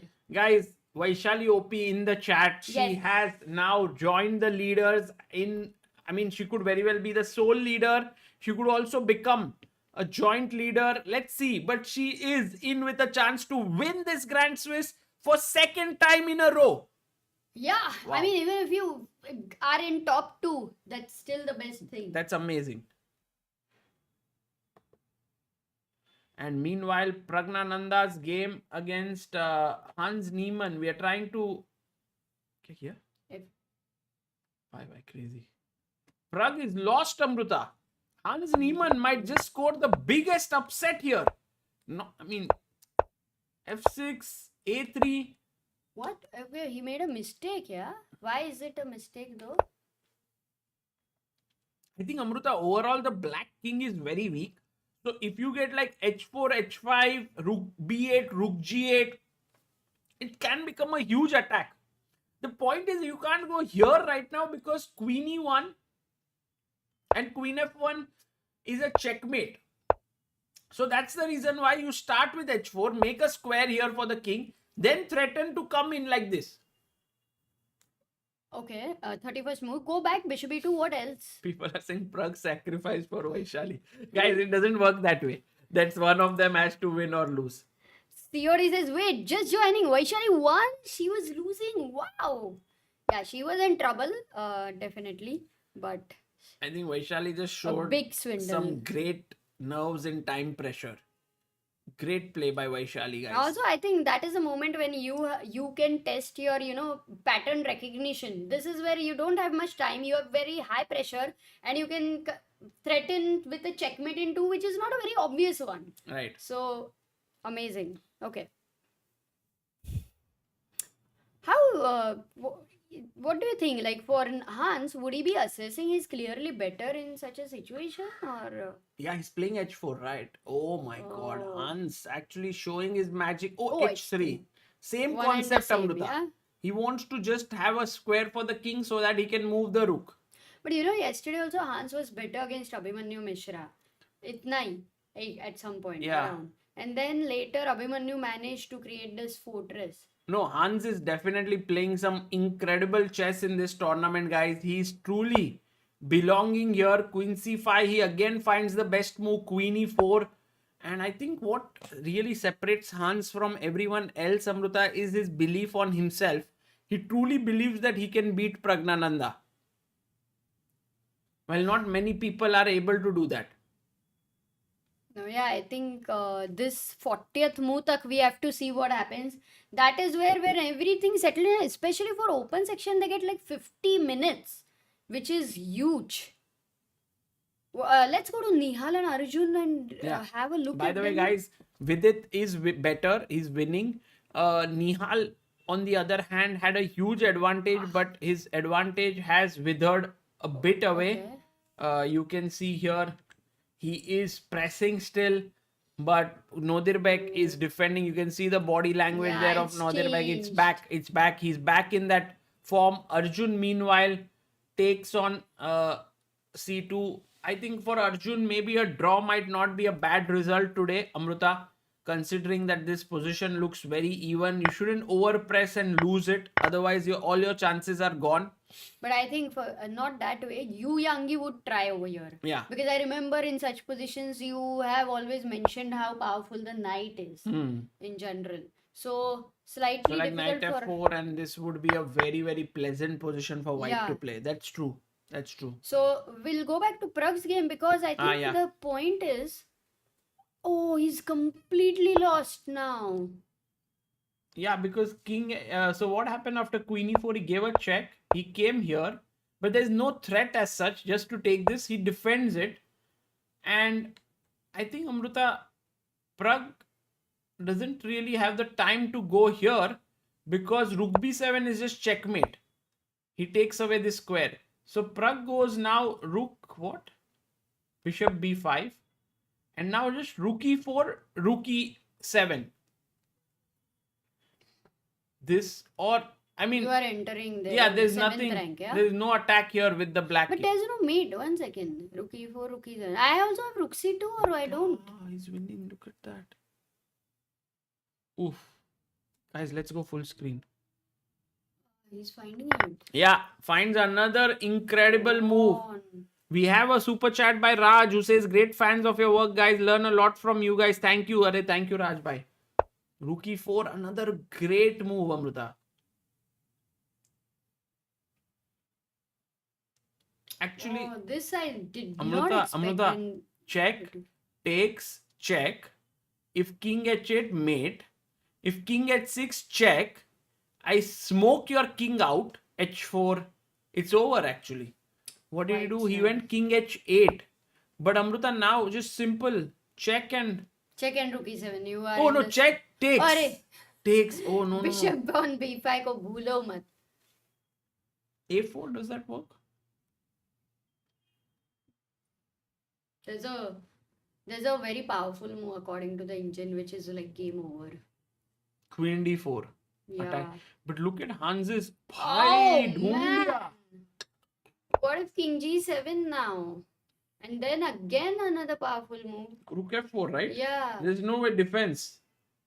Oh, this would be. Hans playing like a super GM, which he is, but like a world's top 5 player, yeah, today.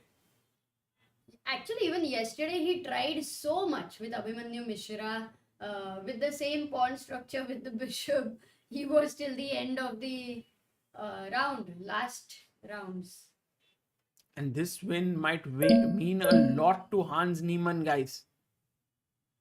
Oh, and Pragg has to resign now. There's nothing left for him. You see Pragg looking in the distance. Hans Niemann, fully confident here that he's going to win this. Look at that. Resignation. Hans Niemann wins. Okay, Hans definitely incredible with the white pieces here. Critical round to beat the top seed of this tournament, Yeah. Pragnananda, who is so solid and it's not at all easy to beat. And look at Hans' expression, Amruta. Not even one bit of excitement, smile, nothing. He knows the job is not done. 7 out of 10 if he manages to win tomorrow. Ooh, for Prague, He the might chances win the are gone, tournament. Sagar. Yeah, Hans moves into joint lead. He joins Firouzja and Anish Giri. Insane. I have one question to you. For Yeah. Prague's FIDE circuit, he has played a lot of tournaments and right now it feels like a very clean leader, correct? Who? For Prague? In Or FIDE is it too circuit. early to say that? In FIDE circuit, Yes. you mean? Yeah. There he's leading. No, there is leading, but do you think practically it is like we can say almost Almost done there. on- He's almost there, yeah. Yeah. Hans Niemann also on how many points now? 7? Yeah. Oh, he's Okay, leading guys. now. Nihal has 3 more moves to make before time control. Both Yeah. players have 30. But he has slight advantage. Is it a decisive advantage? No. Slight. It No, is- wait, but 3 minutes, 3 more moves to be made. If he lands up in like +1 situation after 40 moves, he gets time to think and convert. Because now the bishop on g6 with the pawn on e4, Yeah, not doing his job well. true. I agree. And Again, it was lazy on c8 for a long time. Maybe we're back into procrastinating. Sagar. so now knight g4 and you can go here. Then you can try to come in and attack this and move your knight. So I mean, lot of possibilities for Nihal to keep pressing. Meanwhile, guys, Gukesh has just won his game. Kudos to the world champion for actually fighting hard and maybe just sending in the link to our friends back home, maybe. Hi from New York. Just curious why GM his banner is on the screen. He's my favorite GM. Hello from India. He was here for 3 hours commentating some amazing things he shared, and he's now launched his YouTube channel, so you can go there and subscribe to his channel. It would be a wonderful thing to do. Guys, we have a guest who is going to join us, Amruta, today. Oh my God. And, huh? Pata nahi. We'll see. Shreya G, member for 17 months. Could you please explain FIDE circuit qualification? We have an entire video on our channel, guys. Do check it out.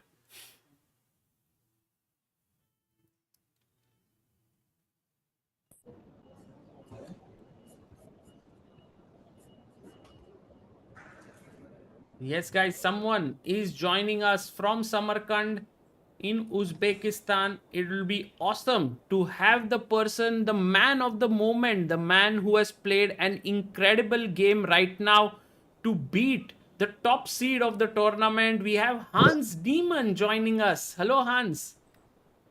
Hi Sagar, how are you doing? I'm doing great, Hans. What an incredible win from your end. A huge congratulations to you. Thank you. Thank you. I would love to go through the game with you if you don't mind, because at some point it felt like the opening didn't really go your way, right? There was not much of an advantage that was there. Yeah, he had a quite deep preparation. So yeah, I always had the pawn, and I don't think it was that easy, but I'll just bring yeah, up the board. Just a second. Yeah. There we have the board here. So you did play the rose I, early I, move. in the opening, I underestimated castles. If you go to when I played, yeah, bishop, yeah, CD, yeah, castles. I really underestimated this move. Because if bishop d4, you have knight c2 and d4, right? Yeah, yeah. So yeah, that would have been great. But yeah, with this after castles, it's sort of hard for me to avoid this. So I thought, okay, let me take the pawn. The one really interesting moment was after d6. My initial plan was knight d4, bishop d4, queen b3. And I thought my queen is great on b3. And now there's actually bishop takes f2. Wow. King takes f2, queen h4, g3, queen h2, bishop g2, bishop h3, rook g1, and then either rook d8. Wow. Let's say rook a8. Oh no, rook f8 is better, rook f8. And then queen d1, rook e7, and then the rook comes, and like I could just lose. So Oh my God. this is why I spent so much time before playing knight takes d4, because I was like, no way this could work, and then I realized it did. So obviously I have to keep the pawn. So knight d4, bishop d, queen e2 is a bit counterintuitive because you don't usually want to, like, I'm blocking my bishop, I'm in front of my rook, but at least I keep the pawn. And then can continue. Yeah, bishop. I thought I have the pawn. Queen d2. Here, bishop takes e3. Yeah, 3 was probably more precise. Instead of queen f6. Instead of queen f6. Yeah, because I can't really take back with the pawn because of queen g5. So probably rook e3, rook e3, rook, and then queen e3, something like, I don't know. He could maybe queen a5. Queen to attack f6. here, yeah. Queen f6. Yeah, queen a5, also queen f6. If queen b6, rook c8, maybe it's a bit too much. Yeah, but anyways, this was completely fine. But then once he allowed rook c4, it seemed a bit uncomfortable because bishop takes b2, I have bishop g5. Ooh. And then queen g7, I have rook takes e8. And then rook takes e8, rook e8, d4. Wow. And then Trapping the bishop. and then b5, rook c7. So this was, yeah. So then he played bishop takes e3, rook e3. But now the issue is that, then what did he played? Queen f5. Queen f5. Yeah, yeah. And G3. your next move, I think we loved it a lot because to get the bishop out from here and giving up the pawn and suddenly creating another weakness. Yeah, it was very concrete. The main point was after queen takes d5, bishop g2, queen b5. He should play rook c1. Ah, yes, here, right.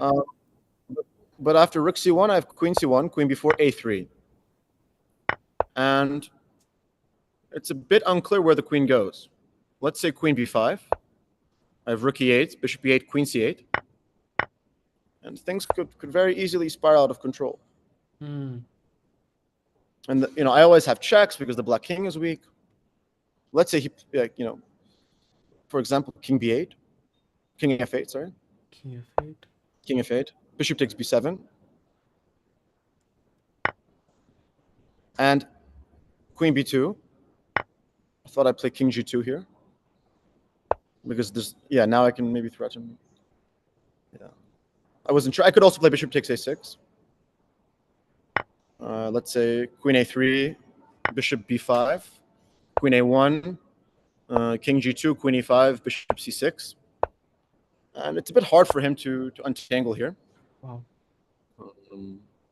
That's So some this was one idea. Great calculations there, Hans. And then Yeah, queen a5 is just very bad because bishop takes b7. For example, if rook b8, I have rook takes e8, Yes. bishop takes e8, and then queen c3 is very strong. Right. That's the And if only queen a2, move, queen actually. yes, and then queen c7, and his rook is trapped. Yes. So it's possible he might have, it looks nice with his pin, but the rook was quite poorly placed. And yeah, takes queen e1. I sort of want to bring my queen to e4. Yeah, bishop b5, bishop d5. It's all quite forcing. Did you start feeling here very ambitious at this point? Yes, like no, I was sure that with his time, I thought that I really had to just sort of find a knockout blow. With his queen in the corner, yeah, queen e4. But how were you Yeah, bishop assessing d3. it during the game? No, I thought I was winning because queen d4, like everything is hanging. His king is so weak. Yeah, f6 I underestimated. King h6 g4 is quite a nice win. I think it's the only move. Wow. f6 h4. And then you switch your queen, right? He's just getting mated. So, and it's support I give love for my king, right? Because he's checking. So yeah, a3 was a nice move, consolidating. Yeah, after a3, I think he should have played bishop f5. Yes, that was the only move. Yeah, that's what I thought. Yeah, but rook b8, he has bishop c8, and I wasn't sure how to continue. I was a bit worried, but yeah. He went bishop e2, and then h3. h3 was nice because if you move your rook directly, there is a mate here, so you just make square. Yeah, and it's like I think h3 instead of h4 is also quite precise because really it gives you this h4. I don't know. I think it's important to keep the square on h4 for a queen or rook. That's the point. Because in all these mating sequences, I sort of need that, or I might need it. So h3, and also there's no bishop g4. Like so in the game, he went h3, yeah, queen c5, queen e4. Yeah, this entire play was also very accurate because, for example, let's say pawn is on h4 in this position. Let's say h4, queen c5, queen e4, queen c1, king h2, queen f1, queen e3. He can play bishop g4 here. Okay, I have rook b8, but I just, if rook b8, queen h3. Okay, I mean, in this, maybe this is hanging. Bishop is hanging. Oh, I'm sorry. Bishop. But I guess your point was you wanted to keep that square under control. I wanted the square. Yeah, sorry. Bishop is hanging. But I don't know. I was thinking about these things. Like I thought h3, it sort of keeps things. So yeah, in the game he's just dead lost because after queen e3, all of his pieces are dominated and he has no attack. I'm faster. And then this queen d4 and rook f4. It's very nicely done. Like the rook kind of switched places from b4 to f4. Yes, exactly. Was beautifully attacked. Congratulations, Hans. This was, I think, a much needed win for you. For if you have chances to make it to the candidates top 2 spots, and now it's actually anyone's race, right? You are in the lead with Anish and Firouzja. Yeah, I guess I'm hoping that Vince doesn't win because that would give him a clear lead. I was quite fortunate and unfortunate to play Pragg because it was quite a tough pairing, but I got a double white, which was nice. So hopefully I have a good pairing and play a fighting opponent. Because let's say next round I'm playing someone with black and they only need to draw because my tiebreaks thankfully improved from this victory because of playing against Pragg. So I guess thankfully everything's in my hands. So I'll hope for the best. Hans, you have a lot of fans in the chat, and also if you look at our help chess counter, the last person who contributed has written I love Hans and has contributed 333. Do you feel the support? Do you feel like you are on the brink of a very big game tomorrow to make it to the candidates? Yeah, well, it's certainly in terms of events in my career, one of my best events, and I've never had a chance to get to the candidates like this. So my rating is also like, I think,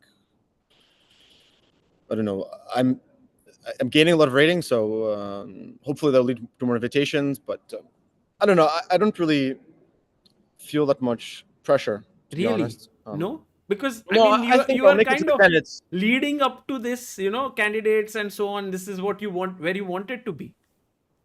Yeah, but if you think about this as your only chance, I expect to play many candidates or to qualify for many, or hopefully I don't have to play only one. That's the dream, of course, to only play one. But I think if you get in your head too much, it'll affect your play. So I also, this tournament it requires a lot of luck. It's not like you come to the Grand Swiss, you play your best chess and you win. Like, it's an 11-round Swiss tournament. You need so much luck or help to win or to get top two, right? Like, even have played amazing chess, but I'm not. It's still a huge feat to make it. Who would be the most exciting opponent for you tomorrow for the last round? The lowest rated. Well, it's going to be tough. But before we let you go, Hans, if you could give your thoughts on the Bluebaum Vincent endgame. Ooh, Vincent is winning. actually, How? when you arrived, it was kind of even. Maybe Just in play time knight d8, I pressure. guess. Yes, knight Maybe D8. knight h6. Knight d8, king f3, knight c6, or but knight e6. Still some hope, yeah, for black. Just king e3, knight c5, and that rook endgame might be losing. It's hard to say. Probably lost. And Because if king f6, sorry. you give a check. It's hard to say. So this one, Yeah, I don't know. looking good for Yeah. Vincent, yes. The good thing, actually, maybe I want Vincent to win, because if Vincent's ahead of everyone, then everyone's gonna be fighting. I don't know, but I guess I have to see how my tiebreaks look. Right. But it's crazy that you see how boring classical chess is, or it can be. Like, Blue Bomb, everyone's playing these like such stupid lines against him, like trying to, find a way to get a game. And like, if you look at Noterbeck and and how Vincent played, they both just took slightly worse positions with white. So he's very solid. Right. And by the way, Arjun might lose this game right now with clear advantage to Oh, Yu wow. Yangi. God. So Yu Yangi might make it to the leaders pack as well on 7 points. And then we have Abdu Sattarov versus Nihal Sarin here. Your thoughts here? Does Nihal have realistic chances of winning, or will Abdu Sattarov hold this? I think he has good chances, but the position was so much better before that Nihal might be a bit dejected after spoiling it.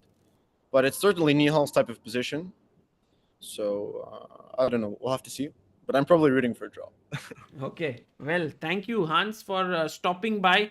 And also, congratulations on this win and all the best for tomorrow. Big game. Thank you. Take care. Take care. Guys, that was Hans Niemann joining us from Samarkand in Uzbekistan. A huge win over the top seed Pragnananda. I think Hans is getting close to that candidate spot, Amruta.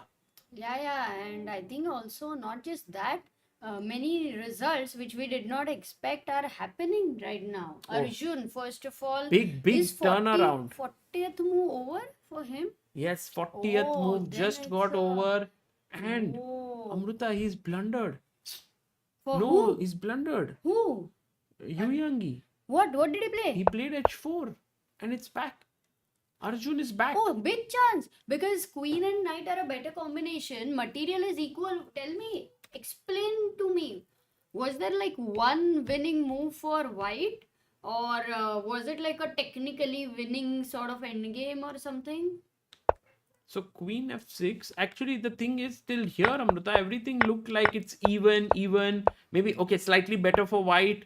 But then on the 40th move, That's what I asked. That's why 40th move is over. when he played bishop e8, Yeah. Can I find? he gave this big opportunity to his opponent, queen d8, pinning here, and I'm King pretty G sure. is- wait, queen No, this is e5. hanging. So queen e5, Yeah, pinning your knight. and now g3. Oh, b6 is hanging. No. Yeah, okay. exactly. So first I can go h4, stopping. Because the got it. And if you play king f8, trying to defend here, I go knight d5, and you can't defend this pawn. Same with queen c6 also. Yeah, you go knight d5 and then knight e7 check is also a problem. Oh my god. So actually, it was a huge moment. But on the 41st move, Yu Yangi thinks for 8 minutes and 8 plays minutes and he h4. doesn't find queen d8. But queen d8 would be a most natural move to consider. What I think would have rejected it for would be the move queen e5 because there's a pin. Then he would have seen a move like g3. Maybe here he sees a move like king g7 also, let's say. And now for queen takes b6. Yeah. Maybe there was something which was But related with... Amrita, why to hurry to take that pawn? Now just first king No, g2. because he was in a hurry. 40th No, just- move. No, it's a, No, but it's maybe well past 40th move now. at that King point. g2. And then you go slowly, this bishop is hanging, so you can't move the queen. Yeah, the moves like king g2 at 40th move with that pressure are slightly sometimes hard to find, Sagar. Yes. That's why I'm looking at a natural move queen b6 at least to know the forcing calculation. What happens? Queen b2. And now if king g2, bishop a4. Exactly. I think he would have seen this variation. I don't think they saw so much. They saw forcing. Could be. For a grandmaster such forcing. मतलब मैं बैठ के chair पे इधर calculate कर रही हूँ तो वो तो करेंगे ही ना. नहीं वो तो करेंगे वो तो obvious है. But Amrita, if you look at a few results from today, Divya I thought has you were just going to say drawn. if you look at your strength you're really good. So but ठीक है. Divya drew, Amrita, and it seems like Vidit, who was totally better, and we were like, oh, Yeah, he'll he was win. winning. He was He not he winning, has but made a mistake. He's back. It seemed like technically he he had had- to prove. That's what we were saying about the exchange down. So he made his Man. error, and it seemed like he had messed it up after rook g7. If white had taken here, 41st move. 42nd move h3, and now Vidit can play rook h2 and still have chances to win. Oh. Very tough, very tough. But yeah, tough. It's a tough end game. Like if I am playing with this with black and without the engine evaluation, Sagar, I would consider it as a very unclear position. Naruto super chats. What happens tomorrow if there are more than 3 people at number 1 or one guy at the top and 3 people at number 2?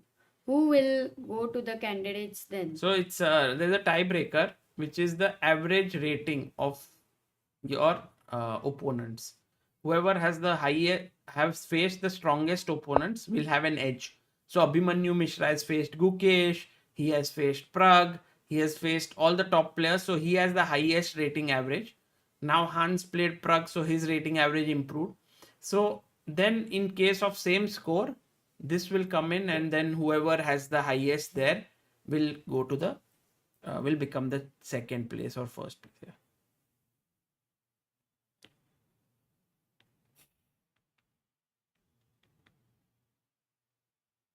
Okay. Nihal Sarin's practical chances I feel are there. We definitely cannot But what is discard how this do you like his because- body language? Is he Wait, feeling good like question.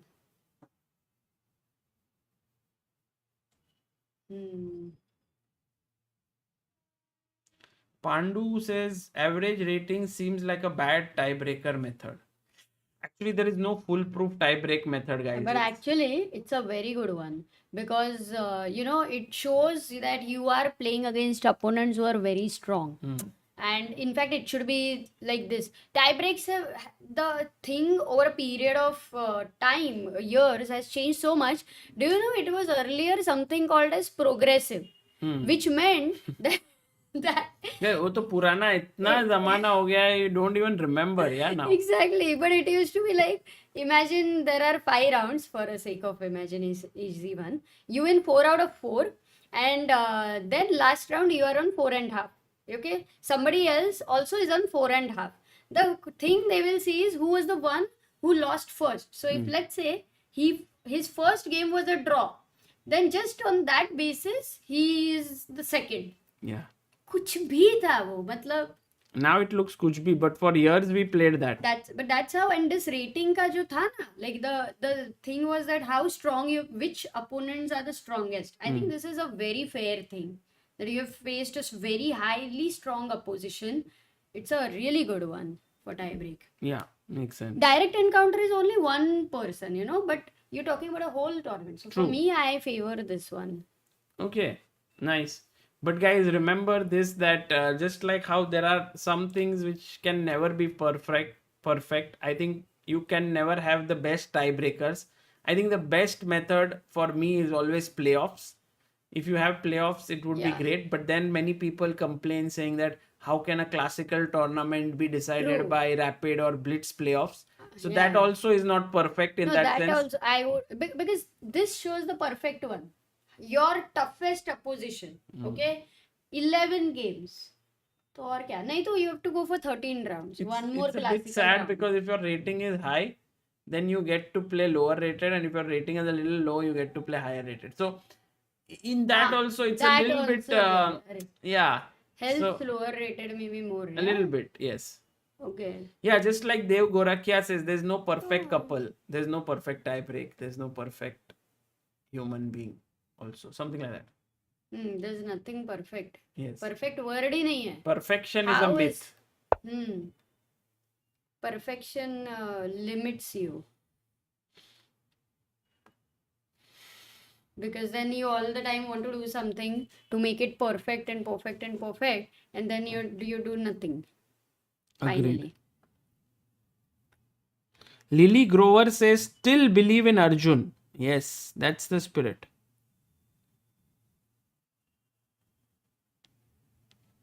लेकिन तुमने बोलना चाहिए था कि there is a perfect couple. Yeah. You No, should have said that, no? I just feel like it's good that we are together. I mean, I don't know if we are perfect or not. Sir, Mr. Sagar, Yes. इतना seriously मत लो. Oh, Hari Krishna won today also, Amruta. Oh, Hare then Krishna. what? How many points he is on? Yes, 5.5. perfect हो नहीं सकते at least possible. Look at this. Last 2 wins. Hari With whom? turning on the heat. Sanan. No, Cheparino. He beat Chepa. Cheparino. Amit is like progressive के बाद cut progressive भी कुछ था कभी समझ में नहीं आया oh wow you are from that जमाना ए है सारा जमाना जिसका दीवाना. By the way, Amruta, here, if Vincent is able to beat Blue Baum, he will get into the sole lead, it seems. Because, yeah, he will get in Okay, the last how many rounds he managed to win? Vincent, two, I think, back to back. He has 3.5 out of 4. That game, if he wins the candidates, he'll have to thank Vidit for that 41st move. 43rd, I think it was.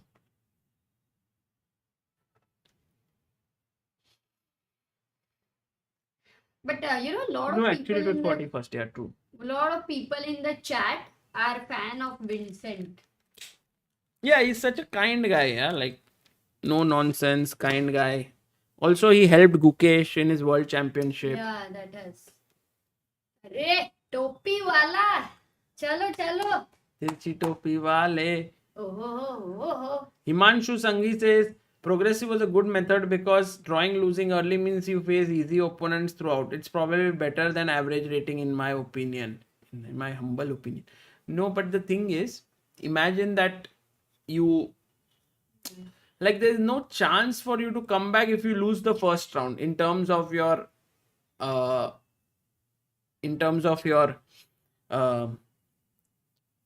tie break. And sometimes what happens is even though you lose the first round, you face all the strong opponents rating wise, and still you are like your tie break is bad, you face the strong opponents also. So in that sense, rating average, at least you face strong opponents. Agreed. I think But the yeah, best it's one still for, a very I think subjective also opinion. book holes is very good. Book Amruta. holes is very good. Yeah, very Because strong while system. while But average rating depends on the rating of the opponent, not their form. Book holes is their current form in the tournament because it's the score of the opponent Opponents, multiplied by your result against them. maybe what they should have is book holes plus rating of the opponents. No, but that is an unfair thing then because for the strongest player. Yeah. Got it. Anil Kapoor has entered. Where? तुमने टोपी पहनी ना. अच्छा अच्छा. Queen e5 played. I think Nadir Bek is enjoying. सोनेबॉन नहीं. हाँ, सोनेबॉन बर्ज SB जो मैंने अभी बोला वो SB था, Sonneborn Berger. Berger. And yeah, and Buchholz is basically just adding the opponent's score. Average rating and Buchholz both have exclusion of lowest rated opponent. True. Which also makes sense. Mumta, did you have dinner? नहीं मेरे को time है. I had coffee in between. Should I go and eat something? Yes, there's thepla, there's batata ka sabji, there's jeera rice, and there's moong ka dal. Something मतलब इतना ही. Too much. Too much है. जा. Too much. जा बेटा जी ले अपनी जिंदगी. खा के आ. खा Can't डिश we लेके आ. keep rating performance as tiebreak? That's very true. Yeah, right. That is all. But that is there in some tournaments. Some. No. Yeah, it used to be there. It's I think all of them can be mixed something and something out of that, considering all these elements. Something new should be called. Amrita, do we have Vidit, by the way, in our... Oh, जुगाड़ क्या है मेरा? Yeah, हाँ. जुगाड़ camp. People will spot him. All पे जाते हैं. All में जाते हैं. All. बोर्ड नंबर बताओ मुझे जाकर उसका, क्योंकि yesterday 10. हाँ ओके कल 11 में नहीं था वो, बट 10 में रहेगा Yu Yangyi. Maybe this. By the way, why this? He's here. He's Yeah, standing there. yes, Arey, let's yes. go, bhai. यहीं पे. Why is he standing and thinking with it? You don't want to sit for 6 hours. The question is, वाह, हिमांग से पानी P रहा है. Yeah, I can understand. Not that's not the reason, but I think because after 4 hours, 5 hours, it gets too much. Om Chaudhary says, love your streams as always. Great content, both of you.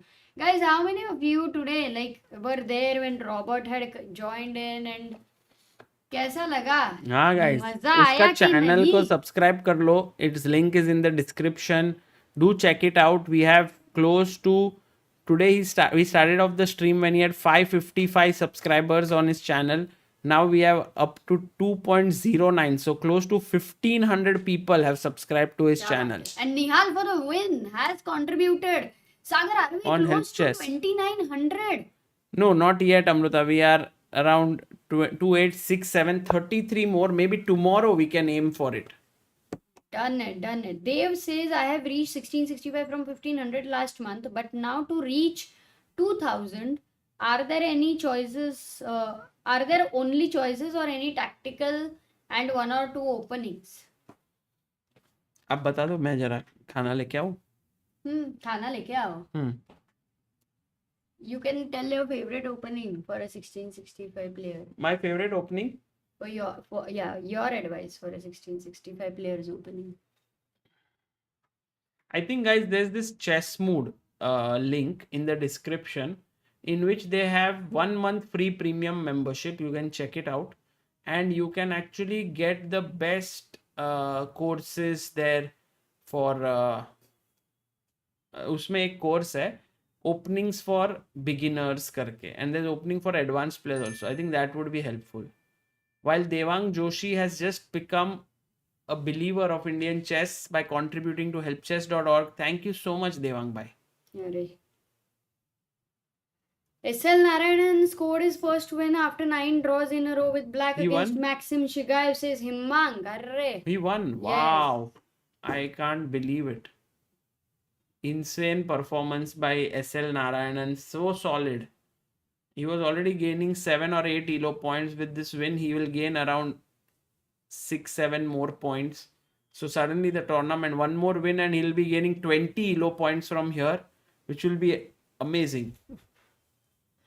अच्छा विदित एकदम ही मतलब बैठना ही नहीं है उसको. I think Vidit is kind of bit worried that 2 games in this tournament haven't gone his way when he was better and so on. So he's a bit worried that this one he should be able to convert. एक बार game दिखाओ ना. कौन सा? Well, guys, the main हाँ, thing but here तुम खाना लेके in आओ. this position is that the white king is a bit in the mating net, I must say. Like, imagine if you go rook g2, then you have rook f2 mate here. So it's possible that e4 is coming and somehow you are able to hold on.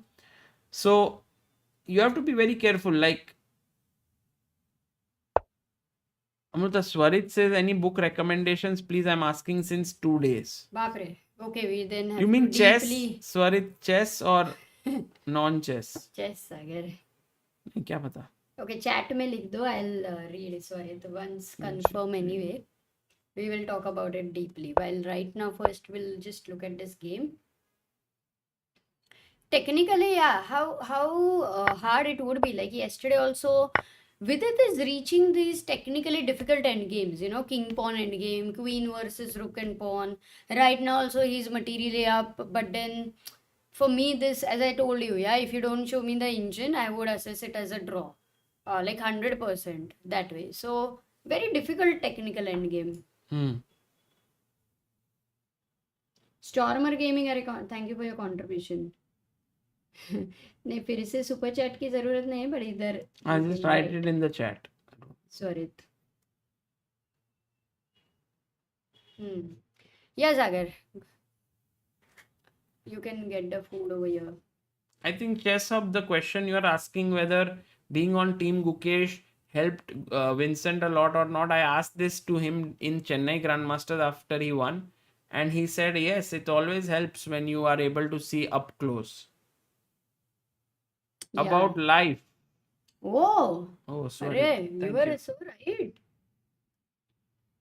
Yeah, I don't know which books to recommend because of late I've been reading books of J. Maybe very Krishnamurti. beginning ones which you have I'll, liked gi- and I'll which give you you keep 4 or 5 gifting books and- which I have liked. One of them is Surrender Experiment by Michael Singer. It's a good book. Then Freedom from the Known and Think About These Things by J. Krishnamurti. 7 Mystical Laws of 7 Mystical Laws of Abundance by Sujit Ravindran. Also New Earth by Eckhart Tolle. Power of Now also.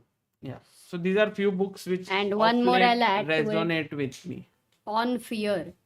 It's by J Krishnamurti only. No, Yeah. but that one, those Yeah, it two is are already better to in start. that. Yeah. So yeah, these Sagar has mentioned really some amazing books. These 7-8 books again and again also, if you read, it's lot of nice things to apply. More than reading and gaining knowledge, guys, it's more about even one page you've read and how much you can apply, because you can read many books and you still may not apply. So that is the point, is about how much you can apply. So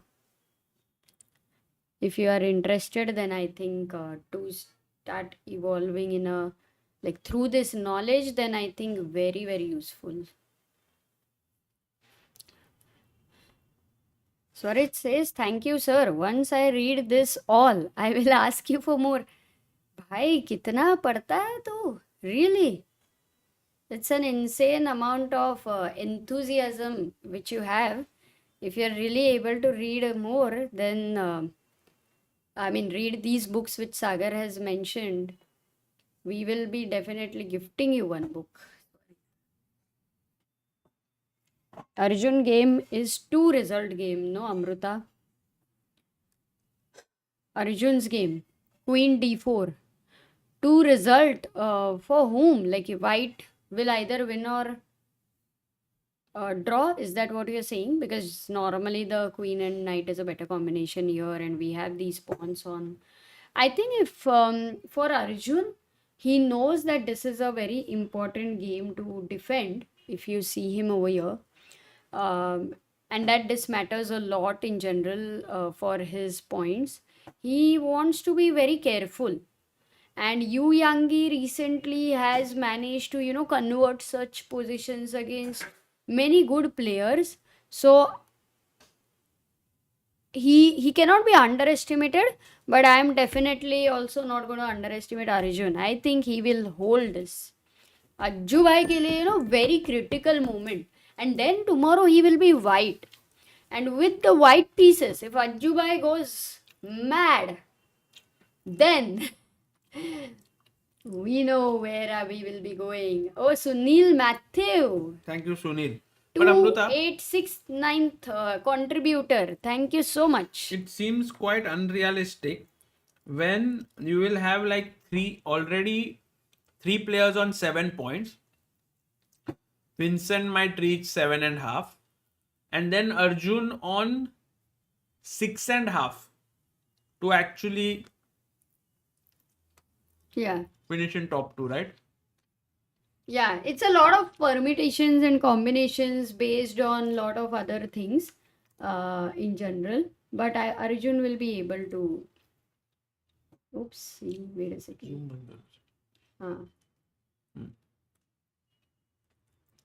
What are you eating, Sagar?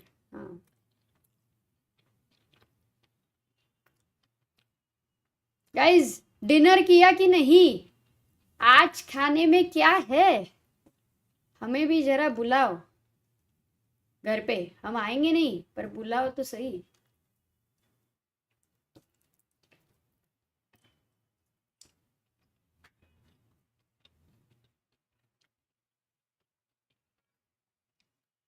Fish, Maggi, पाव भाजी, पनीर, पूरी सब्जी, nothing. अच्छा, उपवास कर रहा है. KFC. बाप रे.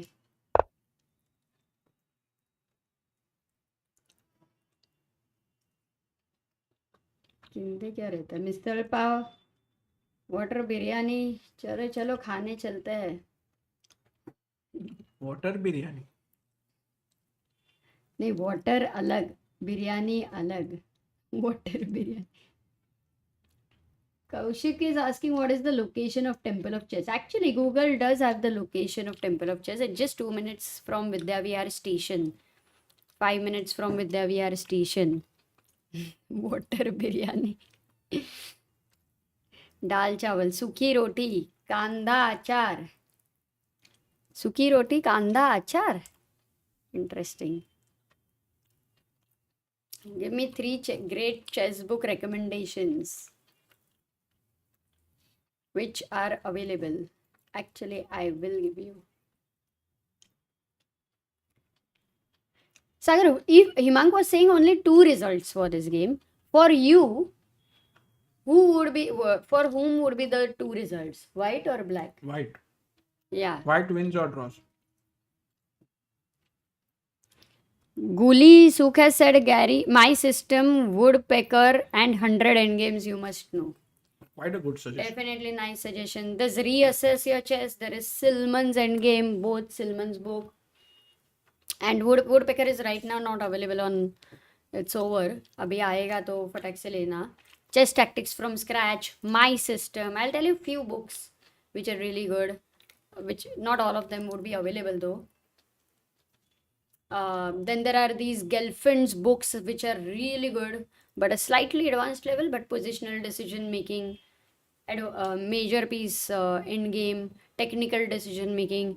All Jakob Agard books are superb, like attack and defense, the way he shows you. Then there is also calculation, positional play, end game play. It's a series. I mean, that 6 book series, if you're thinking outside the box, if you study well, huge improvement. Yeah, sincerely. Maroxy Bind says Soviet chess primer. Oh, love it. Love it. When Sagar first, at that point we were somewhere, he was carrying this book and he asked me one after the other position and they were so creative. Beautiful book. I don't think it's also available or not. I don't know. Check it out. It's one of the first books of Garry Kasparov and Anatoly Karpov actually when they were growing up. Acha. Got it. Very cool. So that one. My system abhi nahi hai, but we will be getting it in very soon. It's a mixture of My System and I think My Praxis. So that's by Nimzovich. Also, Chess Structures is a very nice book for learning some openings, along with pawn structures. So very nice by Mauricio. That one. His books are really good. For slightly advanced level, I would say that even Pump Up Your Rating is very good. Samuel Shankland. There are some people who are also very good authors, guys. Like Samuel Shankland, he has written Small Steps to Giant Improvement. There's also very nice book Under the Surface. Like we cannot many times see these calculations over here, but we cannot many times understand lot of things which go beneath it, like the psychology, the calculations, and so on. So Under the Surface is one of the bestseller. It's very good, but slightly I'm talking about more after intermediate, like not at intermediate level, slightly little more. Pump Up Your Rating was a great book by Axel Smith. I think it was a story where he worked with Aryan Tari, who was stagnant for a few years, I guess, and then his rating, they started working together for just a few months. Later, his rating like pumped up, he reached 2500. I think it is based on that. Again, another bestseller may not be available. Some of the books we're mentioning, if they are sold out, you can just make a note. We have all the books like from UK, they will leave. I mean, they would have left, and through ship they will come maybe in a month's time or so. So for endgames, Silman's endgame, 100 endgames you must know. Also these tactical patterns, 100 tactical patterns, that's a new book. Build Up Your Series. Oh, Yusupov, he is such a famous coach, and whenever such famous coaches build material which have got great success and then that is released, I think that's worth studying it. So yeah. Oh,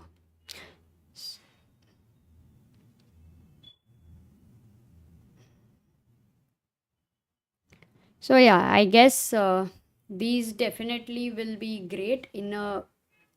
I just will check if there is anything important I missed in a moment, and then I guess your questions. You can go to Chessbiz India shop, and there you also have according to the you can see the collection. So then you will find some interesting things.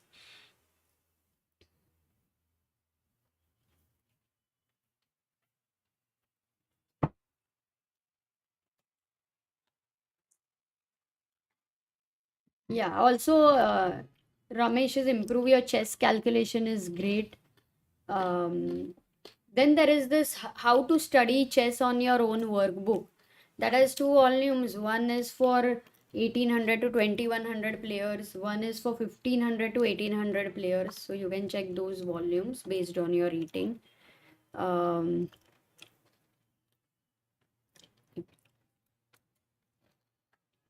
these are good.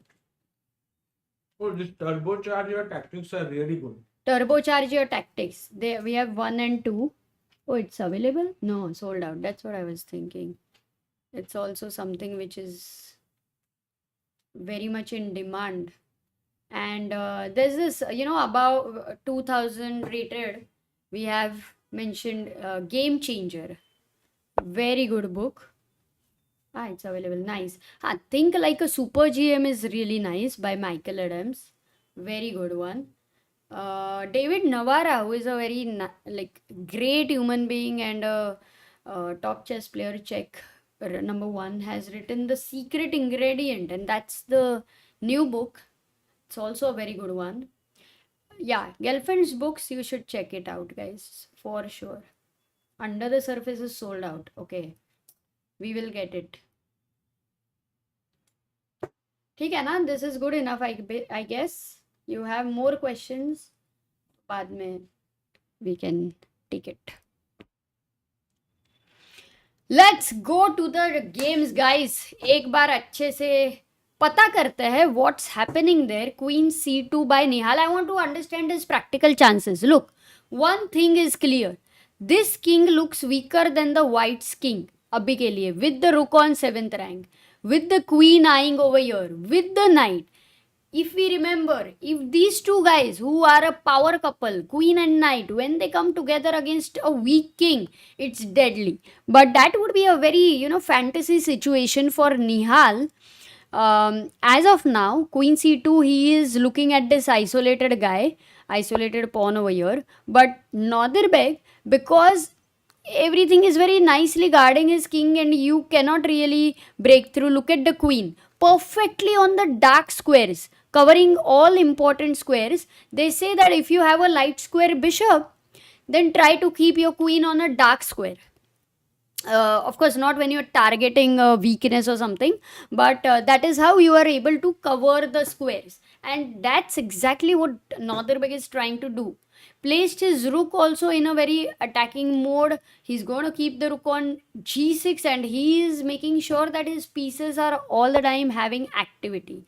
Nihal goes back to d1 and now for sure rook g6 is going to be the next move, where you're threatening bishop h3.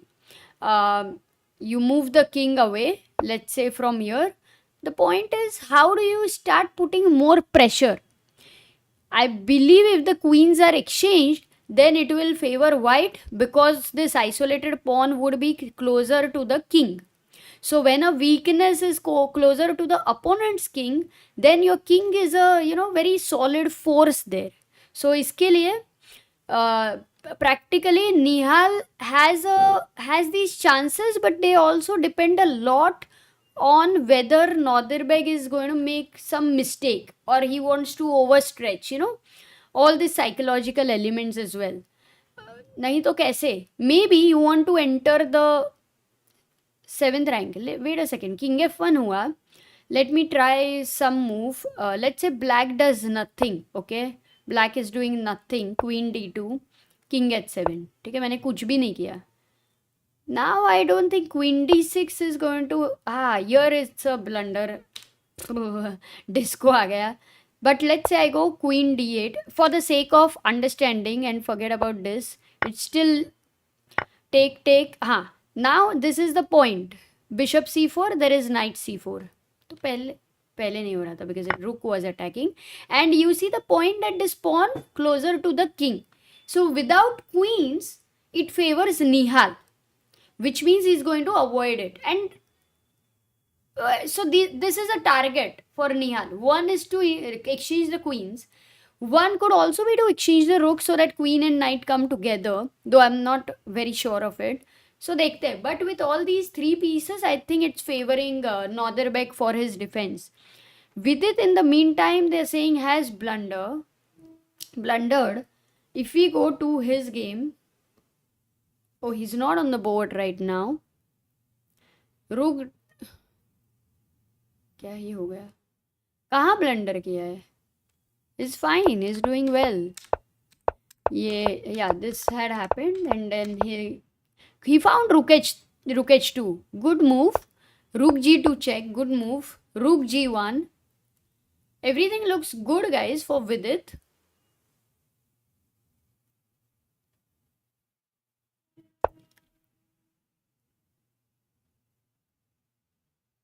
Omkar says, don't these players feel hungry after non-stop 6 hours of playing? Yeah, they carry things with them to eat. Also, there is generally refreshments over there.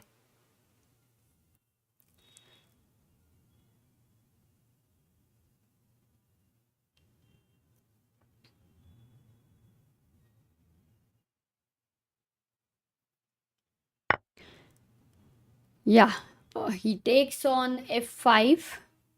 Okay, you are going to take ef5. This is now protected. I have a question in Vidit's game. This is hanging. I don't see a way to defend this. Maybe a check pushing you over here. And maybe over here, attacking the f5 guy. You take here. King f2 feels natural. The computer doesn't like it. You might land up in some meeting net ideas or maybe rook a3. So Vidit's game can become full of these calculations where you can easily go wrong because it is the last hour of the play. and many times by this time you're tired, and also it's the last round. So today and tomorrow is after 9 rounds, guys. Normally tournaments have 9 rounds. This is a 10th round, plus they are playing like 7 hours of game. So we need to understand that it is not easy. It is so intense for the brain, and it is not easy.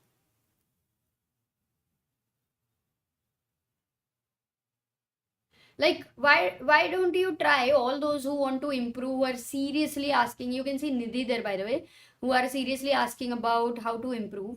Like, try this. Consider you're playing a game, okay? And for 7 hours, take a book, and for 7 hours, maybe like they do, yeah, in between they walk a bit, maybe in between after 40 moves they get some refreshment, but in general for 7 intense hours, solve as many positions from the book as you can. Tactics, you have to solve. I'm not talking about see a game or something like that. You keep solving and try this exercise for maybe 9 days, yeah, considering it as a 9 round event. And it's a good idea to understand how intense it can be. Sirius Black says, on Love and Loneliness by JK is also nice. Very interesting. I was reading that yesterday night. So very interesting. Read one page from that.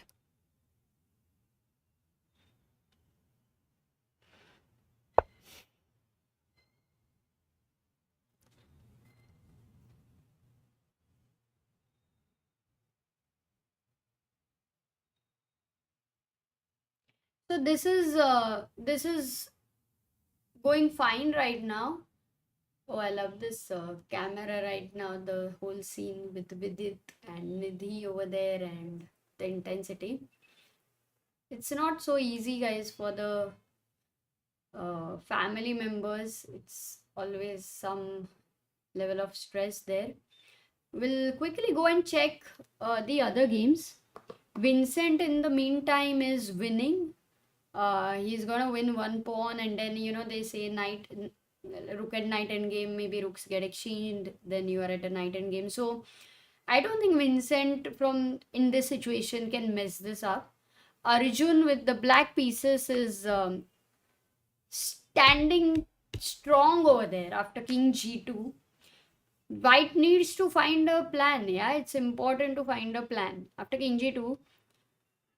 How do you improve his position? Yes, there is this weakness, but to attack that you need the knight on d5 or c4, which means that it will go into a king pawn endgame. So let's say he went king g2, but imagine he goes knight d5, bishop d5, queen d5, and if we talk about a queen endgame, okay, practically Arjun will be the one who will need to be careful. This is hanging, and it feels very tempting to enter c2, defend and attack here.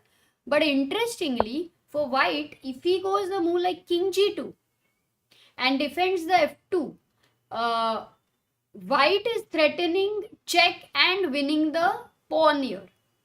Again, for black, how to defend? Because if you go king g7, then there is check and winning the pawn here, which means you have to keep your king on the light square, which is not possible. So for Arjun, he right now has to defend the b6 pawn, and if he comes back, then he loses the e4 pawn, and in this manner the move queen c2 becomes a mistake. So then he has to go a move like queen e7, guarding these squares where the pawn can be attacked, and like a move like queen d4 with queen e6, and then you are also attacking. So you can be there, you can defend that, but you have to be very, very accurate. And the last 2 rounds defeated Parham and Levon. Oh, Parham lost today? Man, that is...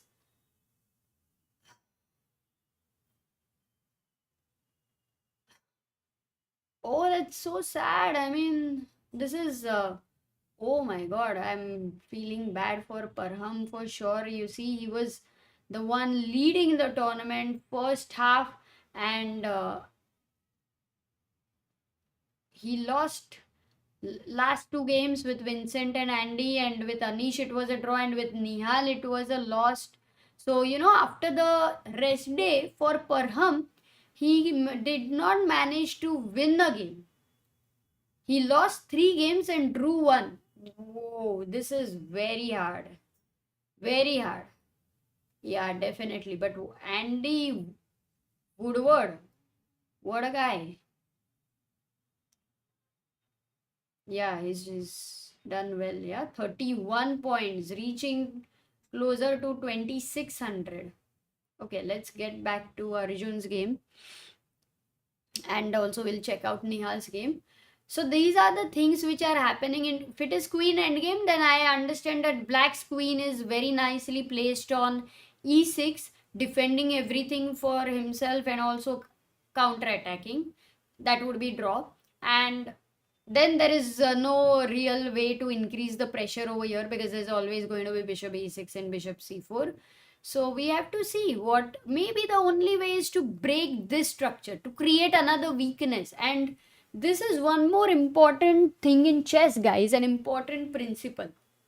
Principle of two weaknesses, which is like, okay, there is one weakness already there, but I want to create another one which I can attack. And then your pieces get overloaded.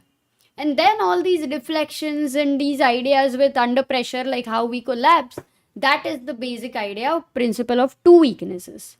So iske liye maybe for Yu Yangi is going to try and create ideas with g4. That would be his last try if he is going to not settle for a draw, and if he's in a very desperate situation. But Arjun, whoa, king f8 has allowed queen h8 check and says no, nothing's happening, it's just a ghost. I would be, if this queen was on b7, can I ask you a nice question, guys? If this queen was on b7, which is not possible though, I can't create that situation, what should have white played? Too much of fantasy, but okay.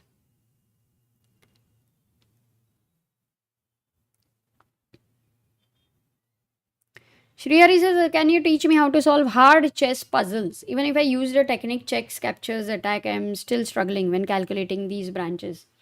That's why you will have to, it's a lot, intuition is also important, because through your intuition, you are first, you start with the forcing lines, like one forcing line back to back until it goes on. You have to calculate.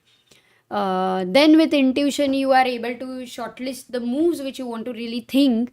And those shortlisting of moves, which we call as candidate moves in general, those are the moves which will show the level differentiation. Like a 2700, the top moves he will consider, then for a 2600, then a 2400, maybe 2000, 15. So that's how for you will need to develop your intuition also. A lot is based also on dynamic understanding over there.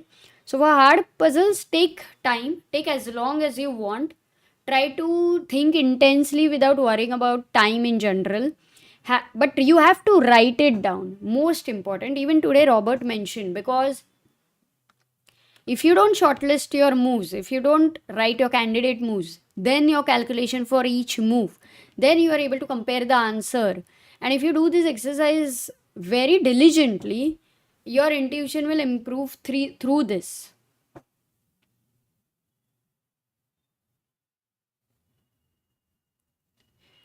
Akash Jain, who is member for 18 months and backer of Indian Chess, says, a wonder's under promotion is such a troll. Acha? Which board? And with whom was it today?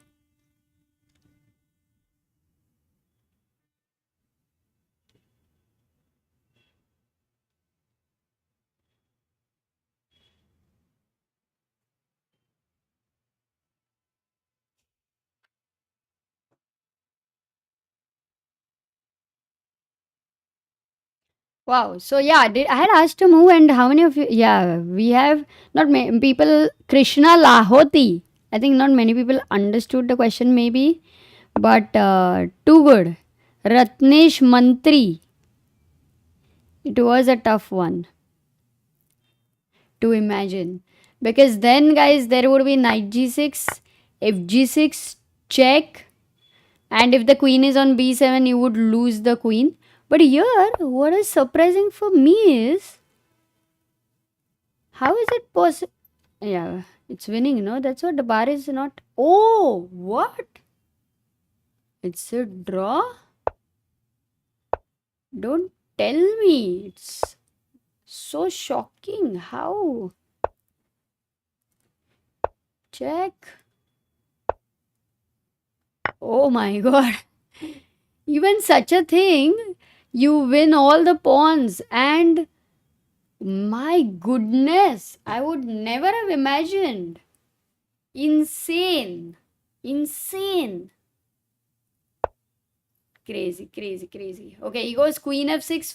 First threat on Arjun. Knight g6. And as far as we know, Arjun, oh, he's gonna go king e8, but he has gone king e8. Bhagam Bhag with the king. So Arjun, Avandar versus Theodoru, he checkmated. Oh, knight goes back. Nothing. He, in fact, now if he cannot take here, because after takes, there is queen f7 and you defend. Though you win another pawn and it's still a draw, he goes back to e2. He's saying that queen and knight coming together. So Ajju Bhai defending well right now. Let's go to Nihal Sarin's game and see what's he up to. We saw where queen c2, rook g6, king f1, rook f6, king e1, king g8, rook d8, king h7, rook d2. Nihal is trying to find some ideas, but not sure if he's going to repeat also over here. In fact, it's move number 49th. Nihal is down to 24 minutes, 11 more moves, nothing to do with time pressure. But maybe Nihal will repeat, objectively thinking there's not much, and will go to 6.5 points.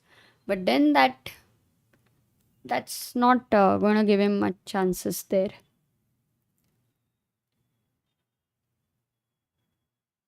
Yeah, I wonder, Leong, some interesting mate happened. That's what everyone's saying. Let's look at the final position. Oh, they had a Petrov. I used to play this line.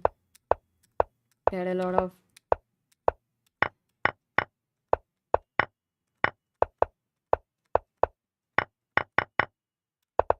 race is always tricky, huh? Race is always a lot about precise calculation. White is like, yaar, तुम्हारे pawns आगे बढ़ने दो, doesn't matter, it's all gonna be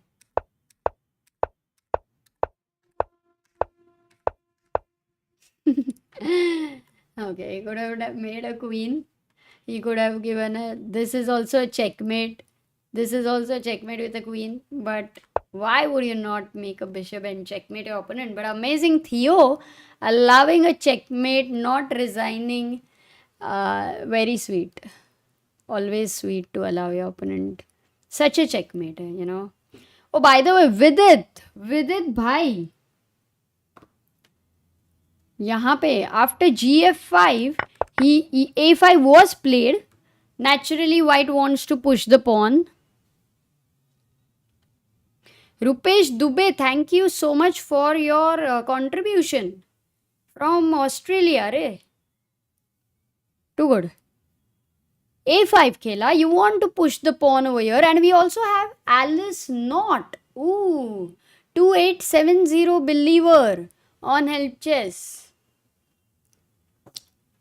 क्या बात है, 30 more tomorrow. अगर I think if by chance Ajju bhai or Nihal or anyone by any chance they are in that situation, तो हो ही जाएगा for sure. But otherwise also let's see. a5, rook takes h3 played by Vidit. Check दिया, king goes to e2 and now rook h2 check. He may try to create a mating pattern, but now he has a clear cut passer over here. he can stop this pawn because dark square pe to wo easily it cannot come. So let's say if king f3 over here, what's the best move? Like if I want to consider an idea like stopping your pawn, and if I go rook a2, is there a problem? a6, let's say. And now I can't go here because this is hanging. So I ignore and I go h5. And yes, there is a problem. There is a problem, and the problem is not easy maybe. Guys, what is the problem here?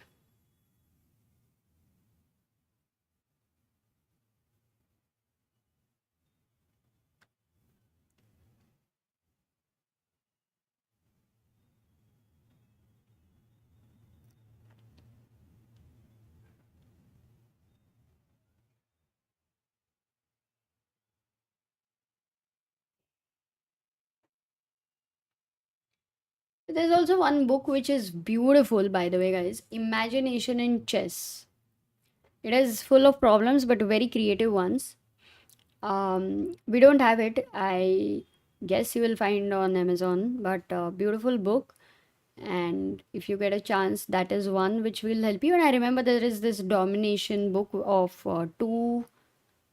I always keep forgetting the number, 2500 and some number of problems, which is all about, they have very interesting positions with very few pieces, and yet how the bishop is gonna get into a trouble, the knight is gonna get into trouble, and you kind of improve your vision of the full board.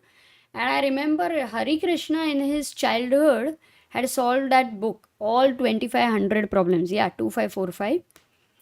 And for all of those who are in Mumbai, definitely you can come to Temple of Chess, and you can try to solve it with other people. They are tough problems, but it's like you see the answer and you're like, wow, those kind of things. So h5. So this is what I was looking at, and the rook d7 nahi, the bishop c4 is the only move for white here to, let's say, save himself. It's kind of tricky though. You are attacking this h4. I can't exactly understand. So बहुत tough है guys, all of these ideas. Not easy to find. So he goes h5. बहुत natural, very natural. If a6, then h4. Look at this race. If rook d7 check, king c8. The good thing is the king is closer to the queening square. If a7 right now, black to play, guys. Can we get at least 100 people answering this? Or is it too much?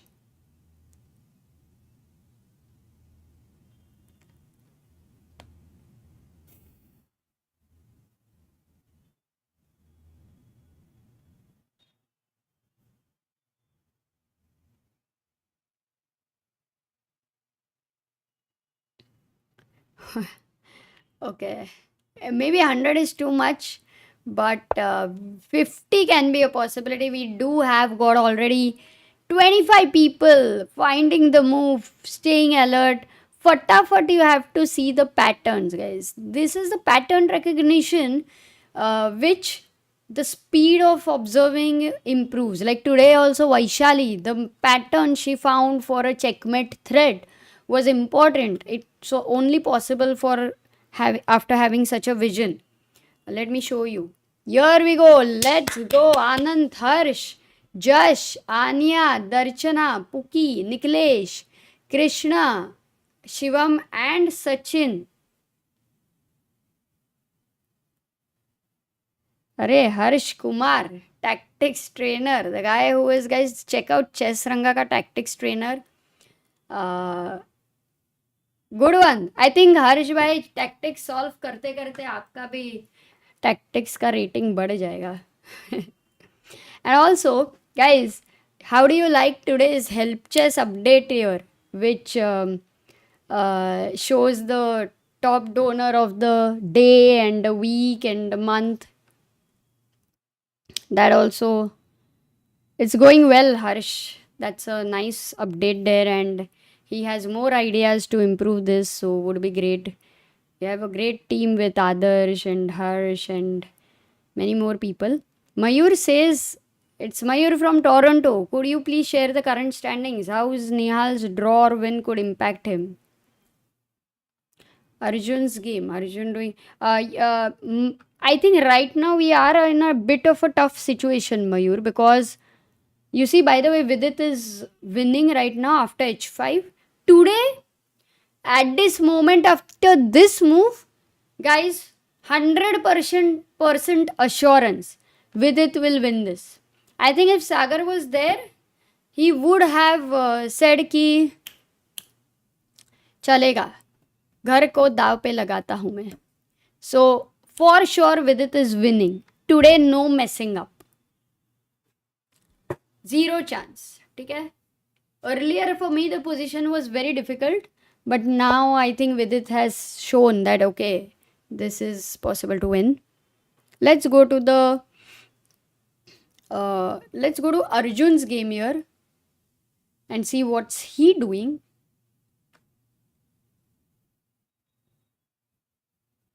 Oh, queen king e8 के बाद knight e2, bishop गया d5, you were attacking the b3, he goes knight d4, everything on dark square is king d7. You know, now this is defended, so king's journey is on this side because he understands that it's a dark square thing and my king and queen can both defend, whereas this pawn is easier to defend with the bishop. Quite an interesting idea that also somewhere you are running away with this g4 ideas of white. Wow, that's creative defense by Arjun. Queen d6 now, very creative defense by Arjun, and I would be kind of surprised if by chance, imagine Arjun's king goes here, कहीं ना कहीं ये b3 का pawn. Okay, let's not get ahead of ourselves, but queen d6 played by Ajju bhai. At least one thing is there. As of now, the results which we were earlier talking about, only 2 results. At this moment seems like only 1 result. इतना भी ठीक ही है. Going to Nihal Sarin's game, because this one is particularly a very important one.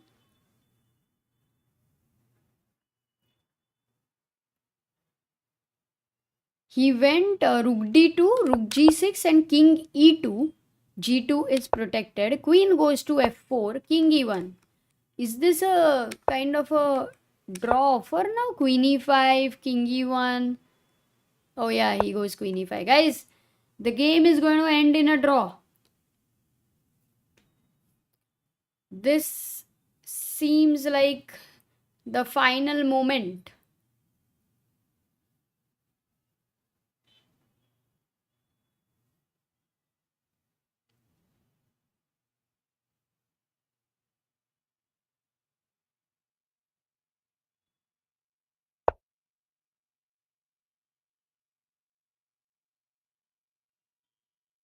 Nihal somehow seems a bit sad for sure. He had such a great event, yeah. Not easy. Yesterday's game was, yeah, so close, yet so far. Is there any possible blunder that Yu Yangi can make? Asks Titash. Yes, if he goes desperate to, win in that position, which is the scenario. That's why many of the equal positions in the penultimate day round and even tomorrow will go haywire just because of the risks which the players will go so far to try and win.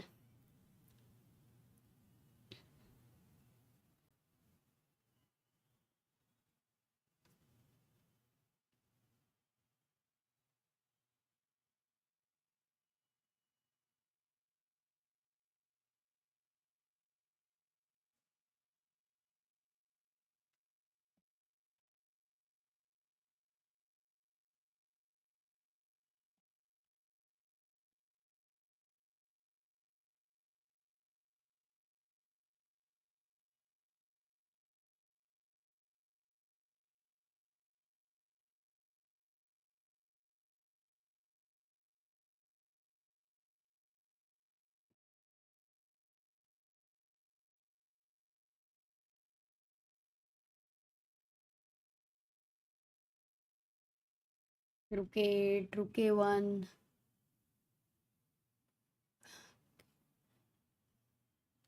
क्या लग रहा है guys? Dev says I want someone to look at me like Naderbek is looking at Nihal. You need to play well for that. You have to find some good moves for that.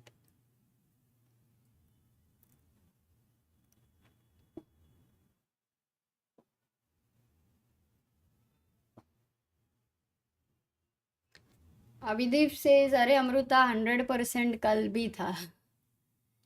नहीं but आज का तो 1000% है. 1000. Both Arjun and Nihal need to match Kaimer's result. Kaimer is winning, so they both need to win because their tiebreaks aren't better than most of the people on 6.5. Yeah, it's good. Draw will have maybe some permutation combination could work, but very unlikely according to me. 1000% कुछ नहीं होता, says Pragg Gupta. Oh, he goes Rook D1. Not, at least not King E1 and King E2. After Queen E5, oops. Rook D1. Indian says slight better, which wouldn't matter because if you go Queen F4, one thing maybe Nihal can do is to go Queen E2, attack the H5 pawn, and then ask Black how is he going to defend. Because imagine Black says, "Arey, koi nahi, I'll go King H6." Oh, he goes Queen E5 again. Imagine you go King H6, there is Rook D8 with the check. Of course, Naderbek is not going to fall for such tactics.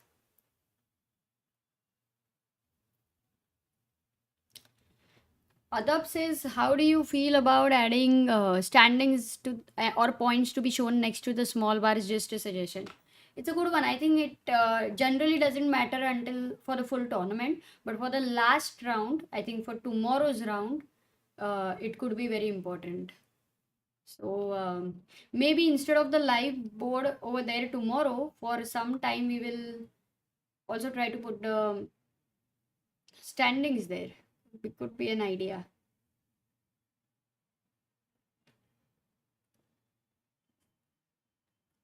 Ayush says मैं अपना rating दाव पे लगा रहा हूँ. Vidit जीतेगा.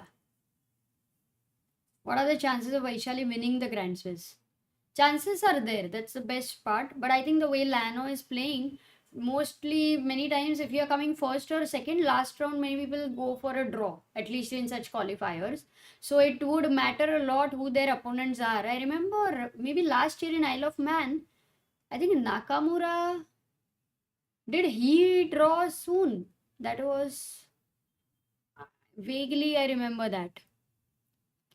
Mauricio says, good morning, warm greetings from Santa Monica, California, USA. Go Pragg and Gukesh. Oh, very nice, Mauricio. So wonderful to know that in the morning you have tuned into Chessbiz India. We thought here Nihal is going to repeat and they're going to have a draw and they are going to be having a handshake. But seems like they're looking here and there and thinking about maybe tomorrow's what is going to happen. And this is the time for, if you want to go for a draw, then you have to think about how many people and what are the chances and so on. Nihal has to go back King F1, it seems. Has to go back King F1, it seems, yeah? Why? What is the problem for King E2? Queen F4, King E1. He doesn't have to, but if he goes... Oops, Rook D1, Rook F6 was played. But if he goes King F1,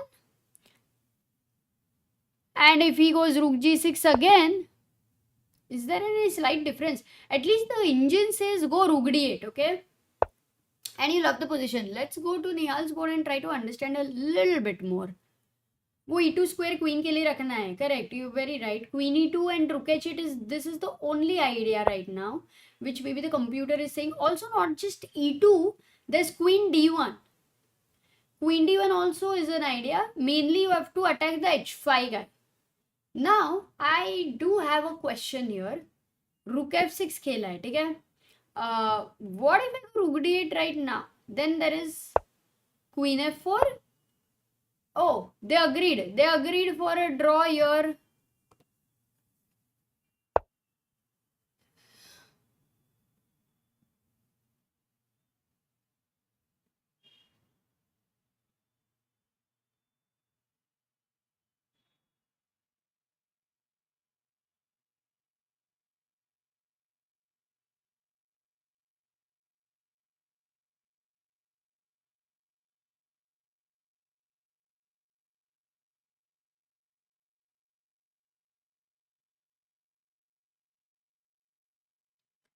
Something here based on f6 पे takes and then not sure at which point. Okay, but they are analyzing, and I think for Nihal, +9 for his rating. Until now, he is about 2700, guys. Himang says khatam. Himang says was really hoping Nihal does it today, feeling very sad. No, it's sad. खत्म है क्या? पूरा zero मतलब पूरा zero.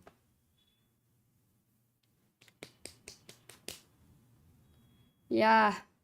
No, Nihal, I think yesterday's game was matlab important. Today it's equally tougher opponent with the white pieces. Though he did get the slight edge, somehow it wasn't very easy to defend. Okay. Let's go to Arjun's game and see if any wonders over there happening. Draw. Draw. अर्जु भाई का क्या हुआ? Arjun is defending well, but I think Arjun has plans to try as well. Arjun bhai is going, he's got his king over here. मुझे तो लग रहा है उसका दिल तो है कि ऐसे जाऊं और ऐसे आऊं. दिल तो बहुत कुछ कह रहा है. But queen b8. Exactly, it's not easy, but the best part about this game is both of them will keep trying. बहुत try करेंगे guys. Keimer won, huh? Keimer will reach 7.5. No, he's winning. Well, Nihal will remain on 6.5. He blundered. What? Oh. He blundered. Knight takes g3 blundered. Oh my god. कैसे बढ़ना है? G3 king. Oh. Check. Oh my 94. god. He was just winning here. अरे Matthias generally finds. Let's see. Important moment to stay here, guys. We don't have the cameras. Go to FIDE. Check it out right now. अब भी देखो. Yes, guys, check out FIDE's live stream for this huge moment that could very well determine the tournament. Knight takes g3. Can he find it? What do you think based on their emotions? Do you think Matthias understands the mistake? Because he has 11 minutes. Do you think Vincent realizes his blunder? Sometimes it's difficult to be very focused, Amruta, in such moments. Like, oh man, and Himang said, bhai kar de, fir Nihal still has a chance tomorrow. found it. Oh my god. Man, for Vincent, this guy's winning like full time, no? After a point. You can still miss something like Vincent this. Keimer it's must be heartbreaking. shaking his Peter head. Leko would be right now. So sad. Wait, but is it over absolutely with no practical chances? Like king moves and then h5 is hanging, no? So king f3, e4 maybe. King f3 check direct. Acha. Oops. King g1 maybe. But even like check. Oh, anyway, why we were looking at... Sorry? You had said king g3, rook d3, no? Anyway. Yeah. Got it. What a huge moment, guys. And Amrita, Vidit is still playing, huh? Vidit is winning. Like, हाँ, what do you think, Sagar? Like, घर तुम्हारा घर जो है क्या वो तुम stake पे लगाओगे? For विदित जीतेगा या नहीं इस पे? he'll win, yeah. I can put 100%. 100. Himang says, by then there is a real chance that 7.5 is the winning scene. But how many people abhi ke liye aaye matlab? We have Vincent Matthias. on 7. In that case, okay, Vincent Matthias will be on 7. Then we will have Anish Firouzja on 7. Hans Niemann. Then Hans on 7. Bas. ये नहीं ना Arjun और If इनका Arjun or Yu Yangi, whoever wins, will reach 7. only if they win. Yeah, otherwise no. But if we have 5 people on 7 and if they all draw, okay, just imagine they all draw and they go to 7.5. Then it will be based on the. Oh, but how much is Abhimanyu Mishra on? 6.5. Because if he wins and everybody draws on 7, maybe Abhimanyu's tie break. Yeah, maybe nahi, Oh. 100%. No, then even the practical chance is not there for Nihal in that Why? case. Because Nihal's Amruta Because- tiebreak is not bad. We have this box which was created. If we can, yeah. So Nihal is like at 2655. Vincent is there already. See, Alireza is there. Matthias is there. At least one board will play such that they can draw. Agreed draw. If that happens, then already it's over, and that is going to happen in the first half an hour tomorrow. Playoff रखने चाहिए ना?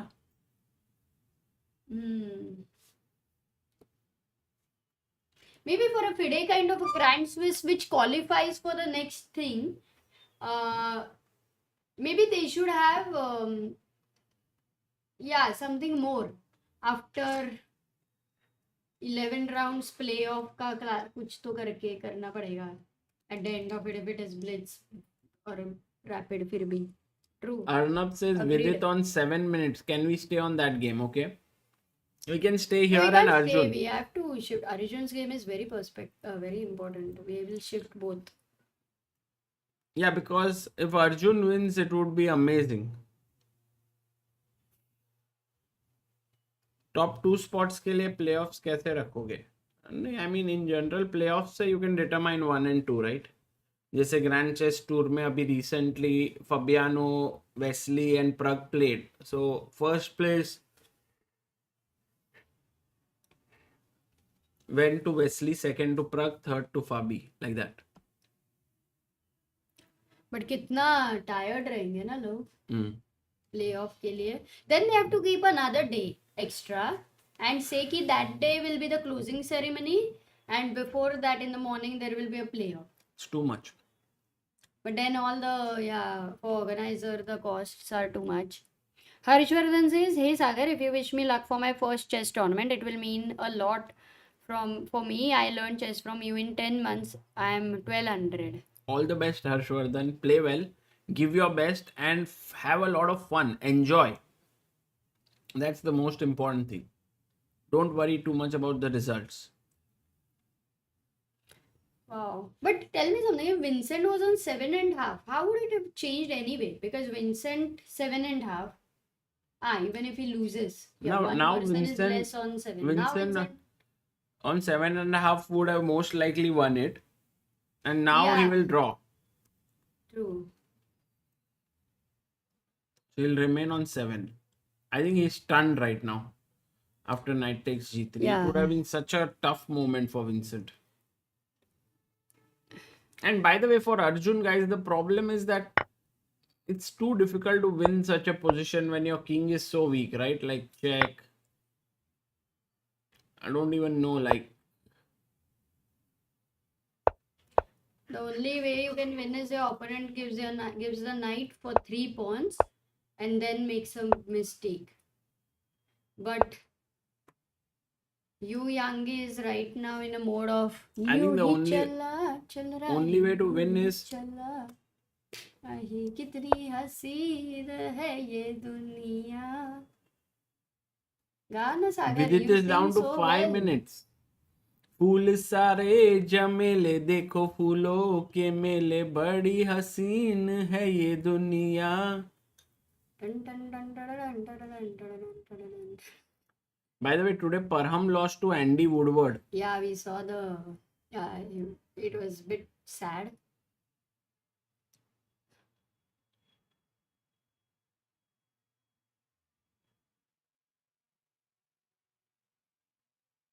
Suraj Khot in the chat says, I'm sure no player would complain if they keep playoffs.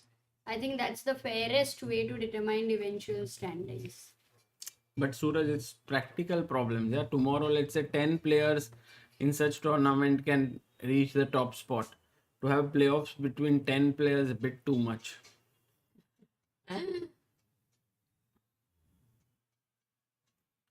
With it down to 3 minutes 48 seconds, Amruta finally makes a move.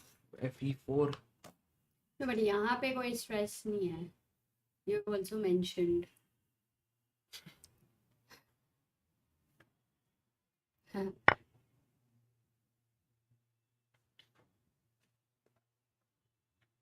Yeah, Golden Sparrow asks who has better tie breaks, Vaishali or Katerina Lano.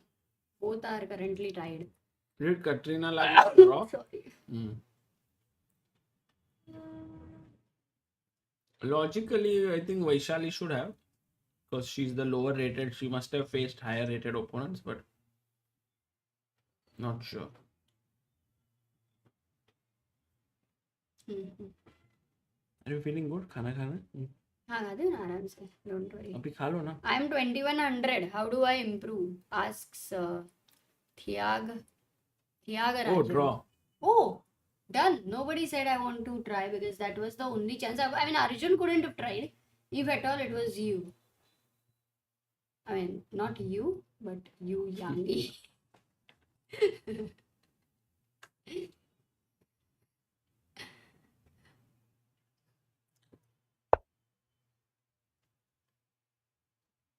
Actually, Vidit has some outside chance, yeah, now, because Outside? ये तो inside chance है. नहीं tournament जीतने का. What? No way. Come on. Because he's on 6.5, right? But this thing is so bad. Tie break. I mean, I understand your love for him, but it's absolutely impossible. How will you have a 7.5 where your tiebreak is lower than 10 more people? Maybe then but he has a good chance for 4th and 5th, which is also a good thing, no? For his rating. कितना है rating?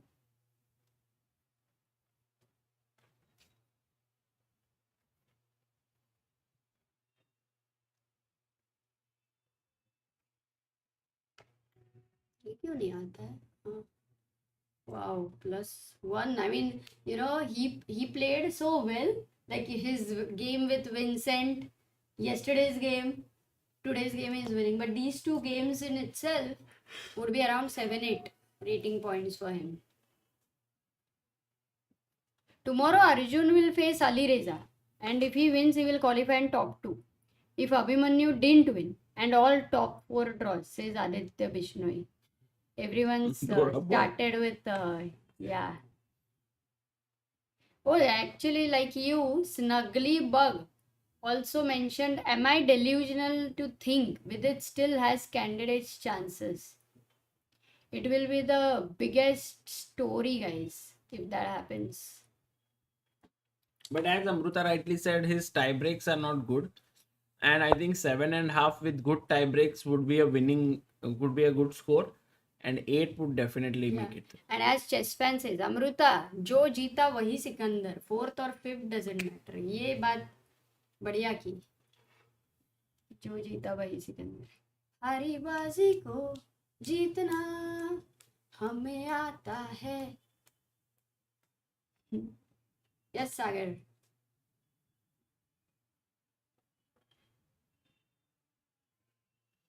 सागर भाई आज तबीयत ठीक है क्या? Cubes and Games is asking. Slightly better. I am better actually. Arjun is playing that queen d8 move, Amruta. जो जो that was winning ना, जो खेला नहीं है. Where was he winning? Can you show me? Not him. Yu Yangi. 40th move पे. Remember? Oh, He showed him Queen D8. acha. And they're analyzing Queen E5 G3. Maybe you had not seen it. Hmm? Ah, you had missed. You is like, अरे बाप रे, तो गया मैं. I could have won.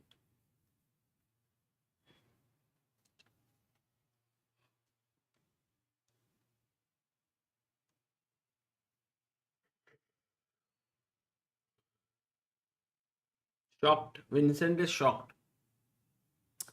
Oh, for Vincent, again another heartbreak. I mean, because if Vincent tomorrow does not qualify, then this game he would be having nightmares for a long time.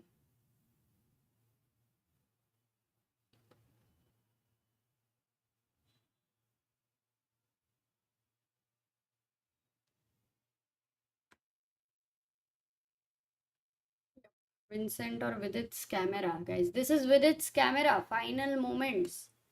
Oh, nice. And look at Nidhi there, standing. Amruta. Oh yeah.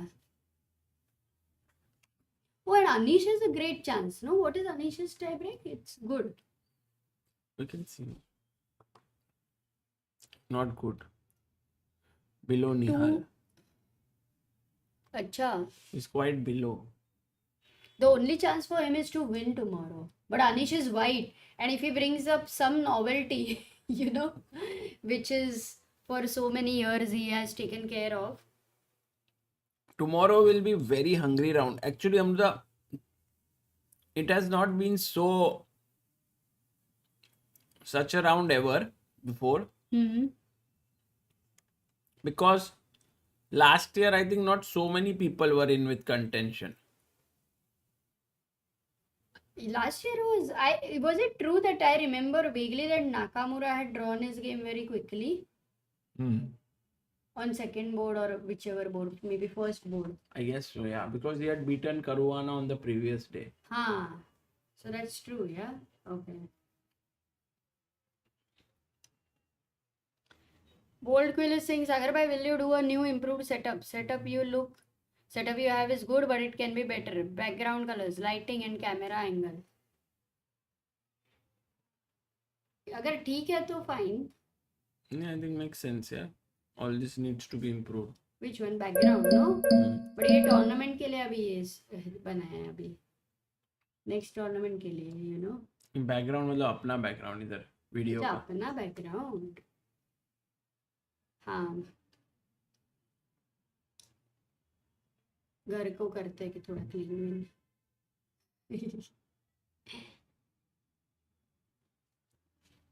ठीक है, lab. Sir, what were you studying when you were 2100 though? Somebody is asking in the chat. Studying मतलब? I mean, as a 2100 player, how did you improve? I think I studied this Silman's book. Yeah, it was very helpful to me.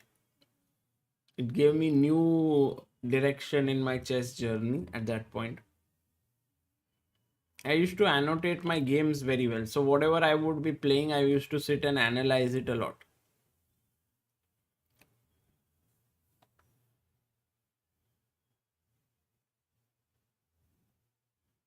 Got it. Guys, so right now Vincent Keimer is going to draw. There will be a huge number of players on 7 and even bigger number on 6.5. So Vidit has a chance to join everyone on 6.5.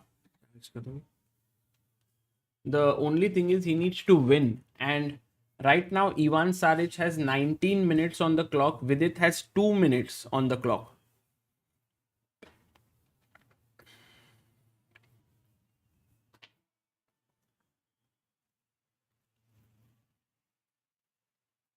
For Vidit, it seems like the plan is easy. Yeah? H3, H2, H1.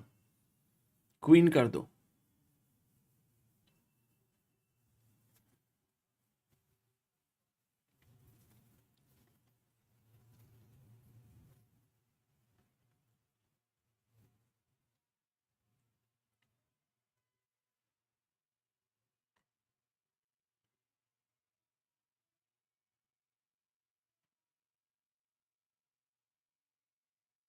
Ivan Saric has 18 minutes on the clock. I don't know what he will do to stop this pawn. Let's say he goes.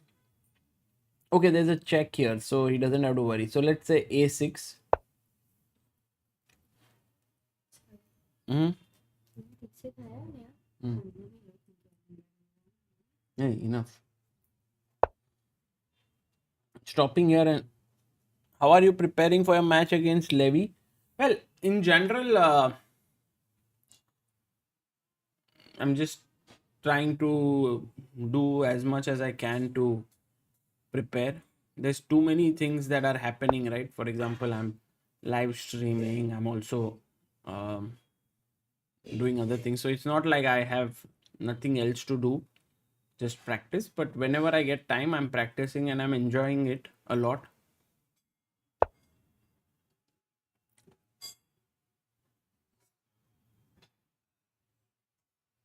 Sagar bhai, you have to win versus Levy. Guys, the thing is, winning and losing is not in our control, but at least we can give our best. That much we can try. So I'll try that.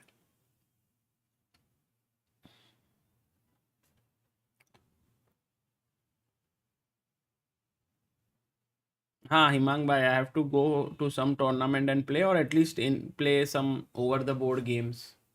Something would be nice.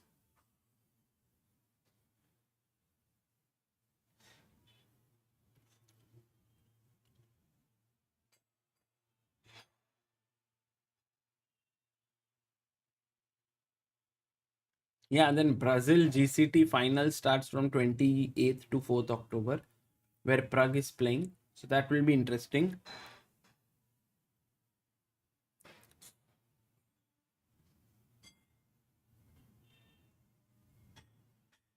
Yeah, if only Vidit had won yesterday, he would have had great chances. But guys, it's never easy. Like if you had won yesterday, you would face much stronger opponent today and so on. So that ifs and all is not very relevant, I think.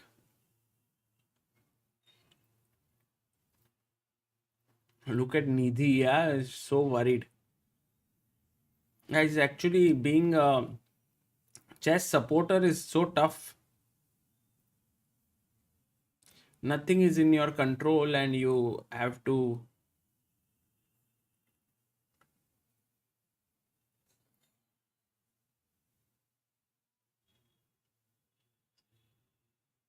can you make exciting board to blue bomb? Yeah, okay. It's a good idea. So we'll have the blue bomb board on the small one and the Vidit one here, right?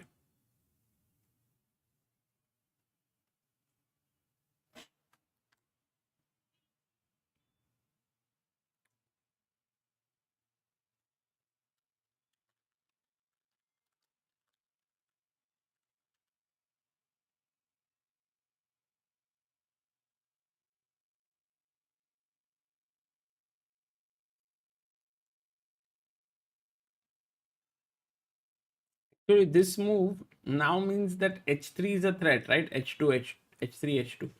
So bishop d7. Maybe just rook c3 with the idea of h3.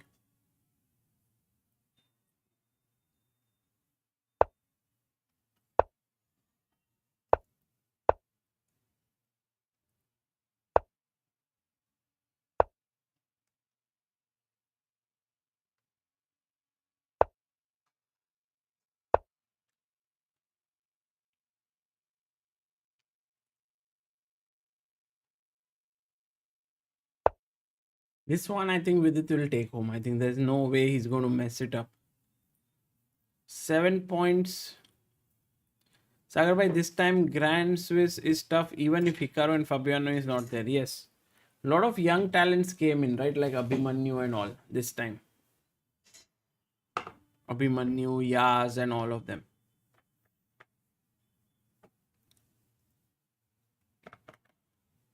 Nidhi is representing us. True.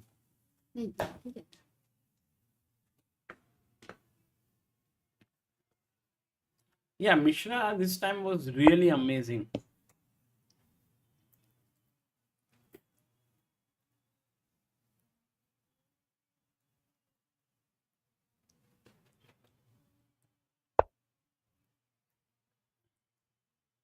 Raunak is beating Anton Demchenko with black. Wow, that's quite big.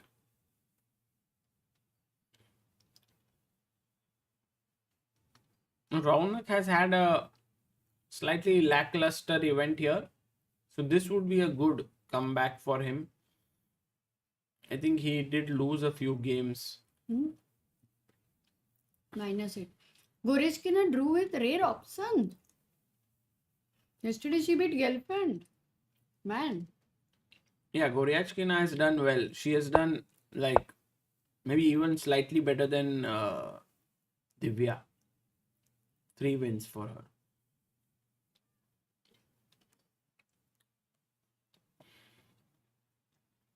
She's more experienced for such events because Kartikeya Shankar says, Sagar bhai, what is your opinion on India versus Pakistan chess match happening, if ever in future? I don't know. I believe that chances of India facing Pakistan can only happen during the Olympiad because both have a team. you know the Pakistan Olympiad team for women's, they have a very inspiring story there. In fact, on top board, it's especially abled, yeah, and she plays brilliant, really amazing to see in Budapest. We had interviewed her. Aditya.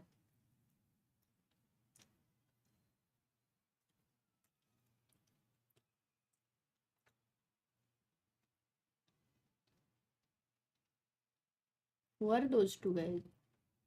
But I don't think they're watching Vidit's game, no? No. By the way, Vidit down to 1 minute 40 seconds. He can already push his pawn down the board. I don't know what is the idea of blue baum, why he played bishop here. Aditya covered her story beautifully, says Imang. Sagar bhai, love your commentary on your own game. So very excited for the upcoming clash and the commentary on it.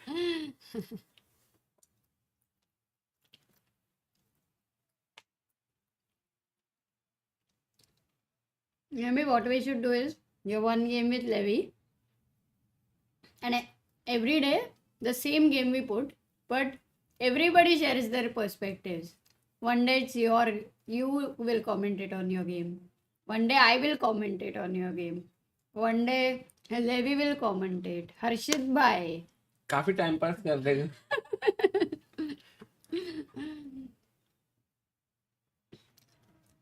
Did he push the pawn or not? Maybe even king a7. I think that's also a good move by Vidit. Yeah, that's just improving the position slightly, putting the king on the side, getting ready to push the pawn down the board, guys. Maybe oh इधर रखना तो ऐसे भी दिखेगा.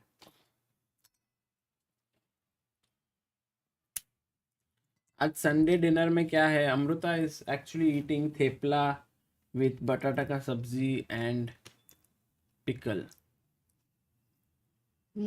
Sir rating tournament खेलो, अच्छी practice होगी. 21 और 28 को है. अच्छा, साकर चेस किधर है? साकर chess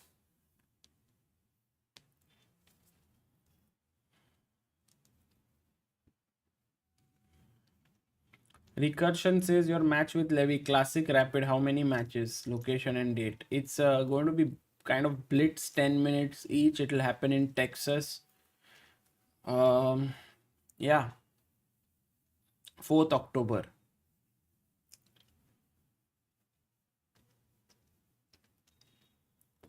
Chembur, Gymkhana and Koram Thane. Okay.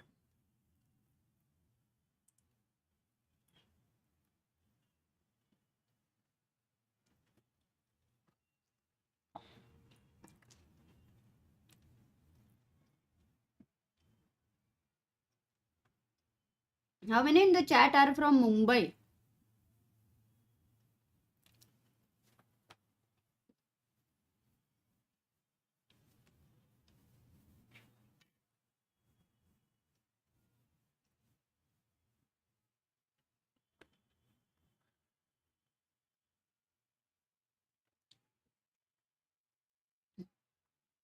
Thane, Navi Mumbai, Mumbai, Mumbai. Arey.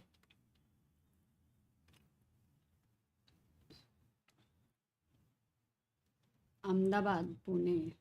Thank you, Adarsh Agarwal, for your super chat. Vile Parle. Guys, many of you are from Mumbai, which is amazing. You should tell your friends and families every Saturday, Sunday, if you know any kids, they should come over here. We have some amazing sessions for little kids. At the Temple of Chess. It's You know, actually today for Sagar's friend's son had come and his age is 2.5 years. yeah. The idea is to teach chess in a fun way with little with all the chess spa and books, and we have developed some few techniques, so all of that trying to teach little kids. Amit says, I want to come. When is the next batch starting? I think if you can type on YouTube, then you may not be the right candidate for that one, because that is 3 years to. Maybe he has a son or a daughter. I completely forgot. Yeah, on Temple of Chess Instagram also, and maybe I'll also share the story on my personal Insta, Sagar's personal Insta. Very soon. Vincent Drew, guys, keeps the tournament wide open. I mean, although I would have loved for Vincent to win and qualify, but it keeps the intrigue alive. We don't know who the first and second spots are going to be because Vincent did not win.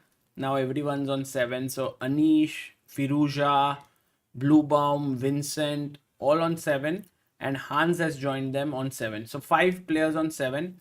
Then on 6.5 you have Arjun, Yu Yangi, Abdul Sattarov, Nihal, MVL, Abhimanyu, Mishra. I think Vidit will join them. And I think Awonder Liang also made it, to 6.5. Yeah, Awonder Liang. Really? Oh, yes. Look at this last move. What's that? I wonder. Oh, he made a bishop, huh? Nice. And Parham Maksu, Andy Woodward also is on 6.5. So on 6.5, there's a huge janta. And who is on 6.5? 6. Best bookers for 6.5 also would be then Nihal Sarin for sure, I think. Nihal, Arjun. 6.5 pe, I think the biggest is Abhimanyu, Parham. right? Also Parham, Abhimanyu. Parham is on 5.5. You know, the funny thing is Parham was on 5 out of 6. And then in next 4 rounds, he made only half a point. Exactly. Very sad for him. Amit says, I have a 4.5-year-old daughter. Yeah. Oh, you were right. You can come there on weekend and you can check Temple of Chess on Instagram. It would be amazing.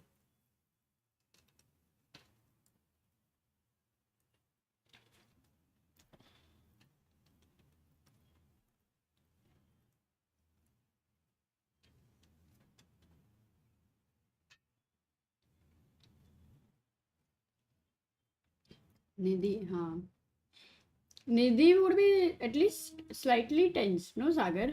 Yeah, Because slightly time pressure. Kafi worried. That's true. By the way, guys, can this be a good idea? Rook e5. Idea rook e8 and mate. So let's say you give me a check. Sorry. I go king c7.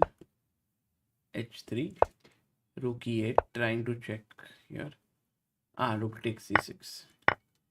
Oh, rook endgame में convert कर दिया. Right time. But how many moves he has to make for the 60 move?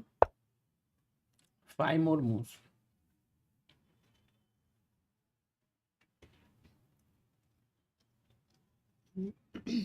सब्जी लेके आ रही हूँ. Harshit by Drew. Today there was one round only or other? Sure, there was more.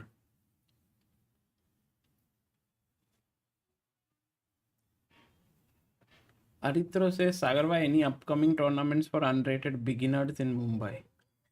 I think in general there are always some of the other events happening on weekends. We created a WhatsApp group, WhatsApp channel to put that forth. Maybe we'll try to Like Sakar Chess always was sending. I think Sakar Chess are you still sending um the calendar for every week or every month? What are the chances for Anna? Because predicted for Alireza and Anna to win in the giveaway video. I think Anna won't win. Pratap Mengu. My age is 25, but my chess rating is less than some 3-year-old kid. So am I eligible for your class? If you can behave like a 3-year-old kid, then yes.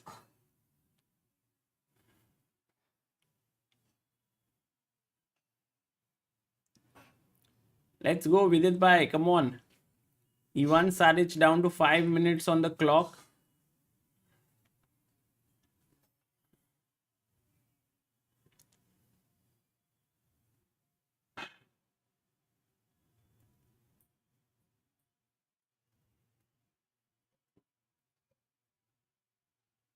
And today Vidit is fully focused, Amrita. He doesn't want to lose that point. And I think with this win, Vidit will also gain rating. Quite important. Actually, for Vidit, I think if you count the number of hours every player has played, maybe Vidit will have the highest number of long games. Ivanchuk, yesterday, today. Many days. I remember looking at his games till the end on many days. He's like, time वसूल करते हैं. Anya Jain is like, Nidhi Di is looking at him like, भाई जल्दी चल ना मेरे को घर जाना है. नहीं guys. In fact, Nidhi is like, please play well.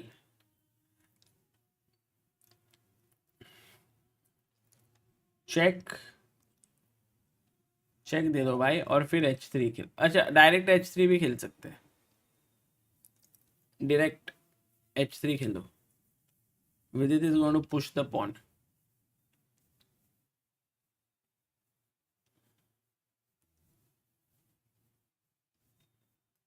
Manasvi says, wish there were playoffs at the end of such an important tournament in the cycle. Crazy roller coaster. Yeah, we were discussing about that actually. Check, best move. Found.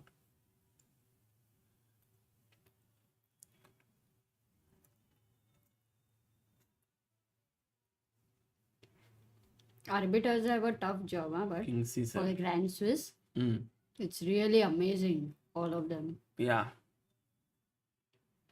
Oh, by the way, Vidit said, once you go King C7, I'll go Rook C1. And then you will have to either attack gaya up.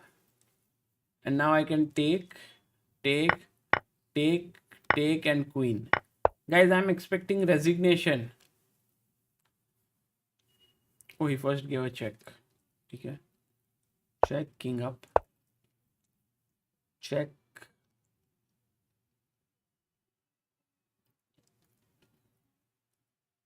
Takes, check, upper. But there is no good discovered check. So the king is running away. भाई ये chat में doctor निधि का account real लग रहा है. कैसे? हो ही नहीं सकता ना Himank. She is over here. But 15 minutes के हो गए ना? अरे हाँ, सॉरी, हो सकता किधर है. है? Because she has a YouTube channel, right? ओह हाँ, तो देन हिमांक ने बोला मतलब सही रहेगा. पर दिख नहीं रहा है किधर है.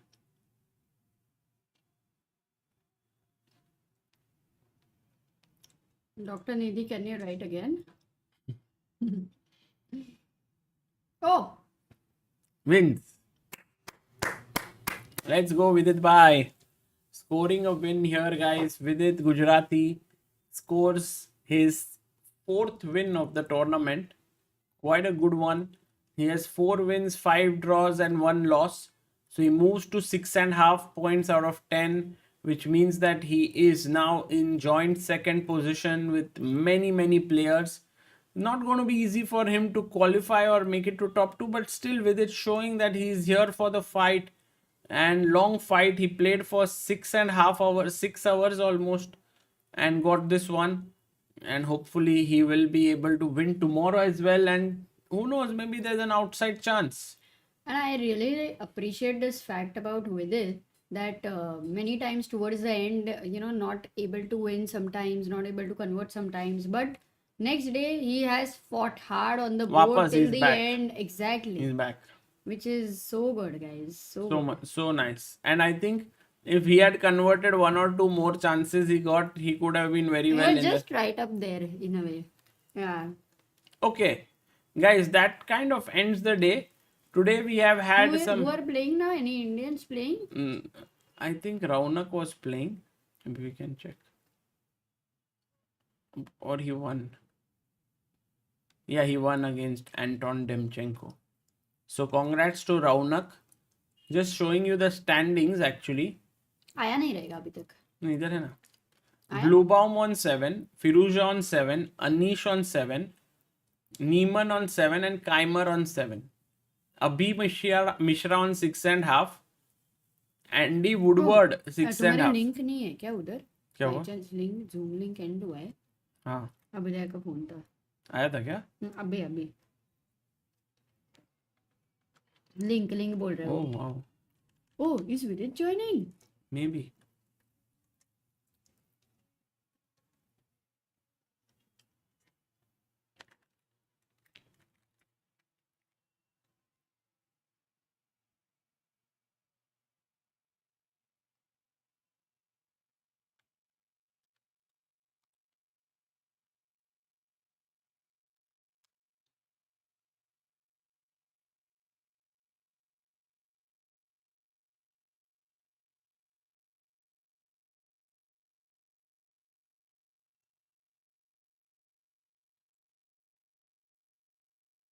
Oh, we have Rizman Patoni, who's become the backer of Indian chess. Ray, thank you so much, Rizman, in the final moments for becoming a member. Very nice of you. Oh, it's amazing.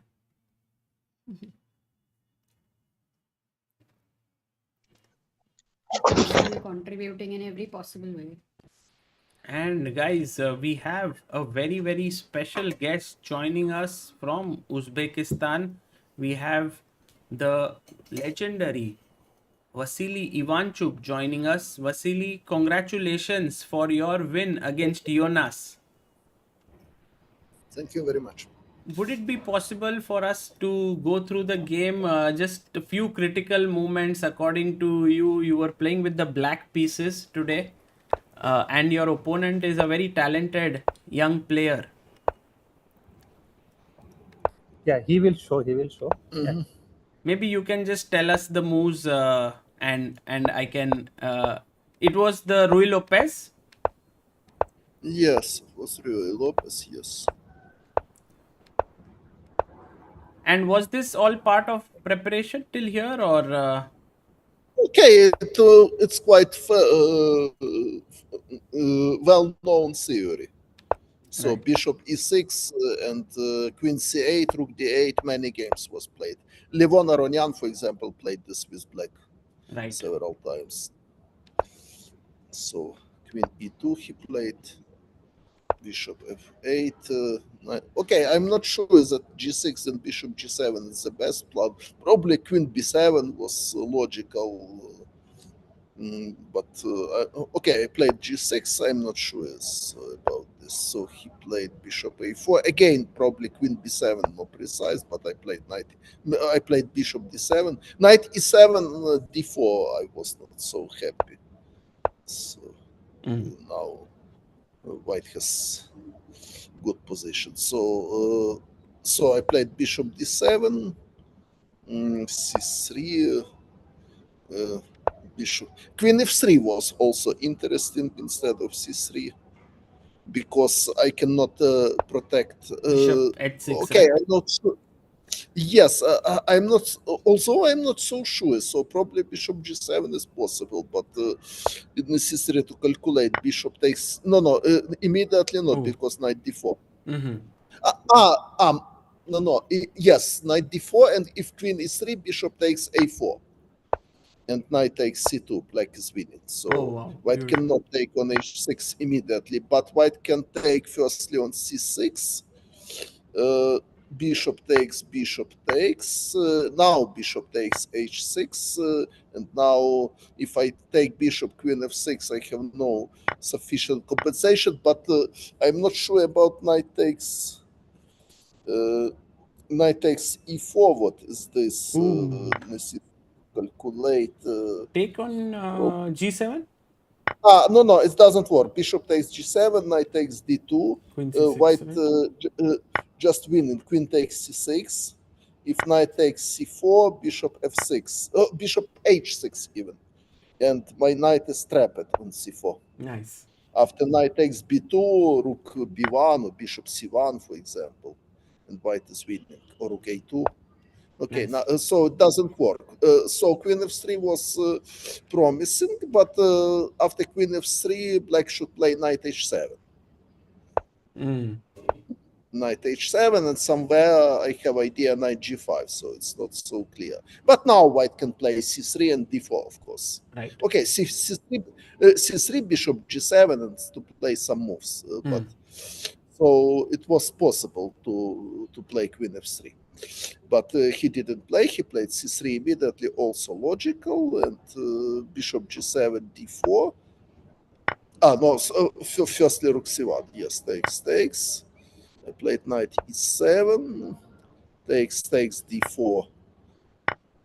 And now if I take on d4 and play d5, knight e5 is pretty unpleasant, and white piece is more active. I have two weaknesses on c7 and a6. Right. So I decide to wait. I played queen e6. And now white also could wait with f3, for example, but he played d5.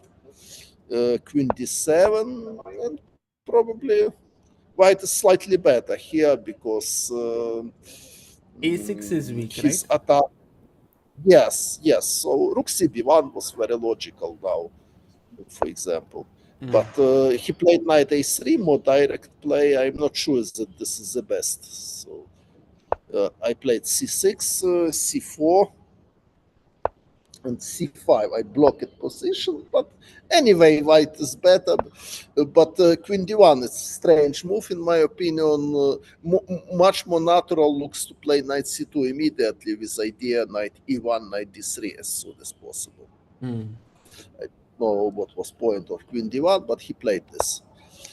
Now knight h5, I'm trying to organize some counterplay, so knight c2. Is your F5. idea to eventually play yes, f5, yeah. Yes, it's only my counterplay. Okay, now white has the principal choice. f3 was totally possible. Then knight e1, knight g3, but he took on f5, was also possible. Of course, I would be happy to take with pawn, but not possible because knight is hanging. So I took with knight. And, knight e4, knight f6, queen d3. Takes, and I played rook b3. Wow. And, it's complicated position, difficult to say. During the game, I thought that more or less equal position, both has his trumps. You have some counterplay, right? Like because your rook is in Yes, there. my idea to play rook db8 and then to prepare probably king h7, bishop f6, bishop g5, or king h7, knight d4 in some variation can be considered.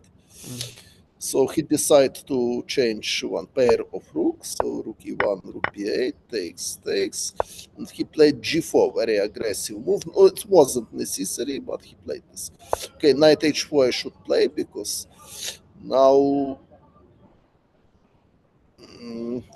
white should play precise. Because, for example, if king f1, queen b7, king e2, I have rook c3.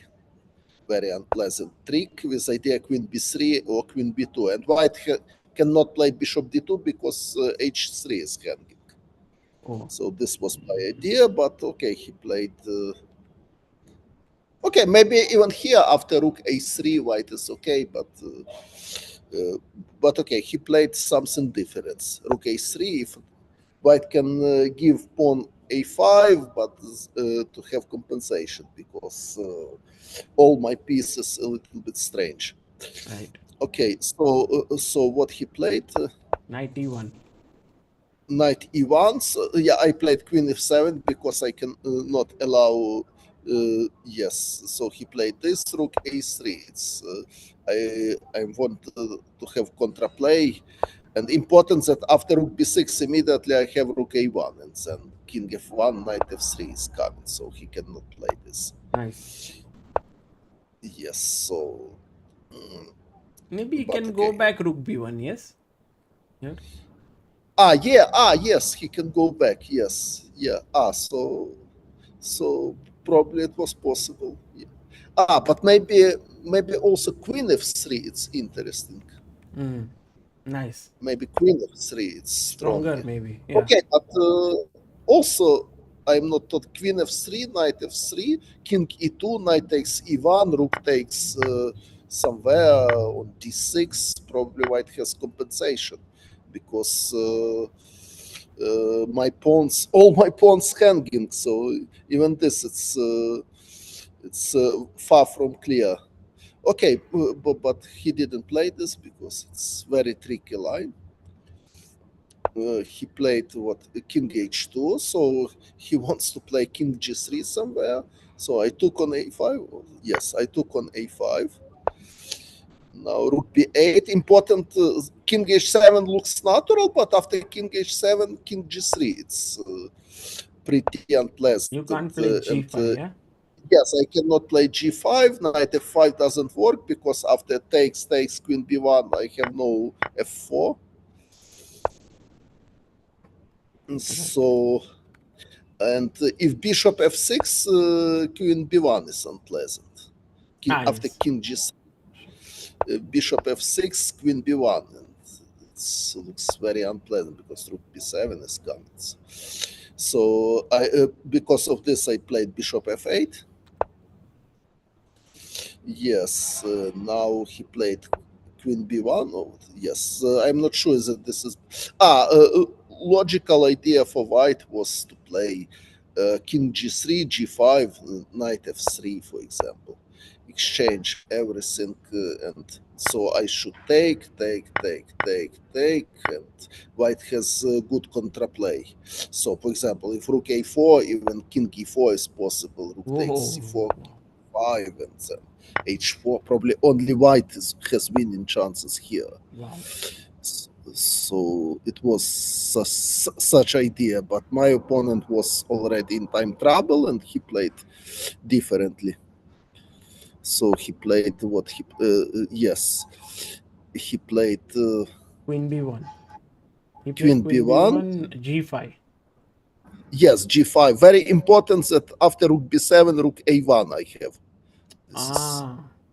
Nice. This is very important. And if queen b2, rook a2.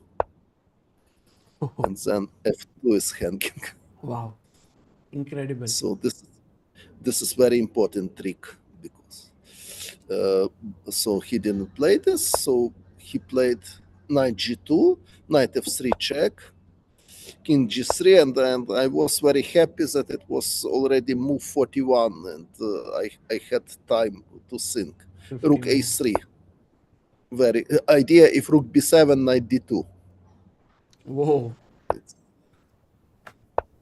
And I am winning. These tactics are beautiful on the b file. This deflection.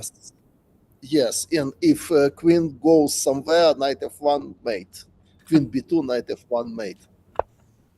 Nice. So beautiful. Yes. Okay, so he didn't allow this. So queen b2. Yes, rook d3. Queen rook b7 he played. Queen f6, and now he played queen e1. Just wait and move because he cannot allow to push e4. So I played knight d4. it was important to see a trap. So knight d2 looks like winning, but after knight d2, okay, it's strong move, but king h2, rook takes e3, f takes e3, queen f2, king h1. And now objectively black is winning after queen g3, king g1, knight f3 check, king f1, queen takes h3 because black has too many pawns, so it's winning position. But important not to go another way. So instead of knight g3, instead of queen g3 is correct move. Knight f3 looks very tempting. It looks like black is totally winning, but it's not true because queen b1, e4, rook b8, queen g3, rook f8, king takes, check from b8, king g7, queen c7, king g6, and looks like black is winning, but suddenly knight f4 is coming. Wow. G takes f4, queen takes d6 check, and this is perpetual check. If king g5, queen e7. Wow. What calculation? Insane. You look like 11 moves ahead. Yes, so I realized that I cannot win by this way, and I played knight d4, which seems the most logical, because now my threat is e4. Now my queen is protected, and I want to play e4 and then queen e5. For example, if queen takes a6, a4, e4, and queen e5 wins easily. Beautiful. This idea. So he didn't play. So he played knight e1. Queen f4, correct. King g2, queen e4. So king h2. I took twice, and in some moment I have threat even queen takes e1 and knight f3 check. It's not necessary, but also Possible. yes. So, for example, after rook b2, I could realize this idea, but more simple to play knight e2 probably. And white is totally losing because I have too many threats. Okay, but he played queen b1, e4, of course, and knight g2, and now I have same position after queen f2, but without pawn on e3. I mean, after king h1, knight f3, same position, but white has no pawn on e3 anymore. So there is no knight f4 then in that line. Yes. Rook b8, so white has queen g3 is threat. So queen g3 takes. White is doing the same, but it's not the okay. I played king f7, but okay, it doesn't matter. Yes, king g6. Oh, And this now was the game. Yes. Oh. Yes. It was the game. Yes, king g6. d6 is protected, very important. And knight f4 I will take with queen. And so he played knight h4. It's a nice trick, but I have only way to win, because if I take with queen, it's queen d6 perpetual check. If I take with knight, queen g7, it's stalemate. Oh, stalemate. So, Oh my God. yes, but after g takes h4, he resigned it because it's not stalemate anymore, because white has g4 pawn. Wow. Okay, so Vasily, what a beautiful calculation, and so sharp you were even in the 6th hour of play. Really amazing. Hats off to your calculations. Enjoyed it a lot. okay, thank you. Thank you. Thank you so much. Guys, this is the sharpness of Vasily Ivanchuk at the age of 55 years. I can't believe it. Like, such great variations, right? Like, so sharp. And he played like 6 hours of play. By the way, big shout out to Aditya and Abhyudaya for getting him on stream. Like after 6 hours of play, to remember all the lines and to also have this precision. Like, I mean, he was like calculating like stockfish. Oof. भाई मजा आ गया यार. This is passion and like insane. Insane. Man is a legend. Yes. Is Vidit there? I think Vidit finished and he must have left tomorrow also. There's a very important round, guys. So Vidit must have taken time off. Goat who never became a world champion. But I think, guys, think about it. He never became a world champion, but he's enjoying playing chess everywhere. He still plays. He cries when he loses. He has his up moments when he wins, like this right now. You could sense he was so happy. He came, he said all the lines and all the variations, and yeah, that was it. There was nothing more. We didn't have any more questions, just enjoyed. Tomorrow's pairings will come out soon. Pratik Varshne says, Chalo, thank you hosting such a stream throughout the event. Sagar Amruta. See you tomorrow, guys. Tomorrow, yeah, I just wanted to tell you guys that we were looking at the standings, right? So we have 5 players on 7 points. We have Matthias Bluebaum, Firouzja, Anish Giri, Hans Niemann, and Vincent. And on 6.5, we have, oh my god, 9 players. Abhimanyu Mishra, Andy Woodward, wow. Arjun Erigaisi, Nadirbek Abdusataro, Nihal Sareen, Awonder Liang, Yu Yangi, Vidit Gujrathi, and MVL. Crazy. सबको जीतना है. And I mean, from this, only 2 people will get the seat.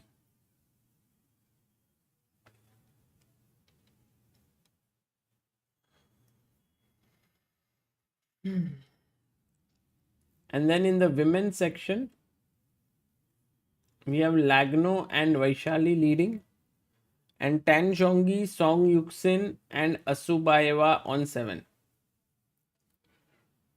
Tomorrow, 1 hour early start, yes. Aha. Kai says Yan is still playing. If he wins, he will be also on 6.5. So then instead of 9, we'll have 10 players. But I think right now his position is not winning. I think it will be a draw. US actually is doing very well, no? Like, if you think about it, they have Hans, Abhimanyu, Andy Woodward. Okay, 3 players. Decent. India has like Arjun, Nihal, and Vidit. Also 3 players. Germany has actually Bluebaum and actually Germany is doing the best, yeah. Actually, Wonder is also there. 4 actually, Hans and Wonder also. Got it. Okay, guys, thank you all for tuning in, for staying back, for always supporting us through various ways. Be it subscribing to this channel, to GM Robert Hess's channel, to supporting on Help Chess, to subscribing, to liking the stream, to sending the comments, everything. Thank you all and see you tomorrow. Bye bye.